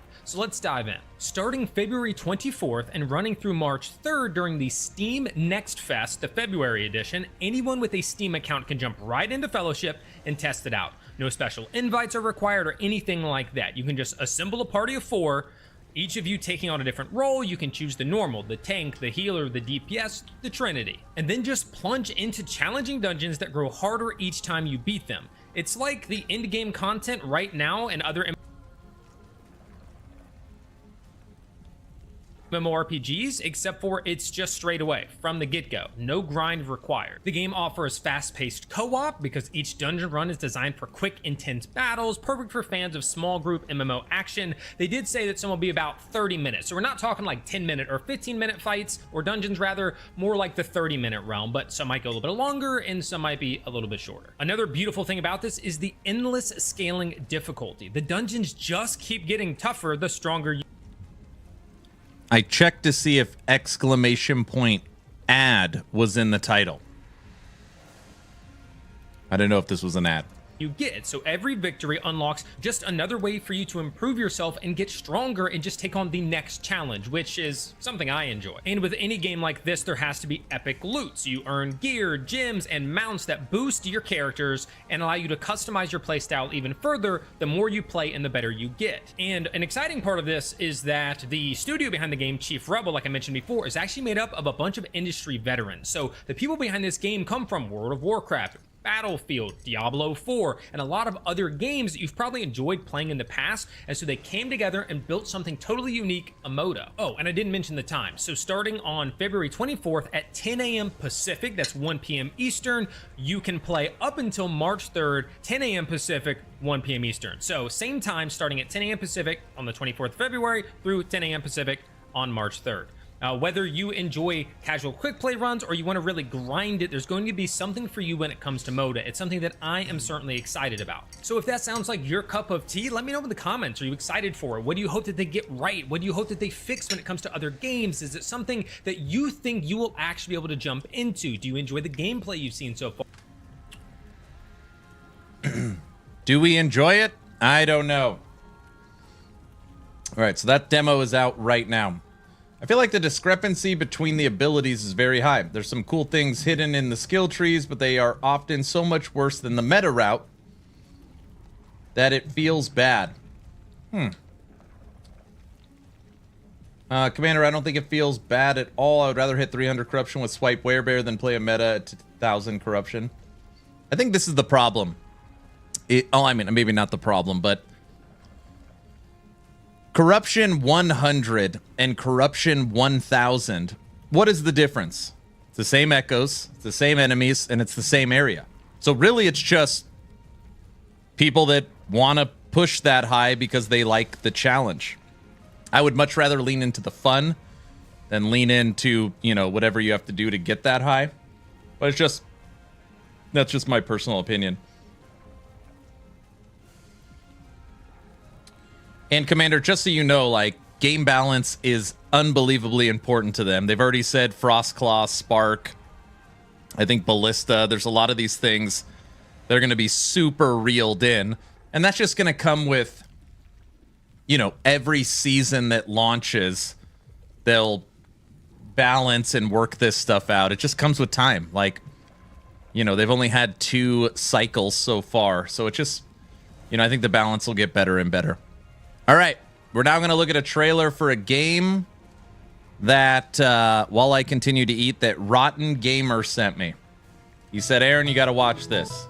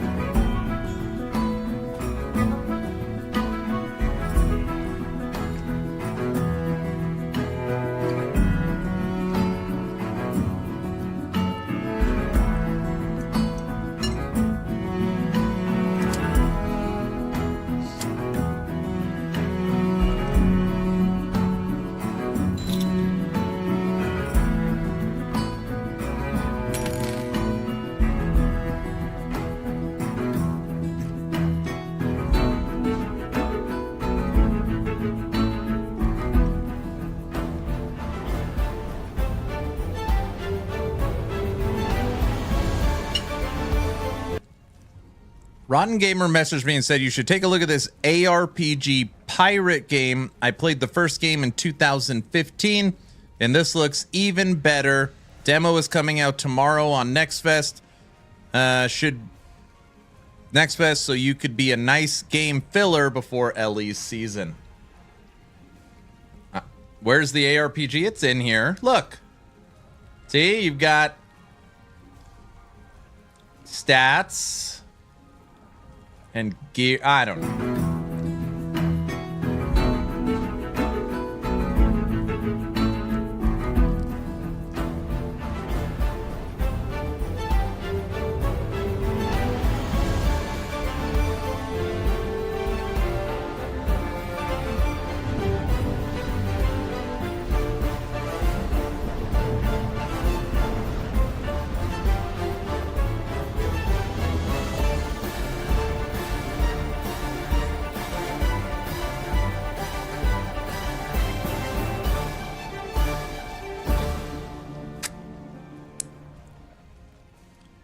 Okay.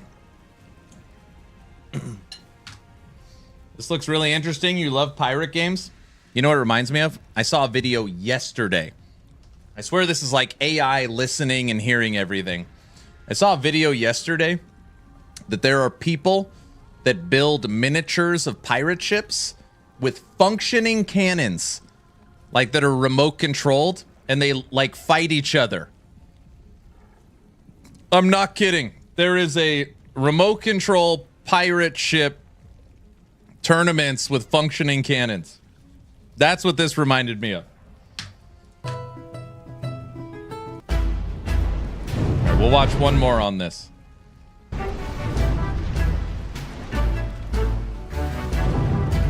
That's wild and kind of fun, I know.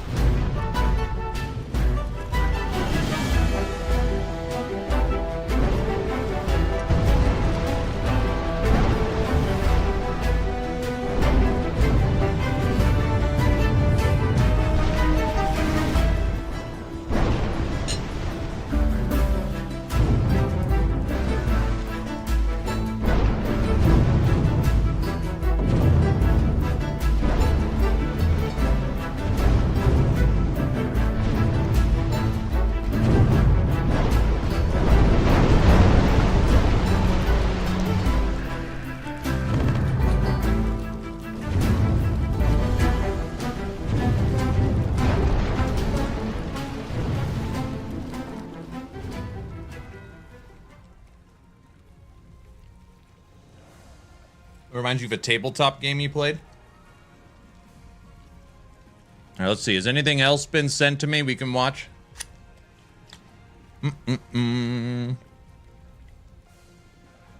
Yummy, yummy.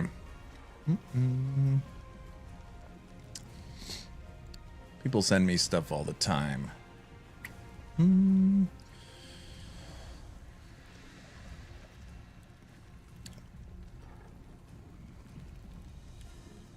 What the hell is this? That's old.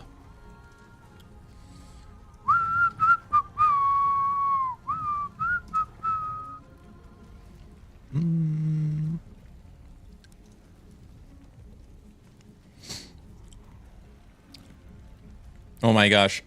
Just know this video I'm about to click on, I don't know what it is. You've been warned.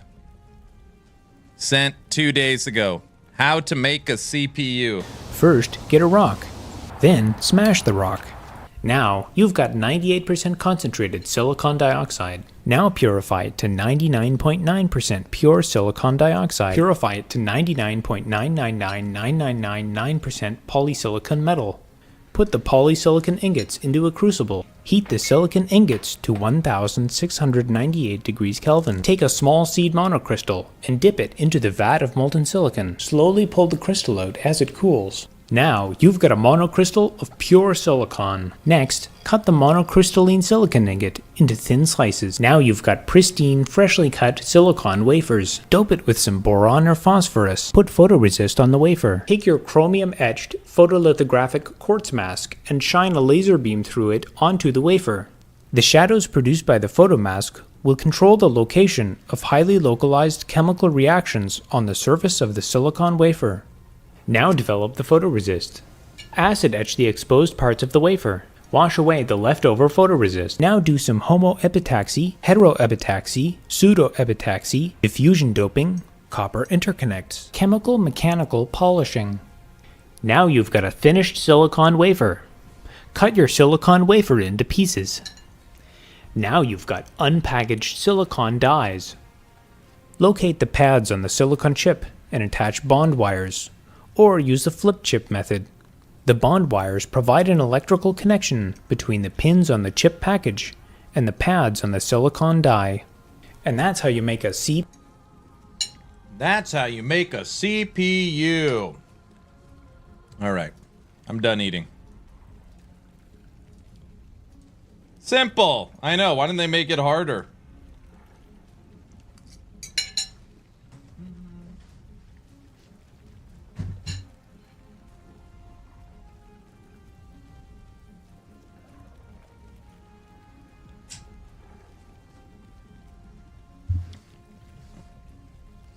Be right back, getting some rocks. Look, a video about a place that what a place I work does. That's what they do.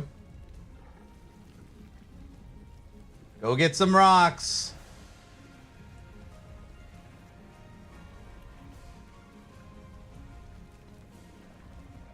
Your body armor just dropped for me? Oh, you found some Aaron's will, huh? We like to say very nice.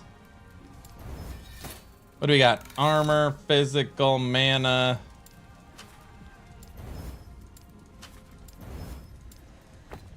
No. I work for Intel fabrication plant that makes silicone wafers. Look at that. Okay, truth be told, did you understand what he was just saying?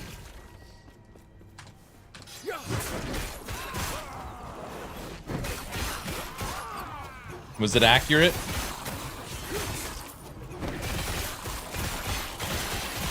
Yeah, I understood everything. Stand down or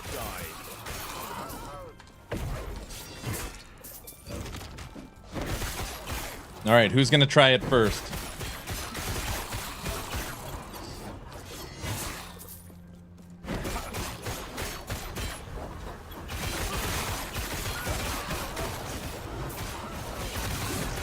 Hey, Winfox, do you only use Intel products, or you go to AMD? Or is that like sacrilegious when you work for Intel? You could be honest, this is a safe space. I think. In layman's terms, yeah, it was mostly accurate.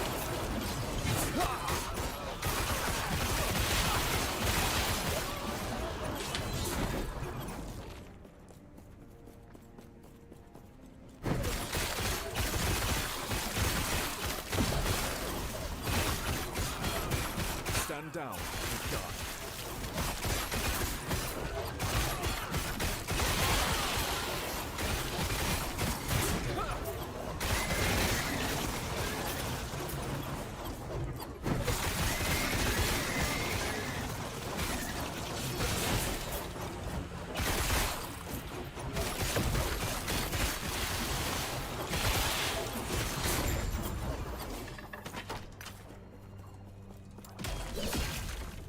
The prices I get for Intel products, I use Intel and Nvidia. That is fair.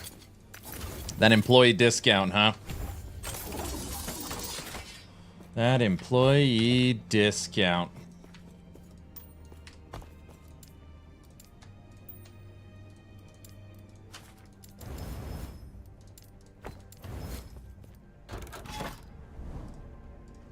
How long have you been at Intel?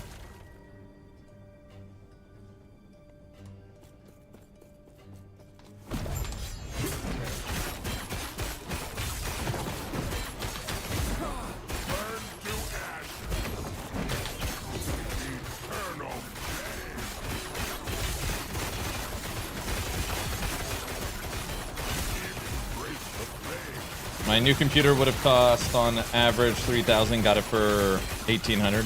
Good price. Dude, the Void Cleave multiplicative on low health enemies. Oh man.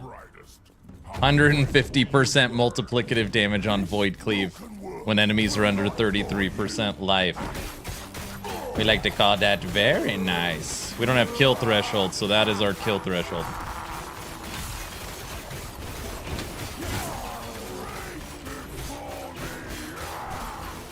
Been at Intel 18 months. They treating you good?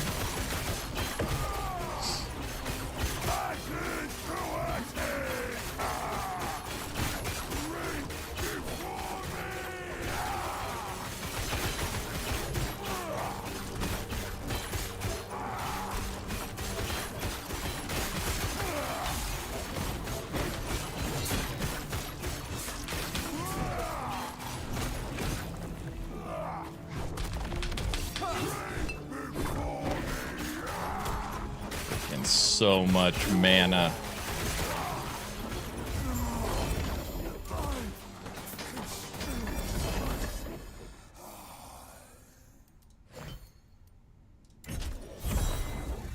Better than retail I was working at before. Ain't that the truth?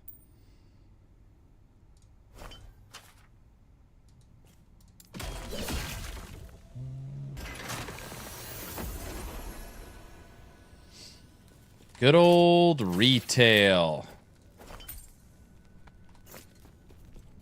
Man, retail was all I knew. It's all I knew.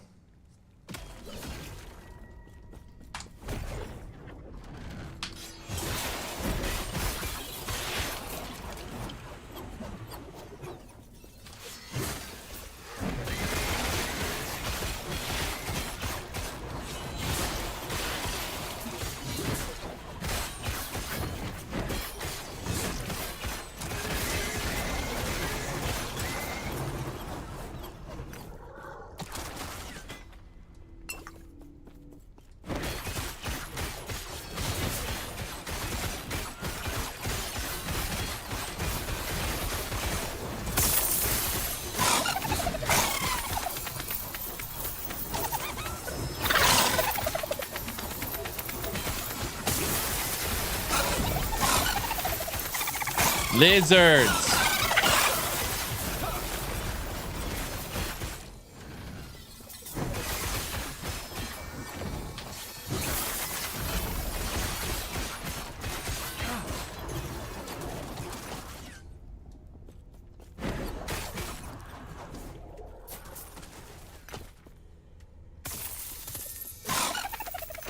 Diesel, did you get your money back yet?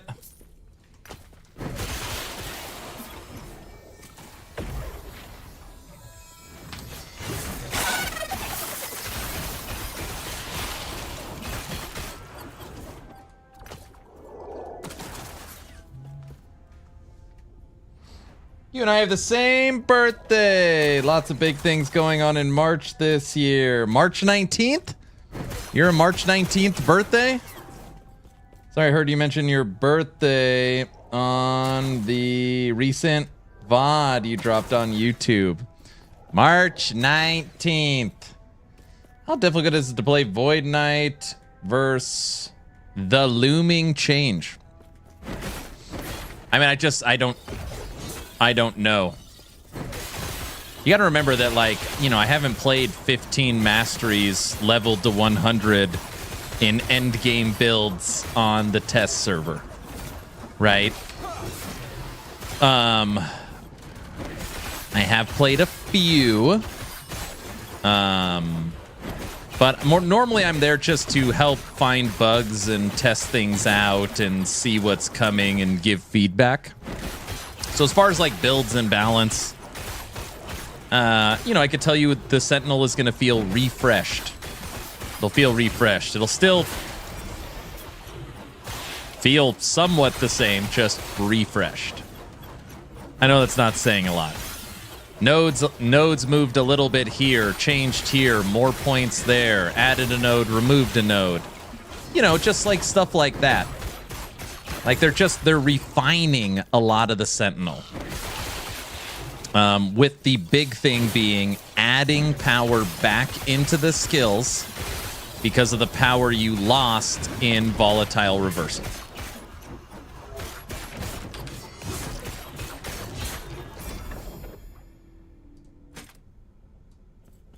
Again, I know that's saying a lot, but also saying nothing, you know? So not a completely different play style. Yeah, correct. You're not going to log in and be like, wait a second, all the skills are different. That's not going to happen. It's just everything's tweaked and changed and updated and refreshed.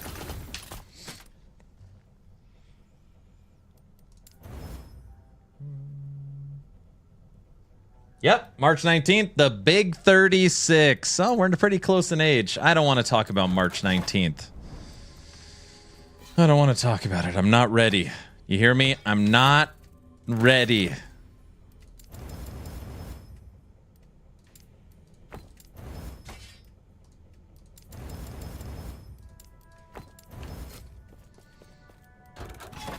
I'm turning 32. I'm turning 32 on March 19th. The big 3-2.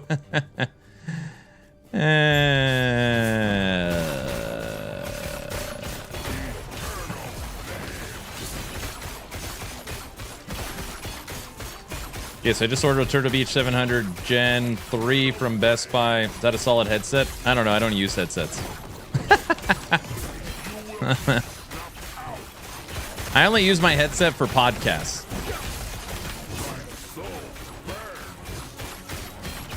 That way you don't get echoes from the speakers on the microphone from people talking. I never wear headphones.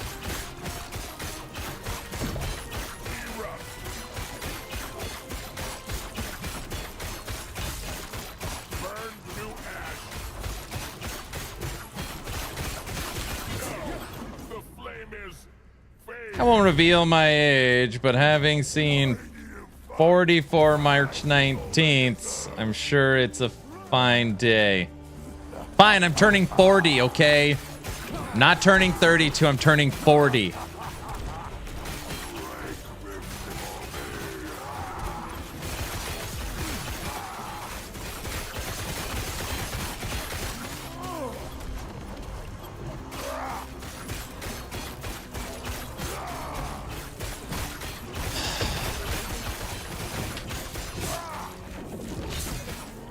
Best decade of your life?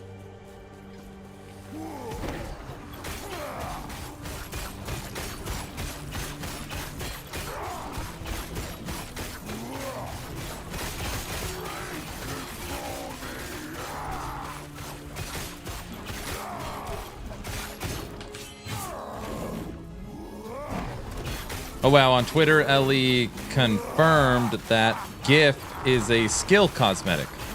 Oh, let me go look at it.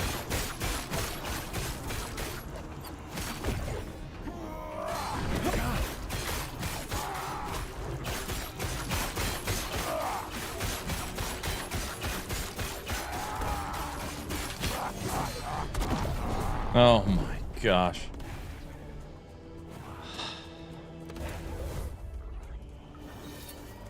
Playing very lazily. I thought he was dead. Last Epoch. What do they got?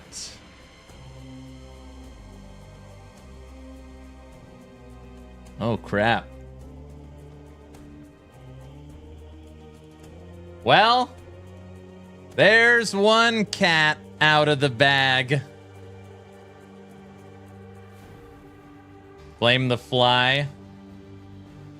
Last Epoch confirms skill cosmetics coming to season 2. You know what you gotta say to that? Ba-da-rum-bum-bum. Ba-da-rum-bum-bum. Oof. Finally.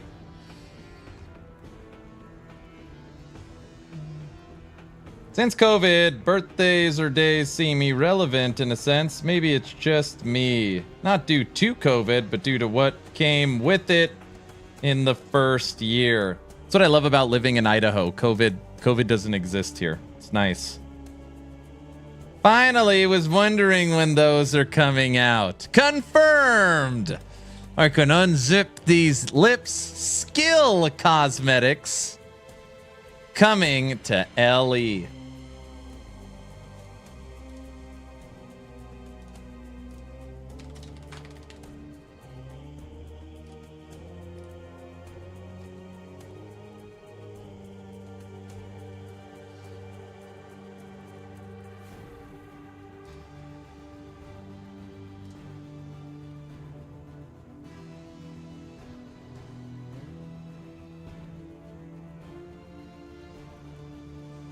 COVID exists here in Idaho, just the population doesn't let it blanket the place. Right? People are still doing COVID? I don't know. I hope to see a beehive meteor skill.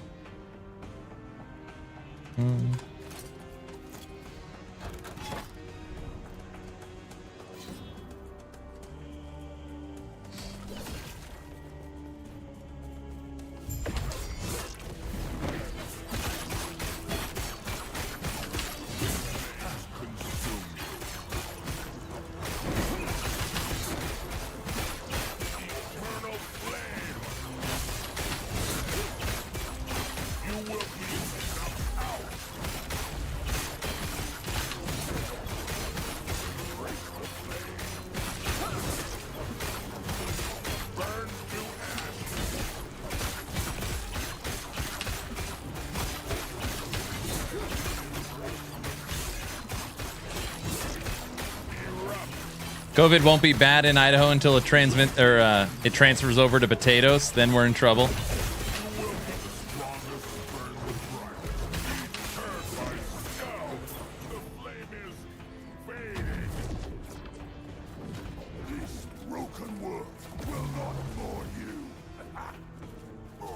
Can you share what those are? Hold on, wait. Let me kill this idiot real quick. Who likes just standing in the corner. Gosh. There we go.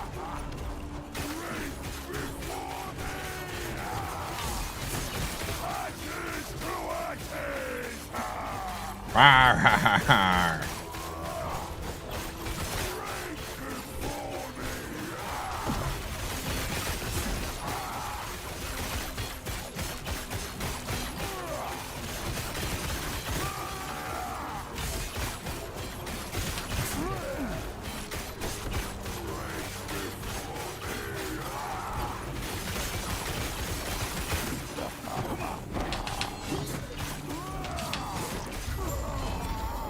Get out of here.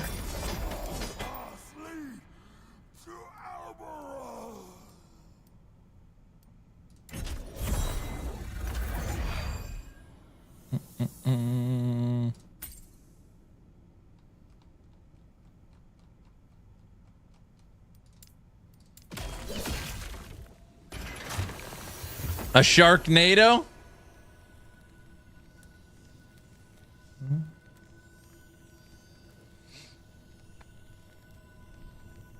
I still see people walking around with masks on a drive alone in the car with one on. Generally, yes. It's over here as well. Can you share what those are? The skill cosmetics? Is that the question? I cannot. I don't think I ever completed Last Epoch's campaign. Do you need to, as I recall? Or can you just jump into the game? You're going to jump into the end game content once you unlock your mastery. Granted, you'll get murdered, but technically you can. Yes. Mind the typos, I'm on the phone. Has Mike showed off any of the new shaman uniques? I ask every week since 09. Only items for druid and beast when it comes to Primalist. Seems like 90% of the development of uniques is split between Sentinel and Acolyte. I don't know how to answer this. I've seen every new unique coming. I obviously cannot comment on them.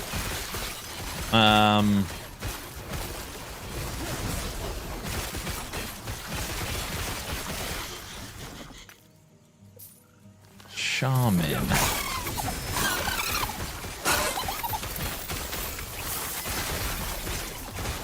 You know what? Let me just say this. Some big, some small. Mike has said there is something for all. See what I did there? Huh? I know, I'm pretty proud of myself, too. Rip. What? They talked about nerfing Storm Totem, so that's good. Ugh.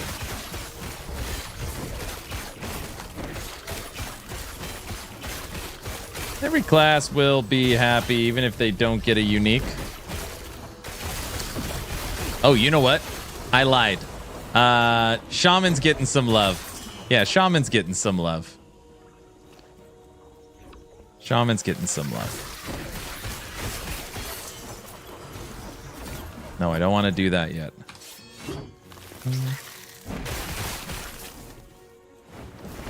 Stand down or die.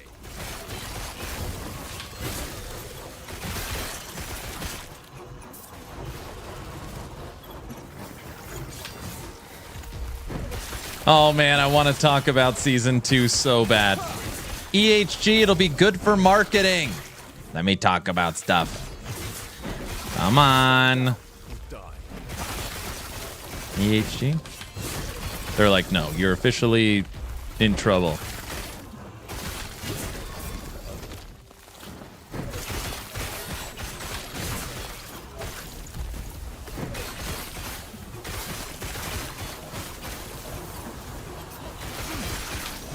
Hold on, I'll answer your PoE question in a second.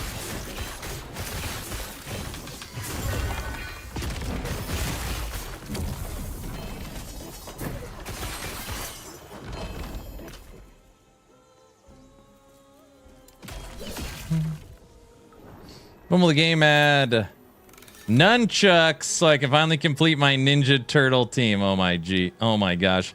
February is almost over. It is. We're getting there. Doomstar. I like Doomstars.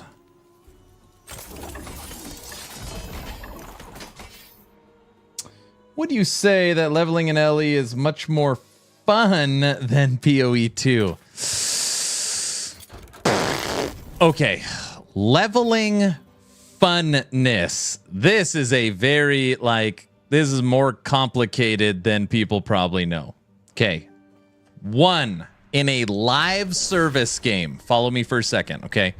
In a live service game that has full resets every 3 or 4 months, I am 100% opposed to XP penalty. Okay? Just my opinion. If it is a non-live service game, I'm okay with it. But in a live service where you are required to start over every 3 or 4 months, I hate XP penalties. So right off the bat, Last Epoch does not have that, where PoE 2 does. You grind for a few hours, and then you get a disconnect, or, you get an after-death effect, or you die a few times, and you realize all that XP is gone. It is a kick in the nuts. I hate it. Don't like it. Okay? Now, if you compared PoE's campaign funness compared to Last Epoch's campaign, yeah, PoE 2 blows it out of the water. From a story, from a cinematic, from a boss fights, yes, PoE 2's is much better. But, okay, just the caveat flip side to that is it takes way freaking longer. So if you like a campaign, you're going to like it. If you want to get through the campaign as fast as possible, you're probably not going to like it. But from a design, visuals, boss fights, cinematic, PoE's campaign is superior. Nah, not that much better. PoE has this one, again, not to just, I played 280 hours of PoE. I really enjoyed it. They just have this one thing that is, my brain is like, man, the map size is ridiculous. Map size is ridiculous. That is like the only thing that I just consistently complained about all the time. The map size is too big. It's way too big. So running in circles or backtracking or needing quick teleports, not my favorite. They could probably shave off 2/3, but yeah, 1/3 would be a good start.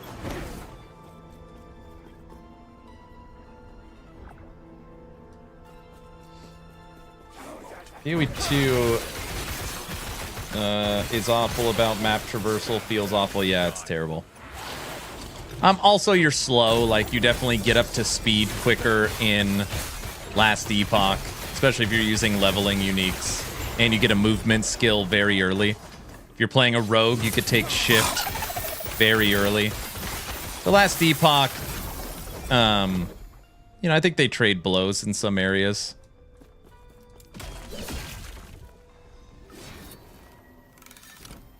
PoE has giant maps, but you have movement skills, yeah. I hope that helps answer your question. But there's goods and bads to both. Now, EHG has been teasing, again, if I knew I wouldn't say it because I would get in trouble, but they've been teasing about alt characters being able to jump through the dungeons and get your passives and idle slots. Man, oh man.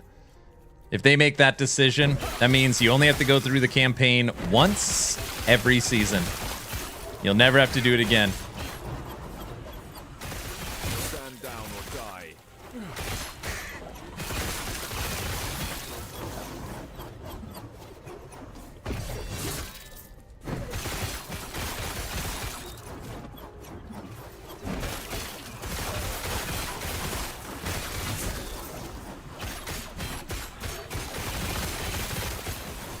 PoE 2 is early access. That's why I still have hope. If enough people complain about it loudly, they will improve it. I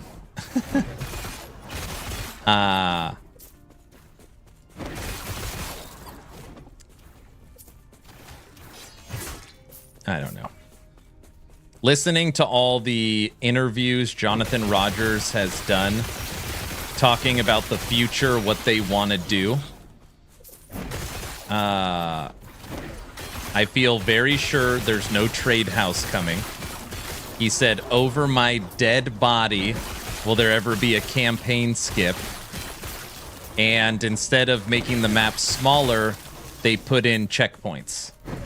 So if we're just, I mean, just simply, if you are being an honest person and being objective based upon the information, map size would not be changing. Now, obviously, it could be, but all the information in front of us, I doubt they change map size. They could change a lot of other things, but I don't think that gets changed.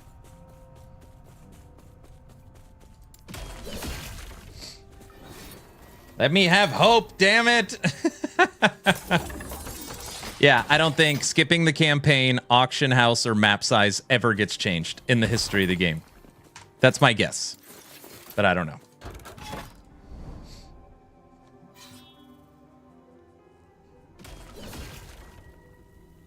When GGG is honest, we would all be playing 3-2-6. Yeah, you know, and again, like, I know I say this ad nauseum. I'm saying this. I really enjoyed PoE 2. I made 10 different builds. I played it for 30 days straight, almost 300 hours. I really enjoyed Path of Exile 2. I see the writing on the walls that it will be one of the biggest and best ARPGs potentially ever, okay? I'm not a PoE 2 bad guy, you know? That doesn't mean that I don't have feedback on stuff I want them to change. I believe that early access is going to bring us better balance, better performance, new skills, new supports, all the final classes and all the ascendancies, the final 3 acts of the game, a more beefed up endgame system. But I don't think early access changes the structure of the game. I think that's where people say things like, well, the game's in early access. They're going to add to it and balance it, but I don't think they change the core structure. I don't know if people are following me.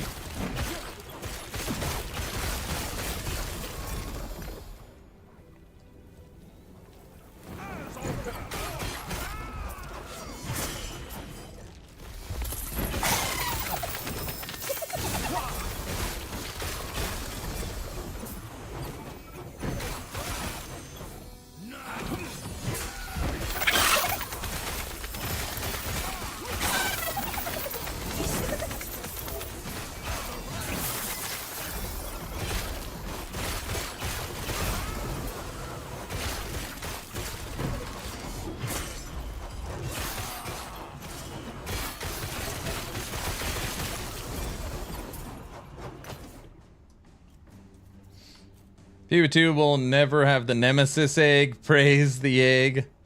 I think as they add more leagues and activities that get into maps, the size of the map will be less noticeable.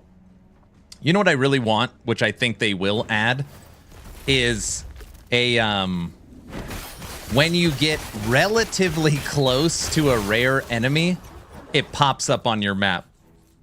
Dude, I cannot tell you how many times the rare enemy that I'm looking for is like 1/16 of an inch in the fog of the map, you know? Somebody else has to experience that. You gotta teleport or run all the way back. Oh my gosh. Just an always terrible feel. They should have some kind of proximity.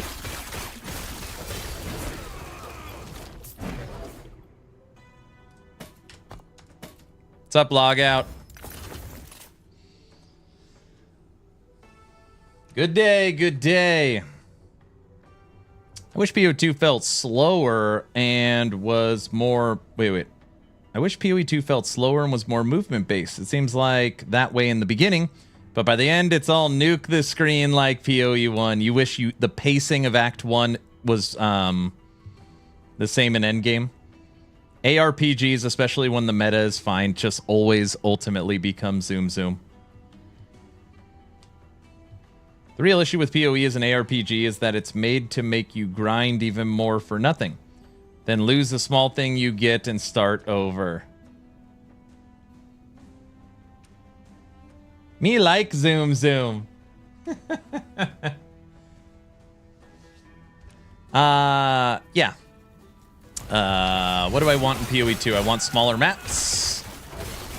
I want a modern day inventory. I want some form, any form of deterministic crafting, even if it's just the bench from PoE1. I want an auction house.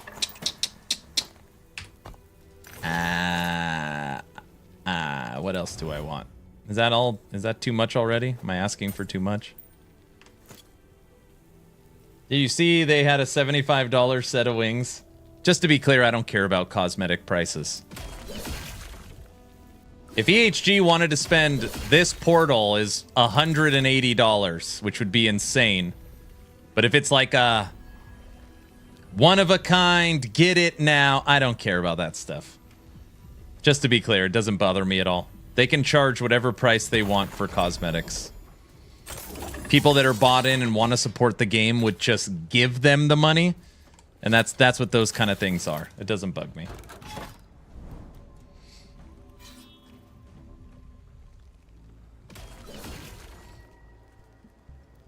Well, I wish it was more mechanics and interactive gameplay, yeah.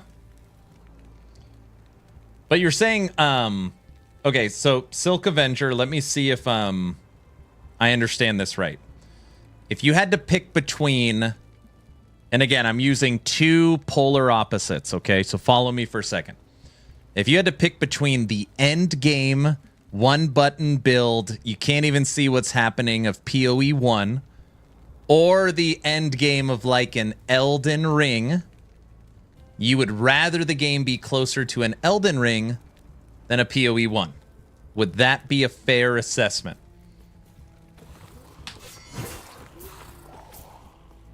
People want to zoom zoom, play PoE 1. If you want a different experience, play PoE 2.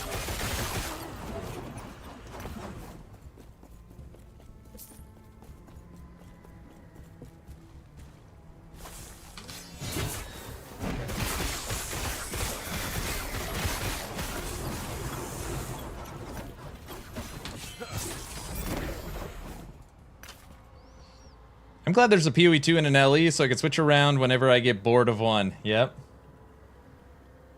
No Rest for the Wicked has better pacing. I like it the most. We're going to be playing No Rest for the Wicked March 11th. That's basically No Rest for the Wicked. Ain't no rest for the wicked.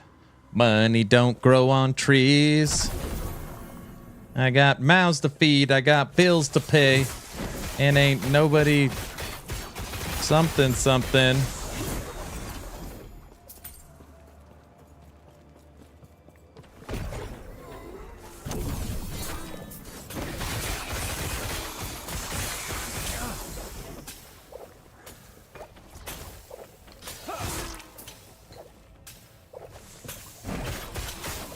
Work for free? Is that, yeah.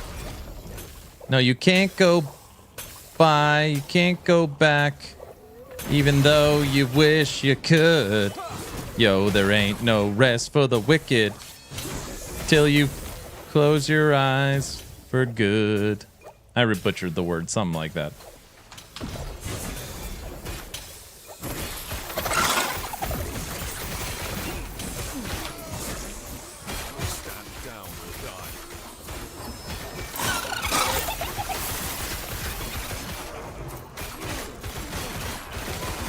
DMCA right now, they instantly picked it up. We can't tell if this is the actual people. Yeah, I get it.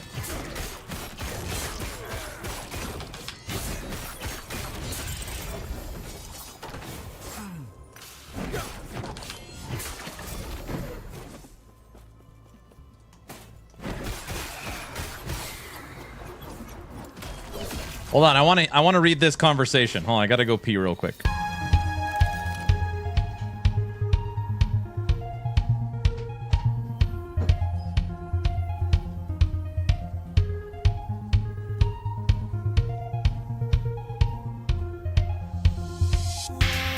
Wash away the stains within your mind.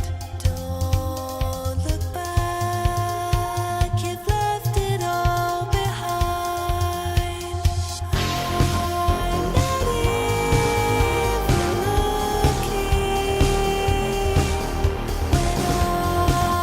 the colors fade the stains within your mind.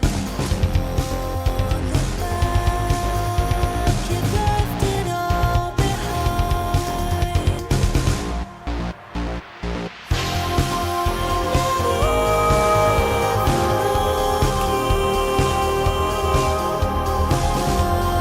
All the colors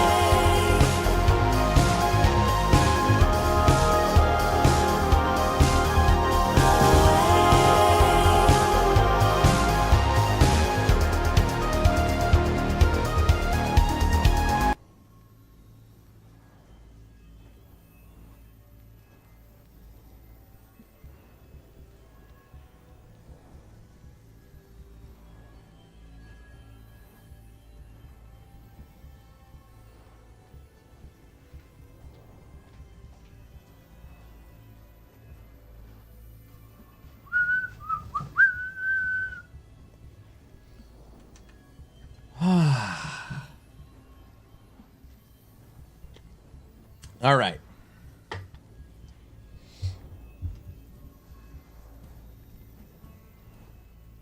XP penalty drove me away from PoE 1 and 2.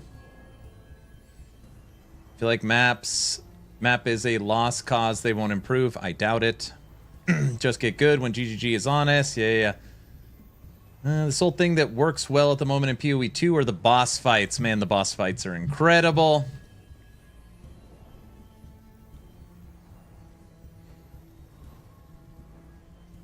I think as they add more leagues to fill up the maps.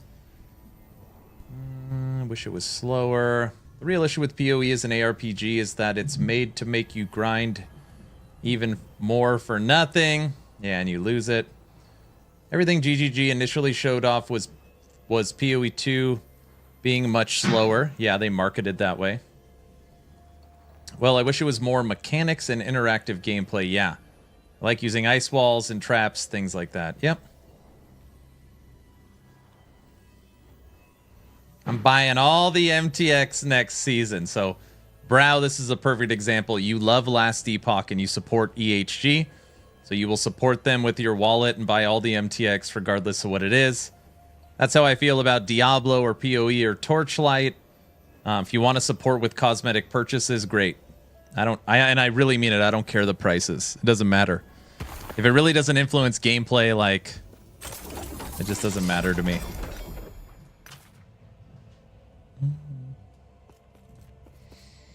Work for free. Oh, the song.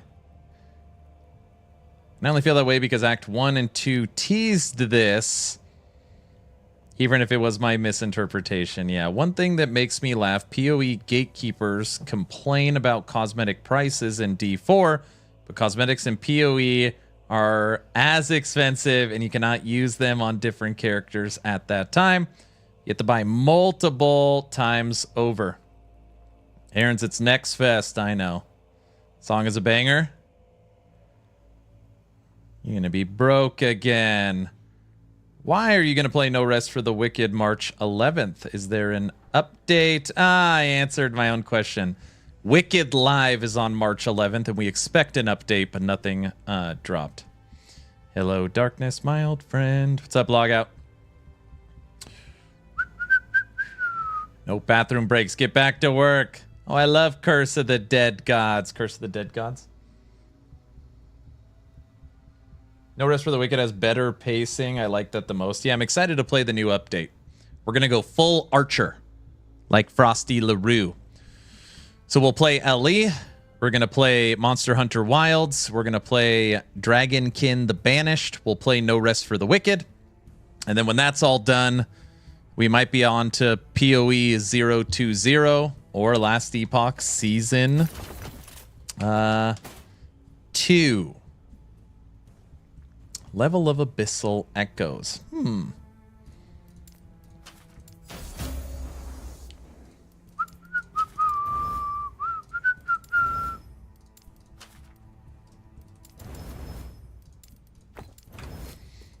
Tech, how are you doing? Okay, so I understand your MTX take, but here's the deal. You're designing and dropping a $75 MTX, but you can't keep up with your season. Imagine if EHG was dropping an MTX while they were delayed. Yeah, I also, Brow, I hear your point. I also disagree. So, from what I understand, here's the developers, here's the marketers, right?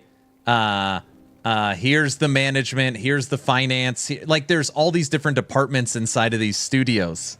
And GGG is a pretty big studio. So the team that is designing MTXs might be ahead of schedule, and the team that's developing seasons might be behind schedule. So it's really, that is more of a management decision. Should have management held back the new cosmetics and released them at a different point? Maybe, because optics, but I don't think it's a big deal.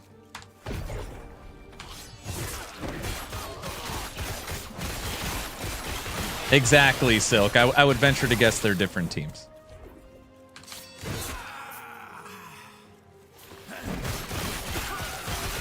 What optics? The optics of delaying an update, but dropping new cosmetics. I don't even know if that's what happened. We're just using it as an example. Lady Medusa, we watched the video live on stream that you sent me.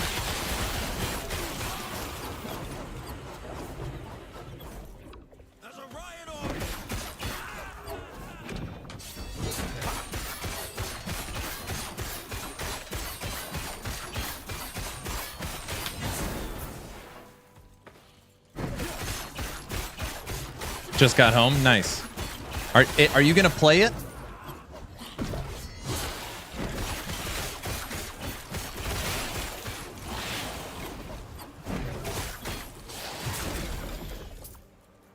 I may. All right, if you play it, I want to know your opinion.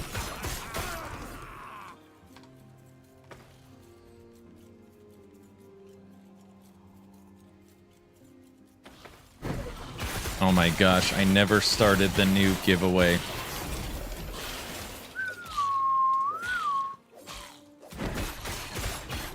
New giveaway started!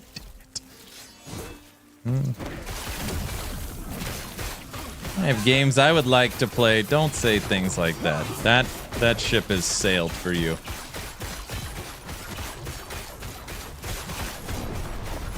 Oh my gosh.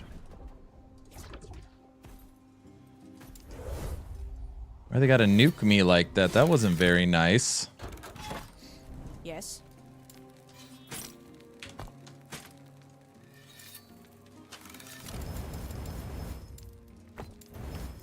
Take care. Only 5 hours late. Not bad. Where have you been?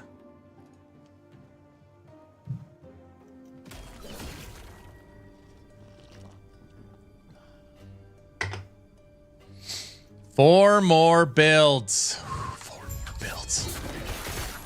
Almost there.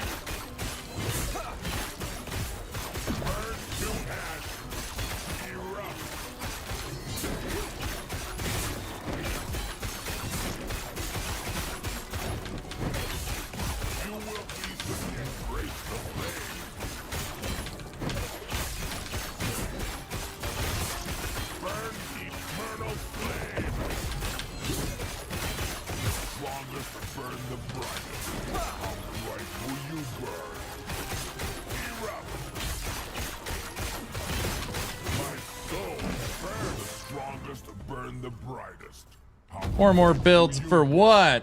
You got this. You have to run our leveling builds. Oh my god.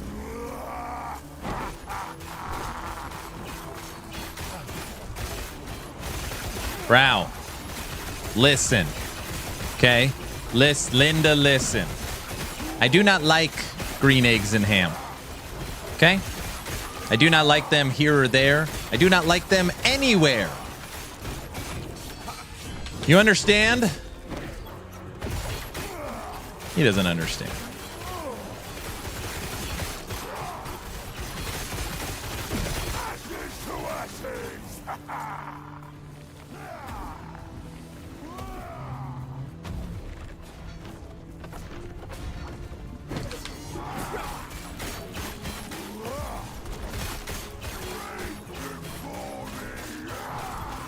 How would Linda listen if she's not here? What's Linda playing? Is she still grinding New World? Has she moved on from New World? Wasn't there a new update?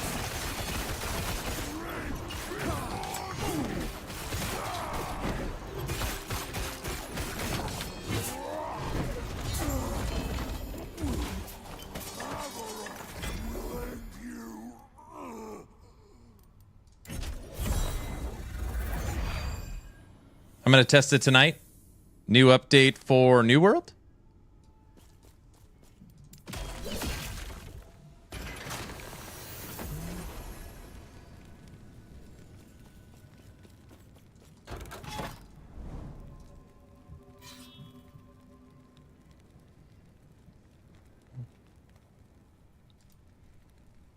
A new action RPG on Steam. What's it called? I haven't gotten a copyright strike yet. If it's an indie one, they always give me copyright strikes. What is it? It better not be that plain one. What the hell? Rowai Nova?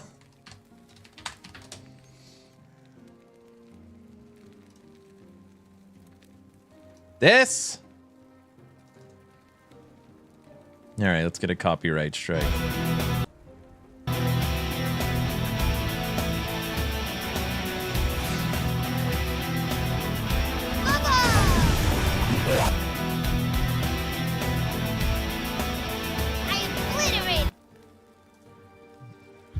Music's giving me a headache.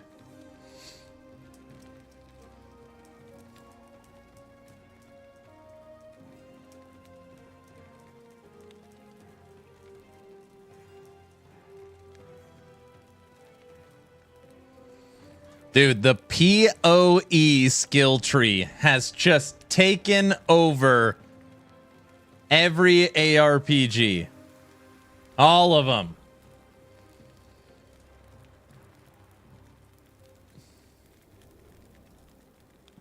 PoE 2 killer.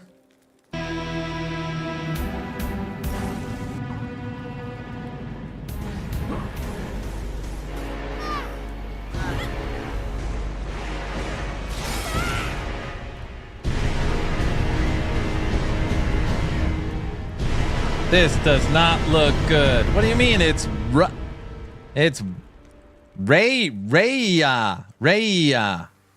Raya. How the hell do you pronounce it? R-A-I-A? R-A-I-A? Raya?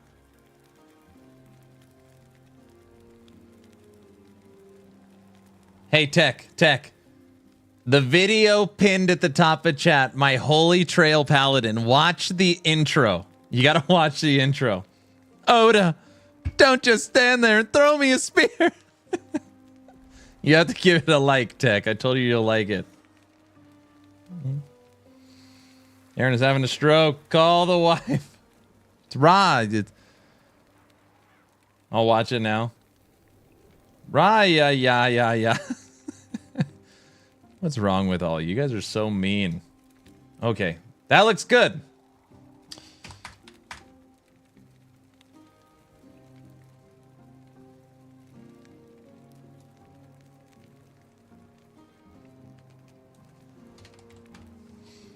This is the one. Wait, is this it? Diesel, this one? March 6th? It's got a demo. The Ace Ventura clip. You like the delay in the scream is he looks at it first. Oda, don't just stand there and send me this and throw me a spear.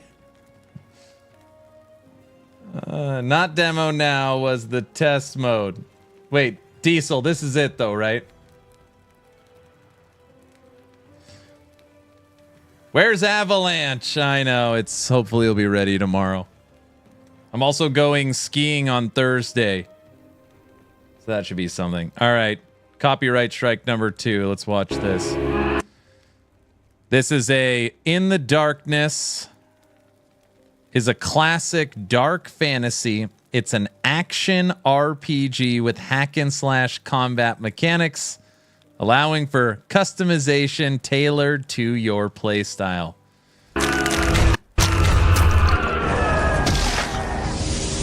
It looks too scary already.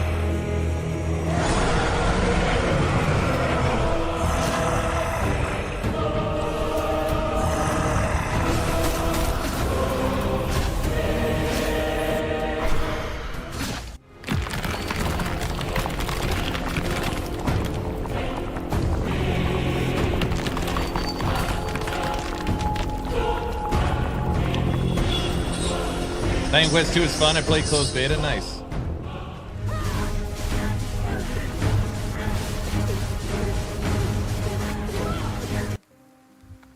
Hey, this doesn't look half bad.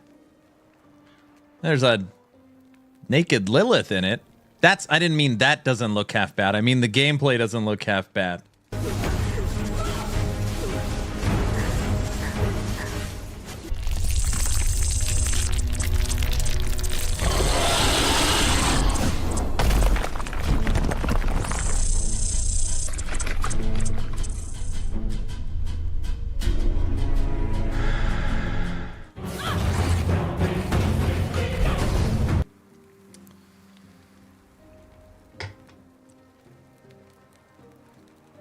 Was that 2 hands around her neck?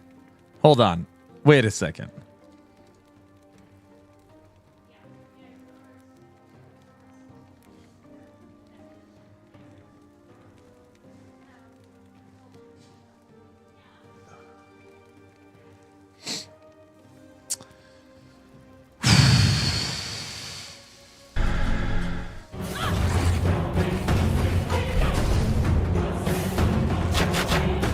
Yeah, clicking the download button now. Freaking inked gaming guy.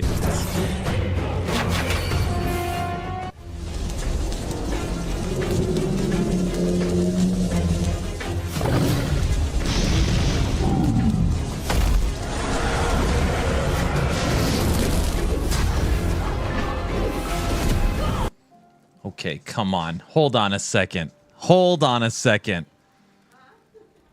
You telling me that Lilith and Diablo are in this game? Come on. This is intentional. You know what they're doing. You guys know what's happening.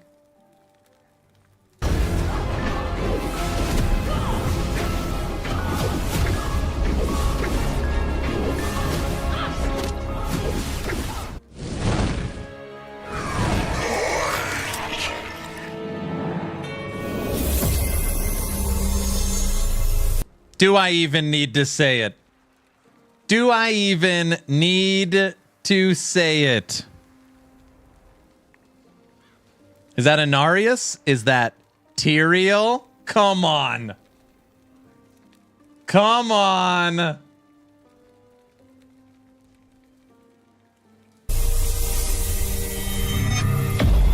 The Armored Angel. Come on.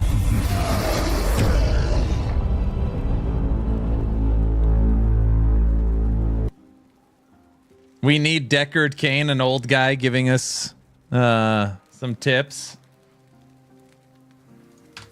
All right.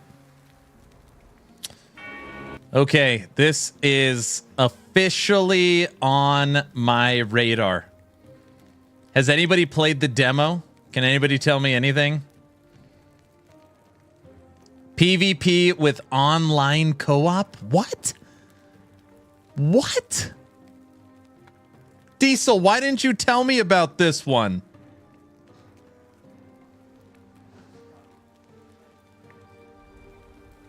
I played the early access test.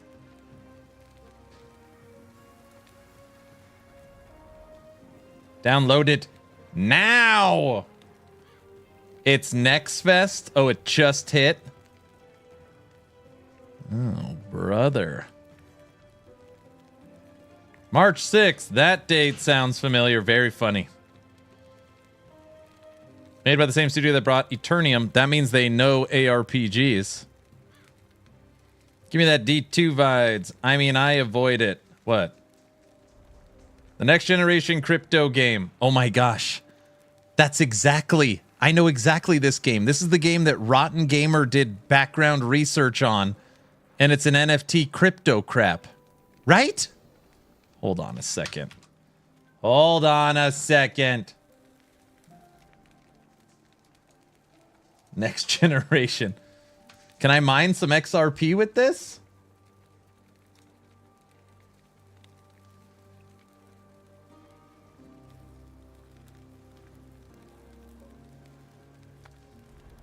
Uh-oh.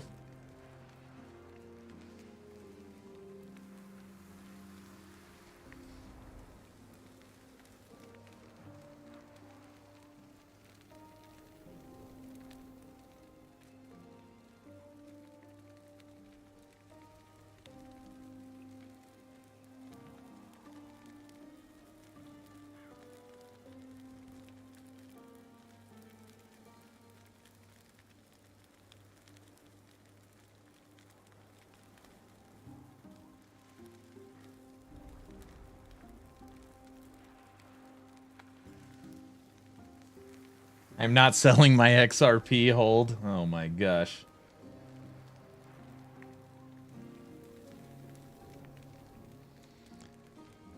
Revolutionizing Web3 gaming with AI and blockchain. A new era of player-driven gaming. This article was 6 days ago.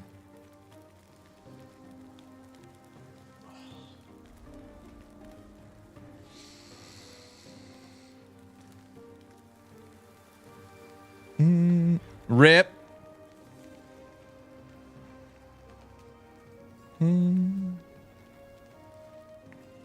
Sigh, the game looked good. Oh, damn. Uninstalling. I have to wash my hair on the release date.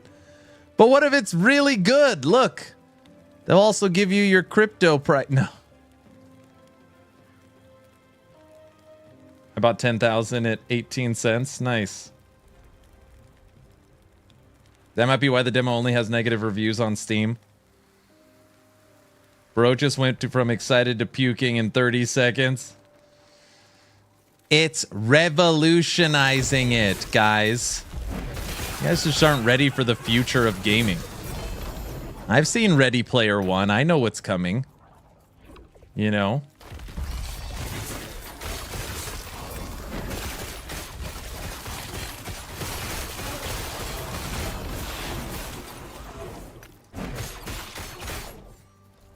What's the benefit? So the studio making the game is basically just mining with our computers, right? Or something. It's like...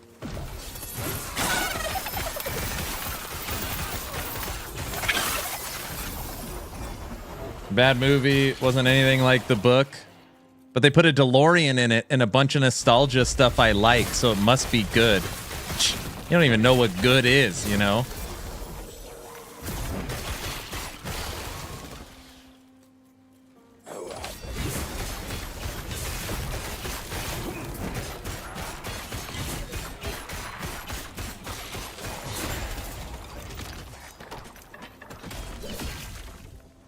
The film was good, Ready Player One. I think I need to get Aaron in touch with THQ Nordic for a cheeky THQ look. Yes.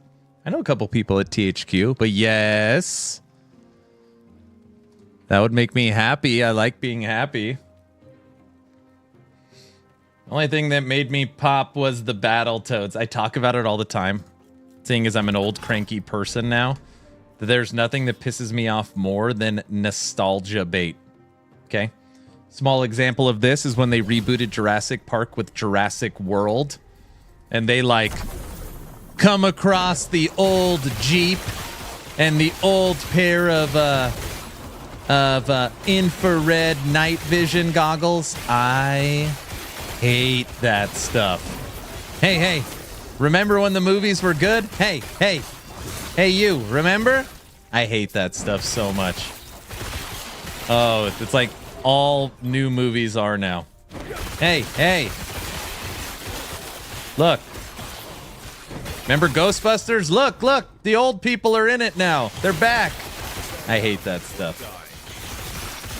Oh, man. The new Jurassic World looks absolutely atrocious. We already did like a trailer semi-reaction. Oh, man.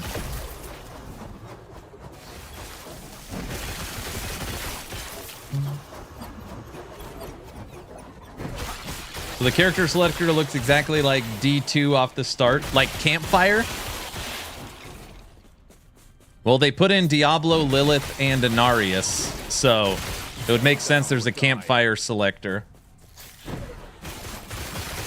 No, I haven't, bro.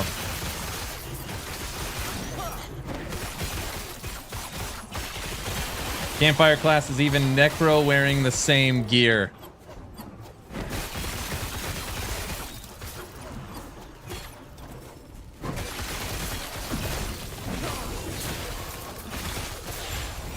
The Necro wearing like a bone armor.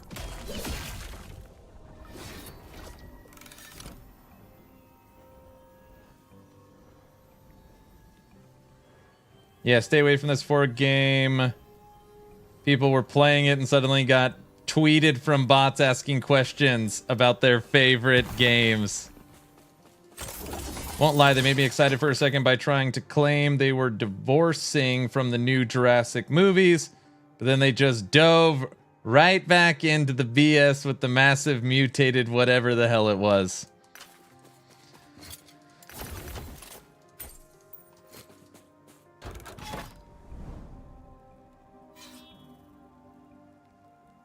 I don't believe you.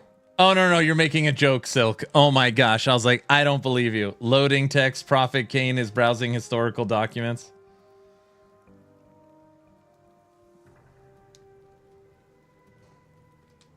No, it's not a joke.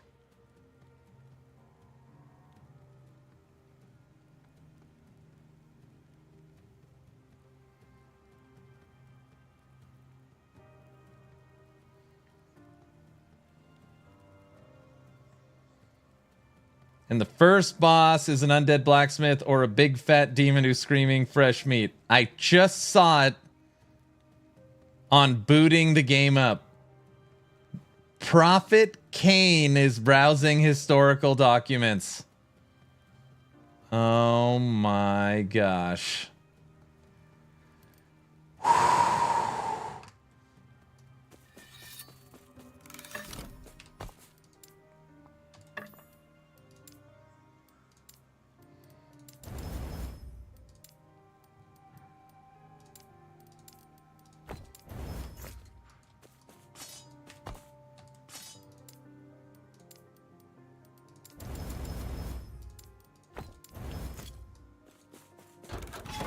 Redneck Kane. What in the world? Some nostalgia bait grabs me. X-Men 97 is the best thing that Disney has produced in ages. Only because it's exactly like the 92 series.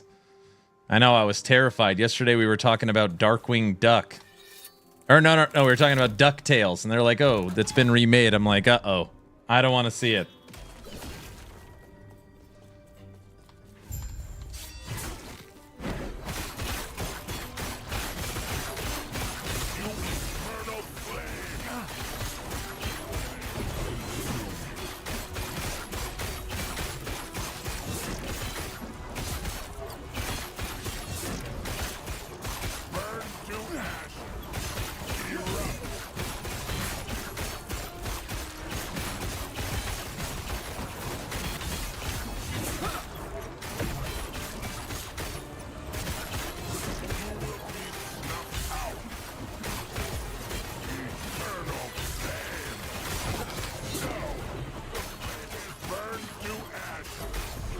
Kind of like the two newer Ghostbuster movies.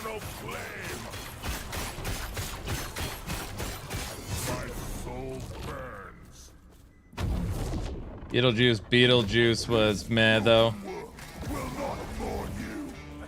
Hello, Aaron. How's it Hello, going? Aaron. How is it going?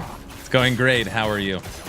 Yeah, I am. I'm just an old cranky man at this part of my life. It makes me sad. I did not like the new Ghostbusters. I did not like the new Beetlejuice.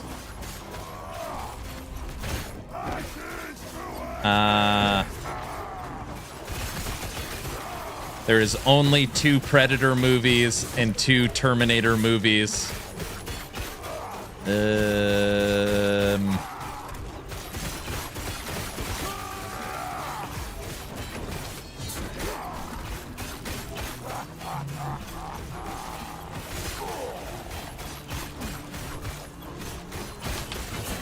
Hold on one sec.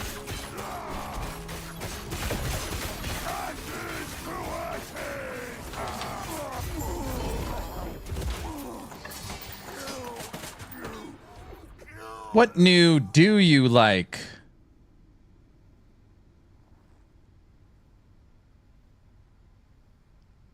I like the TV show Alone. Does that count? Those are just cash grabs. Aaron, are you trying the new build of Carbon? I will. The creator of Carbon reached out to me. I told him I'd support him. Their mistake was showing too much of Beetlejuice.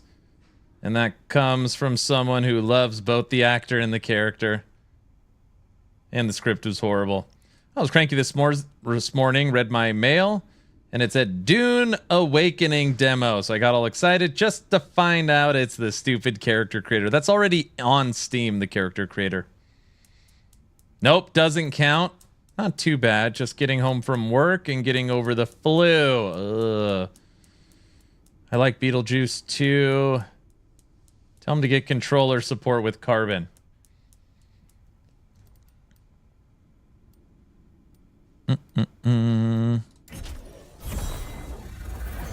Something new I like. This should not be a hard question. Hold on a second. Something I like that is modern in movies or TV. Okay, let me think. Oh.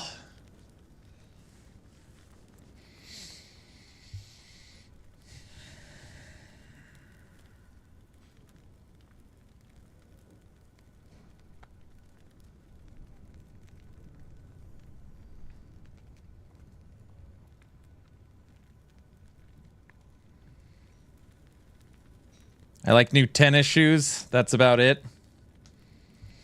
2 animated movies that are mildly recent, I thought were incredible.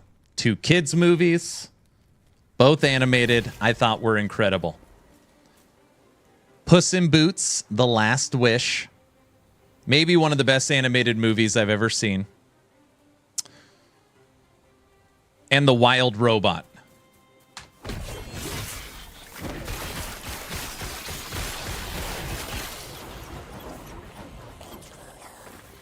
Okay, I lasted 7 minutes. That'll be a nah from me. No, it's that bad.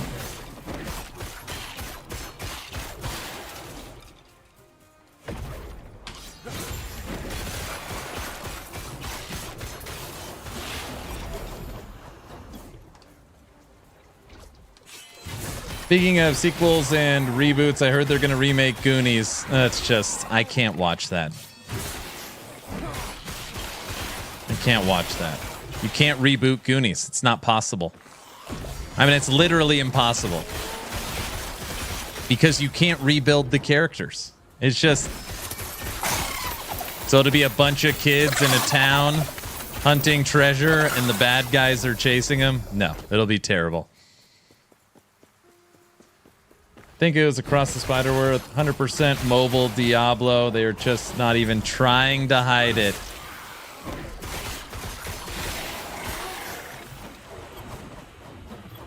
Yeah, The Wild Robot and Puss in Boots: Last Wish. I liked both of those movies a lot. Oh, I liked, it's not that new now. I liked the Amazon TV show The Terminal List. That's kind of modern. Me and my wife both enjoyed The Terminal List.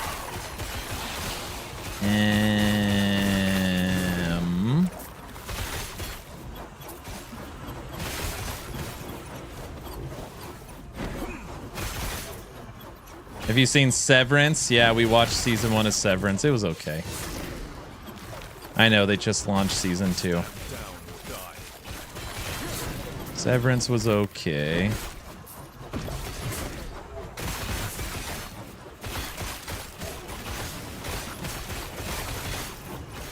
Just to give everybody perspective, me and my wife are currently rewatching every season of Tool Time. I mean, Home Improvement. Tool Time. Every episode of Home Improvement. That's where we're at in our lives. So, you guys probably don't even know what Home Improvement is. But that's where I'm at right now. You're like, you got to be kidding me. I'm not kidding you. We are watching Home Improvement every night. Tim the Toolman Taylor. Bro, listen. Some of you people out there understand what I'm saying. You rewatch like Home Improvement, it's like, damn, you just forget what 90s television was like and the stuff they used to do and say. Which I find like very funny and entertaining, you know? Like, damn, what did he just say to his wife? My wife's like always like gives me the look. Oh, it's really funny.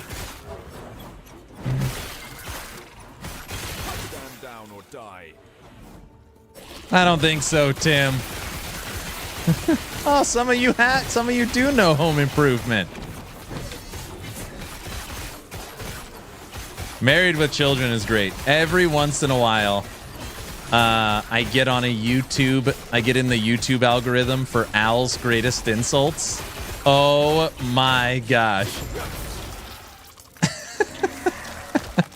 Oh, I would totally play the video if I didn't get murdered on Twitch. Al's Greatest Insults. Brutal. Married with Children. I just rewatched How I Met Your Mother. My wife has watched How I Met Your Mother. I've only seen a few episodes. She says the ending's terrible. You could not... Yeah, why don't they try and remake Married with Children? I'm older than dirt. Have you watched Ted Lasso yet? Yeah, we watch it. I've seen some of it. Are you? Am I invisible to you? Probably from Pluto. Oh.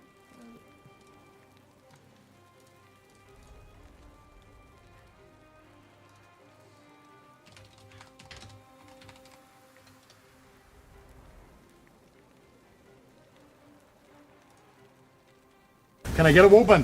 Whoa.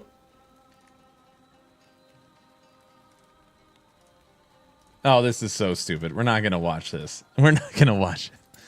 Oh, it's very stupid. in the best possible way. The video was Al Bundy's best fat jokes. No, we're not doing it.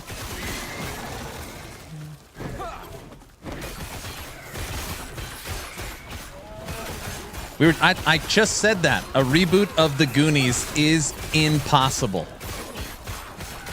You can't remake it.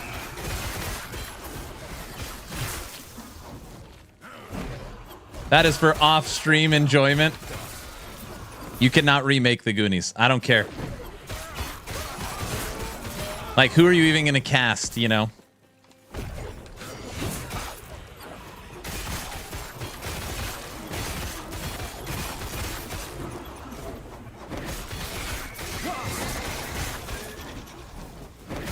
I just feel like they're going to grab all the, like, Stranger Things kids. Oh, aren't they, like, 30 now or something?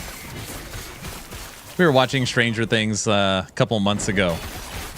And I'm like, wait, they're still in high school? And it's like, yeah, they're in high school. I was like, what season is this? These kids are like 27 in real life.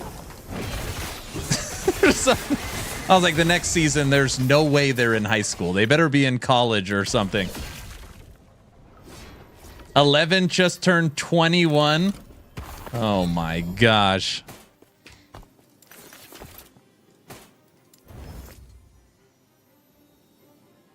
I was under the impression they were going to have OG Goonies come back.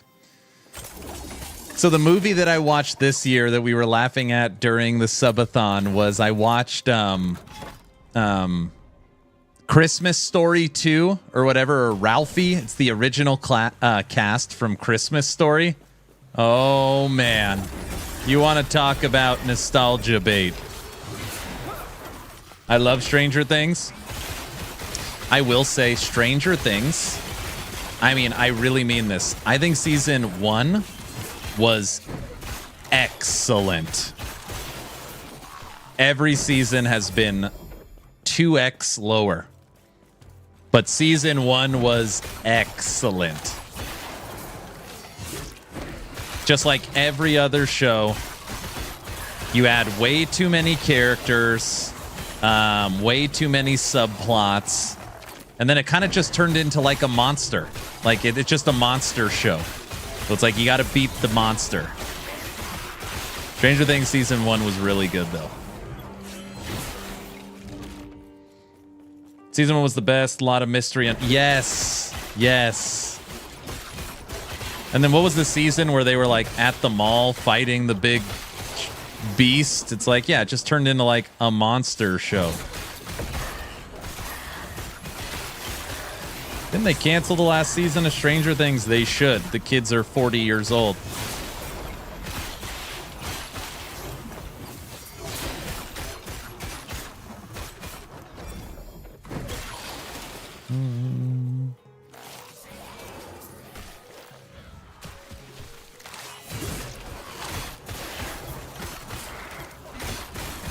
Season 5 is the last. One more season.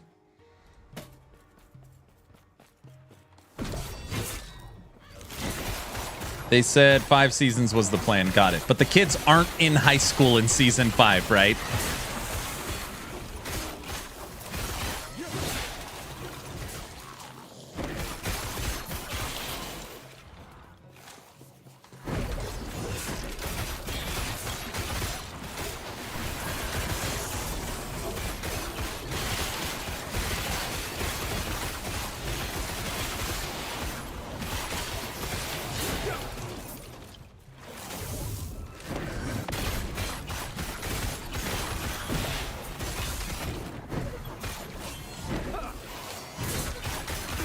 Come here, exiled mage.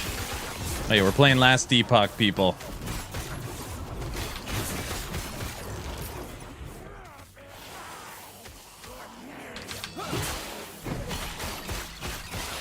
All grown up with full beards at homeroom class.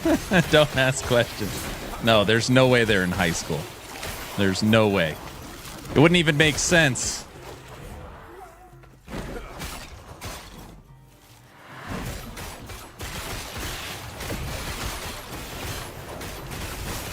Netflix shows take a lot of time to make. Oh yeah, they're super high budget. Wait, but there hasn't been a Stranger Things season for years. A couple years. 3 years? Has it been 4 years? 3 years? It's been a long time. Doesn't take that long. They can't change the cast, no way. And they probably signed contracts.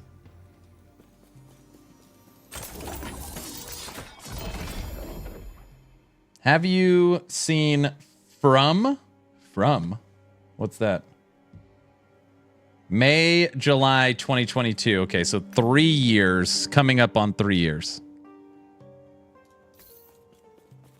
My wife watches Vampire Diaries. And every actor is 30 plus in high school.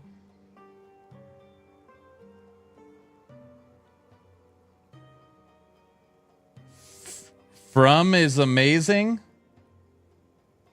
From, is it a TV show?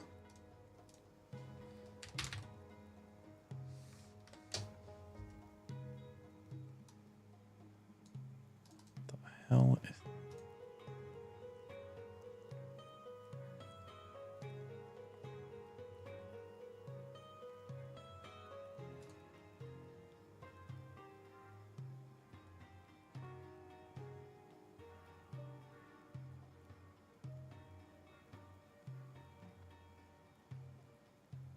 I have never, ever, ever heard of this.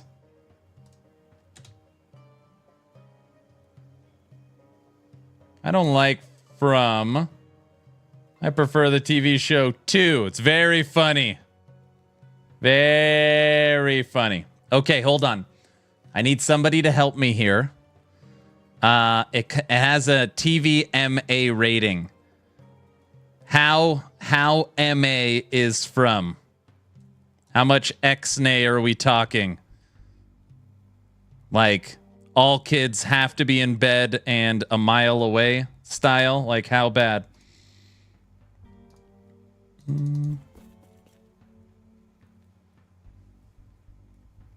It's gory blood and scary.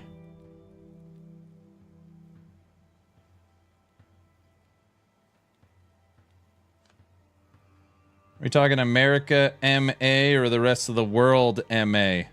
I think they're the same. No. I think you've had enough. No. Now you've had enough.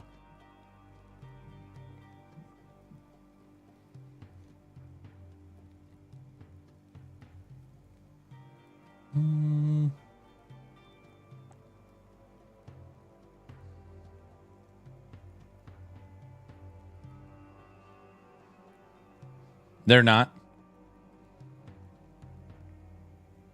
But okay with over-the-top violence. Oh, here we go. Here we go.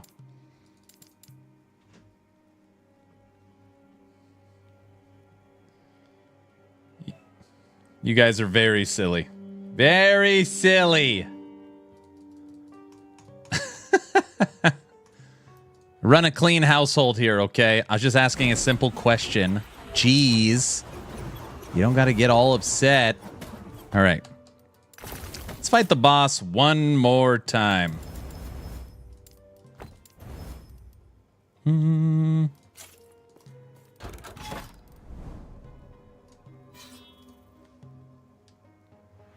Diesel, you like that one? Outside of the US, they care about violence more than the adult content. I see. Well, inside of my household, I care about both. Again, as you guys know, for the most part, my rule is if my kids can't see it, I can't see it. But me and my wife have watched some spicy TV shows like Home Improvement, Seinfeld, Monk. We almost finished all 8 seasons of Monk.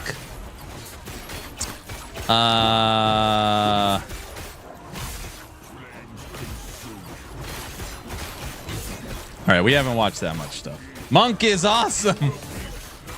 We watched, they pulled it off Netflix, but we made it through. We had like 6 seasons left of season, or 6 episodes left of season 8, the final season, and then Netflix pulled it off. It was like a year for us to get through the whole show, and we didn't finish it. Down or die.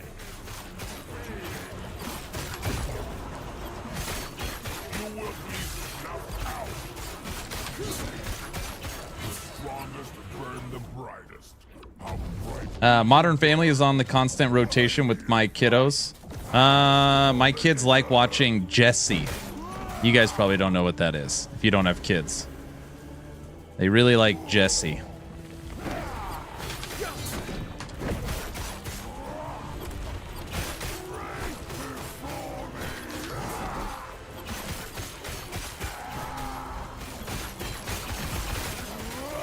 Nudity is natural. If you can't handle nudity, you likely have worse problems. Kaiser, every time we have this conversation, like, agree to disagree.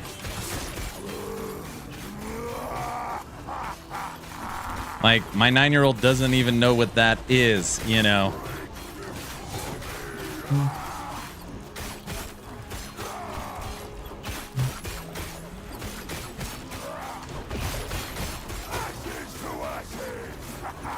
I want my kids to stay kids as long as humanly possible.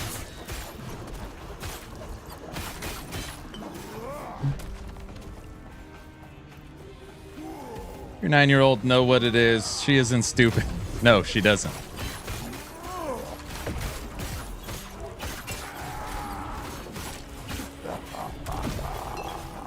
Uh-oh.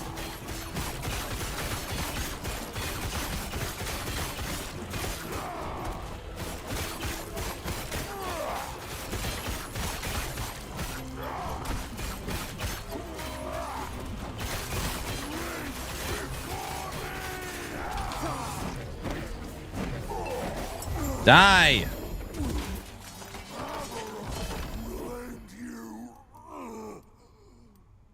I think we killed this Harbinger maybe 10 times.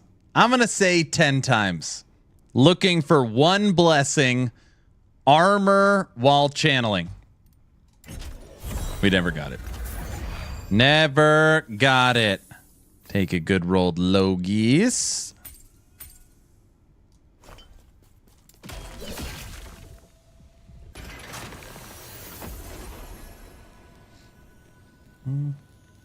Innocence is a wonderful thing that can be protected with vigilant parenting and doesn't cross the line of overprotective.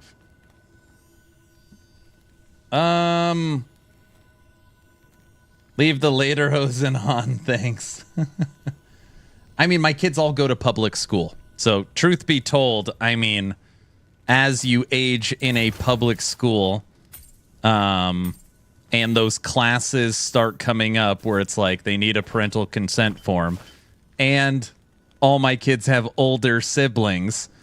So they find out through a natural course of life and conversations with their parents. But I certainly don't shove TVMA in front of my 9-year-old. So if that's your choice as parent, you can. I believe that you could raise your kids however you want. But that's not my choice. Okay.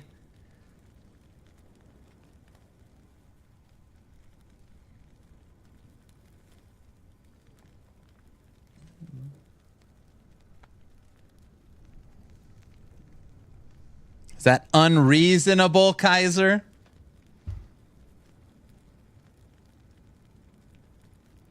Seinfeld, the competition episode. Oh my gosh. I'm out.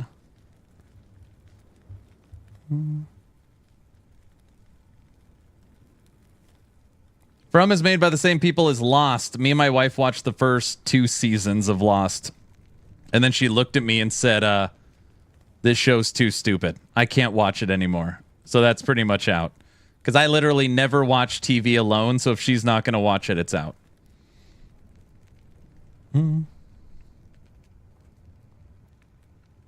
I'm serious.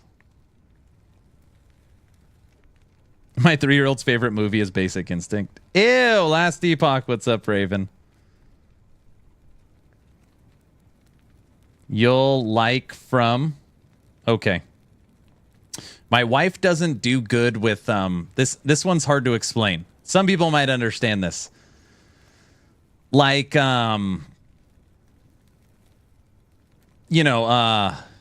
know. Like someone's head exploding. Right? Like some over-the-top dumb thing. No big deal.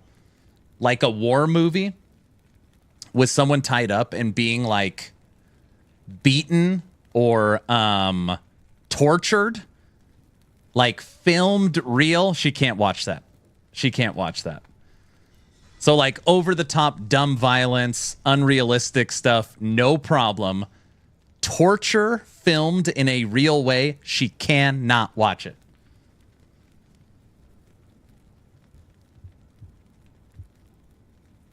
To be fair, the end of Lost was very disappointing. Yeah, that's what everybody said. Oh no, it's a lot of that in From.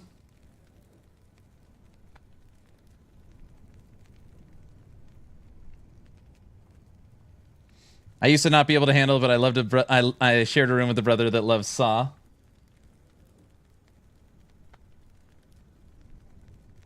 I don't think there's a lot of that in From. It's over-the-top monster stuff. Yeah, over-the-top monster stuff would be fine. But you know what I mean? Like you're watching like a war movie and they're like torturing a soldier to get information out of him, like or something. Like she doesn't do good with that stuff. She doesn't like that stuff.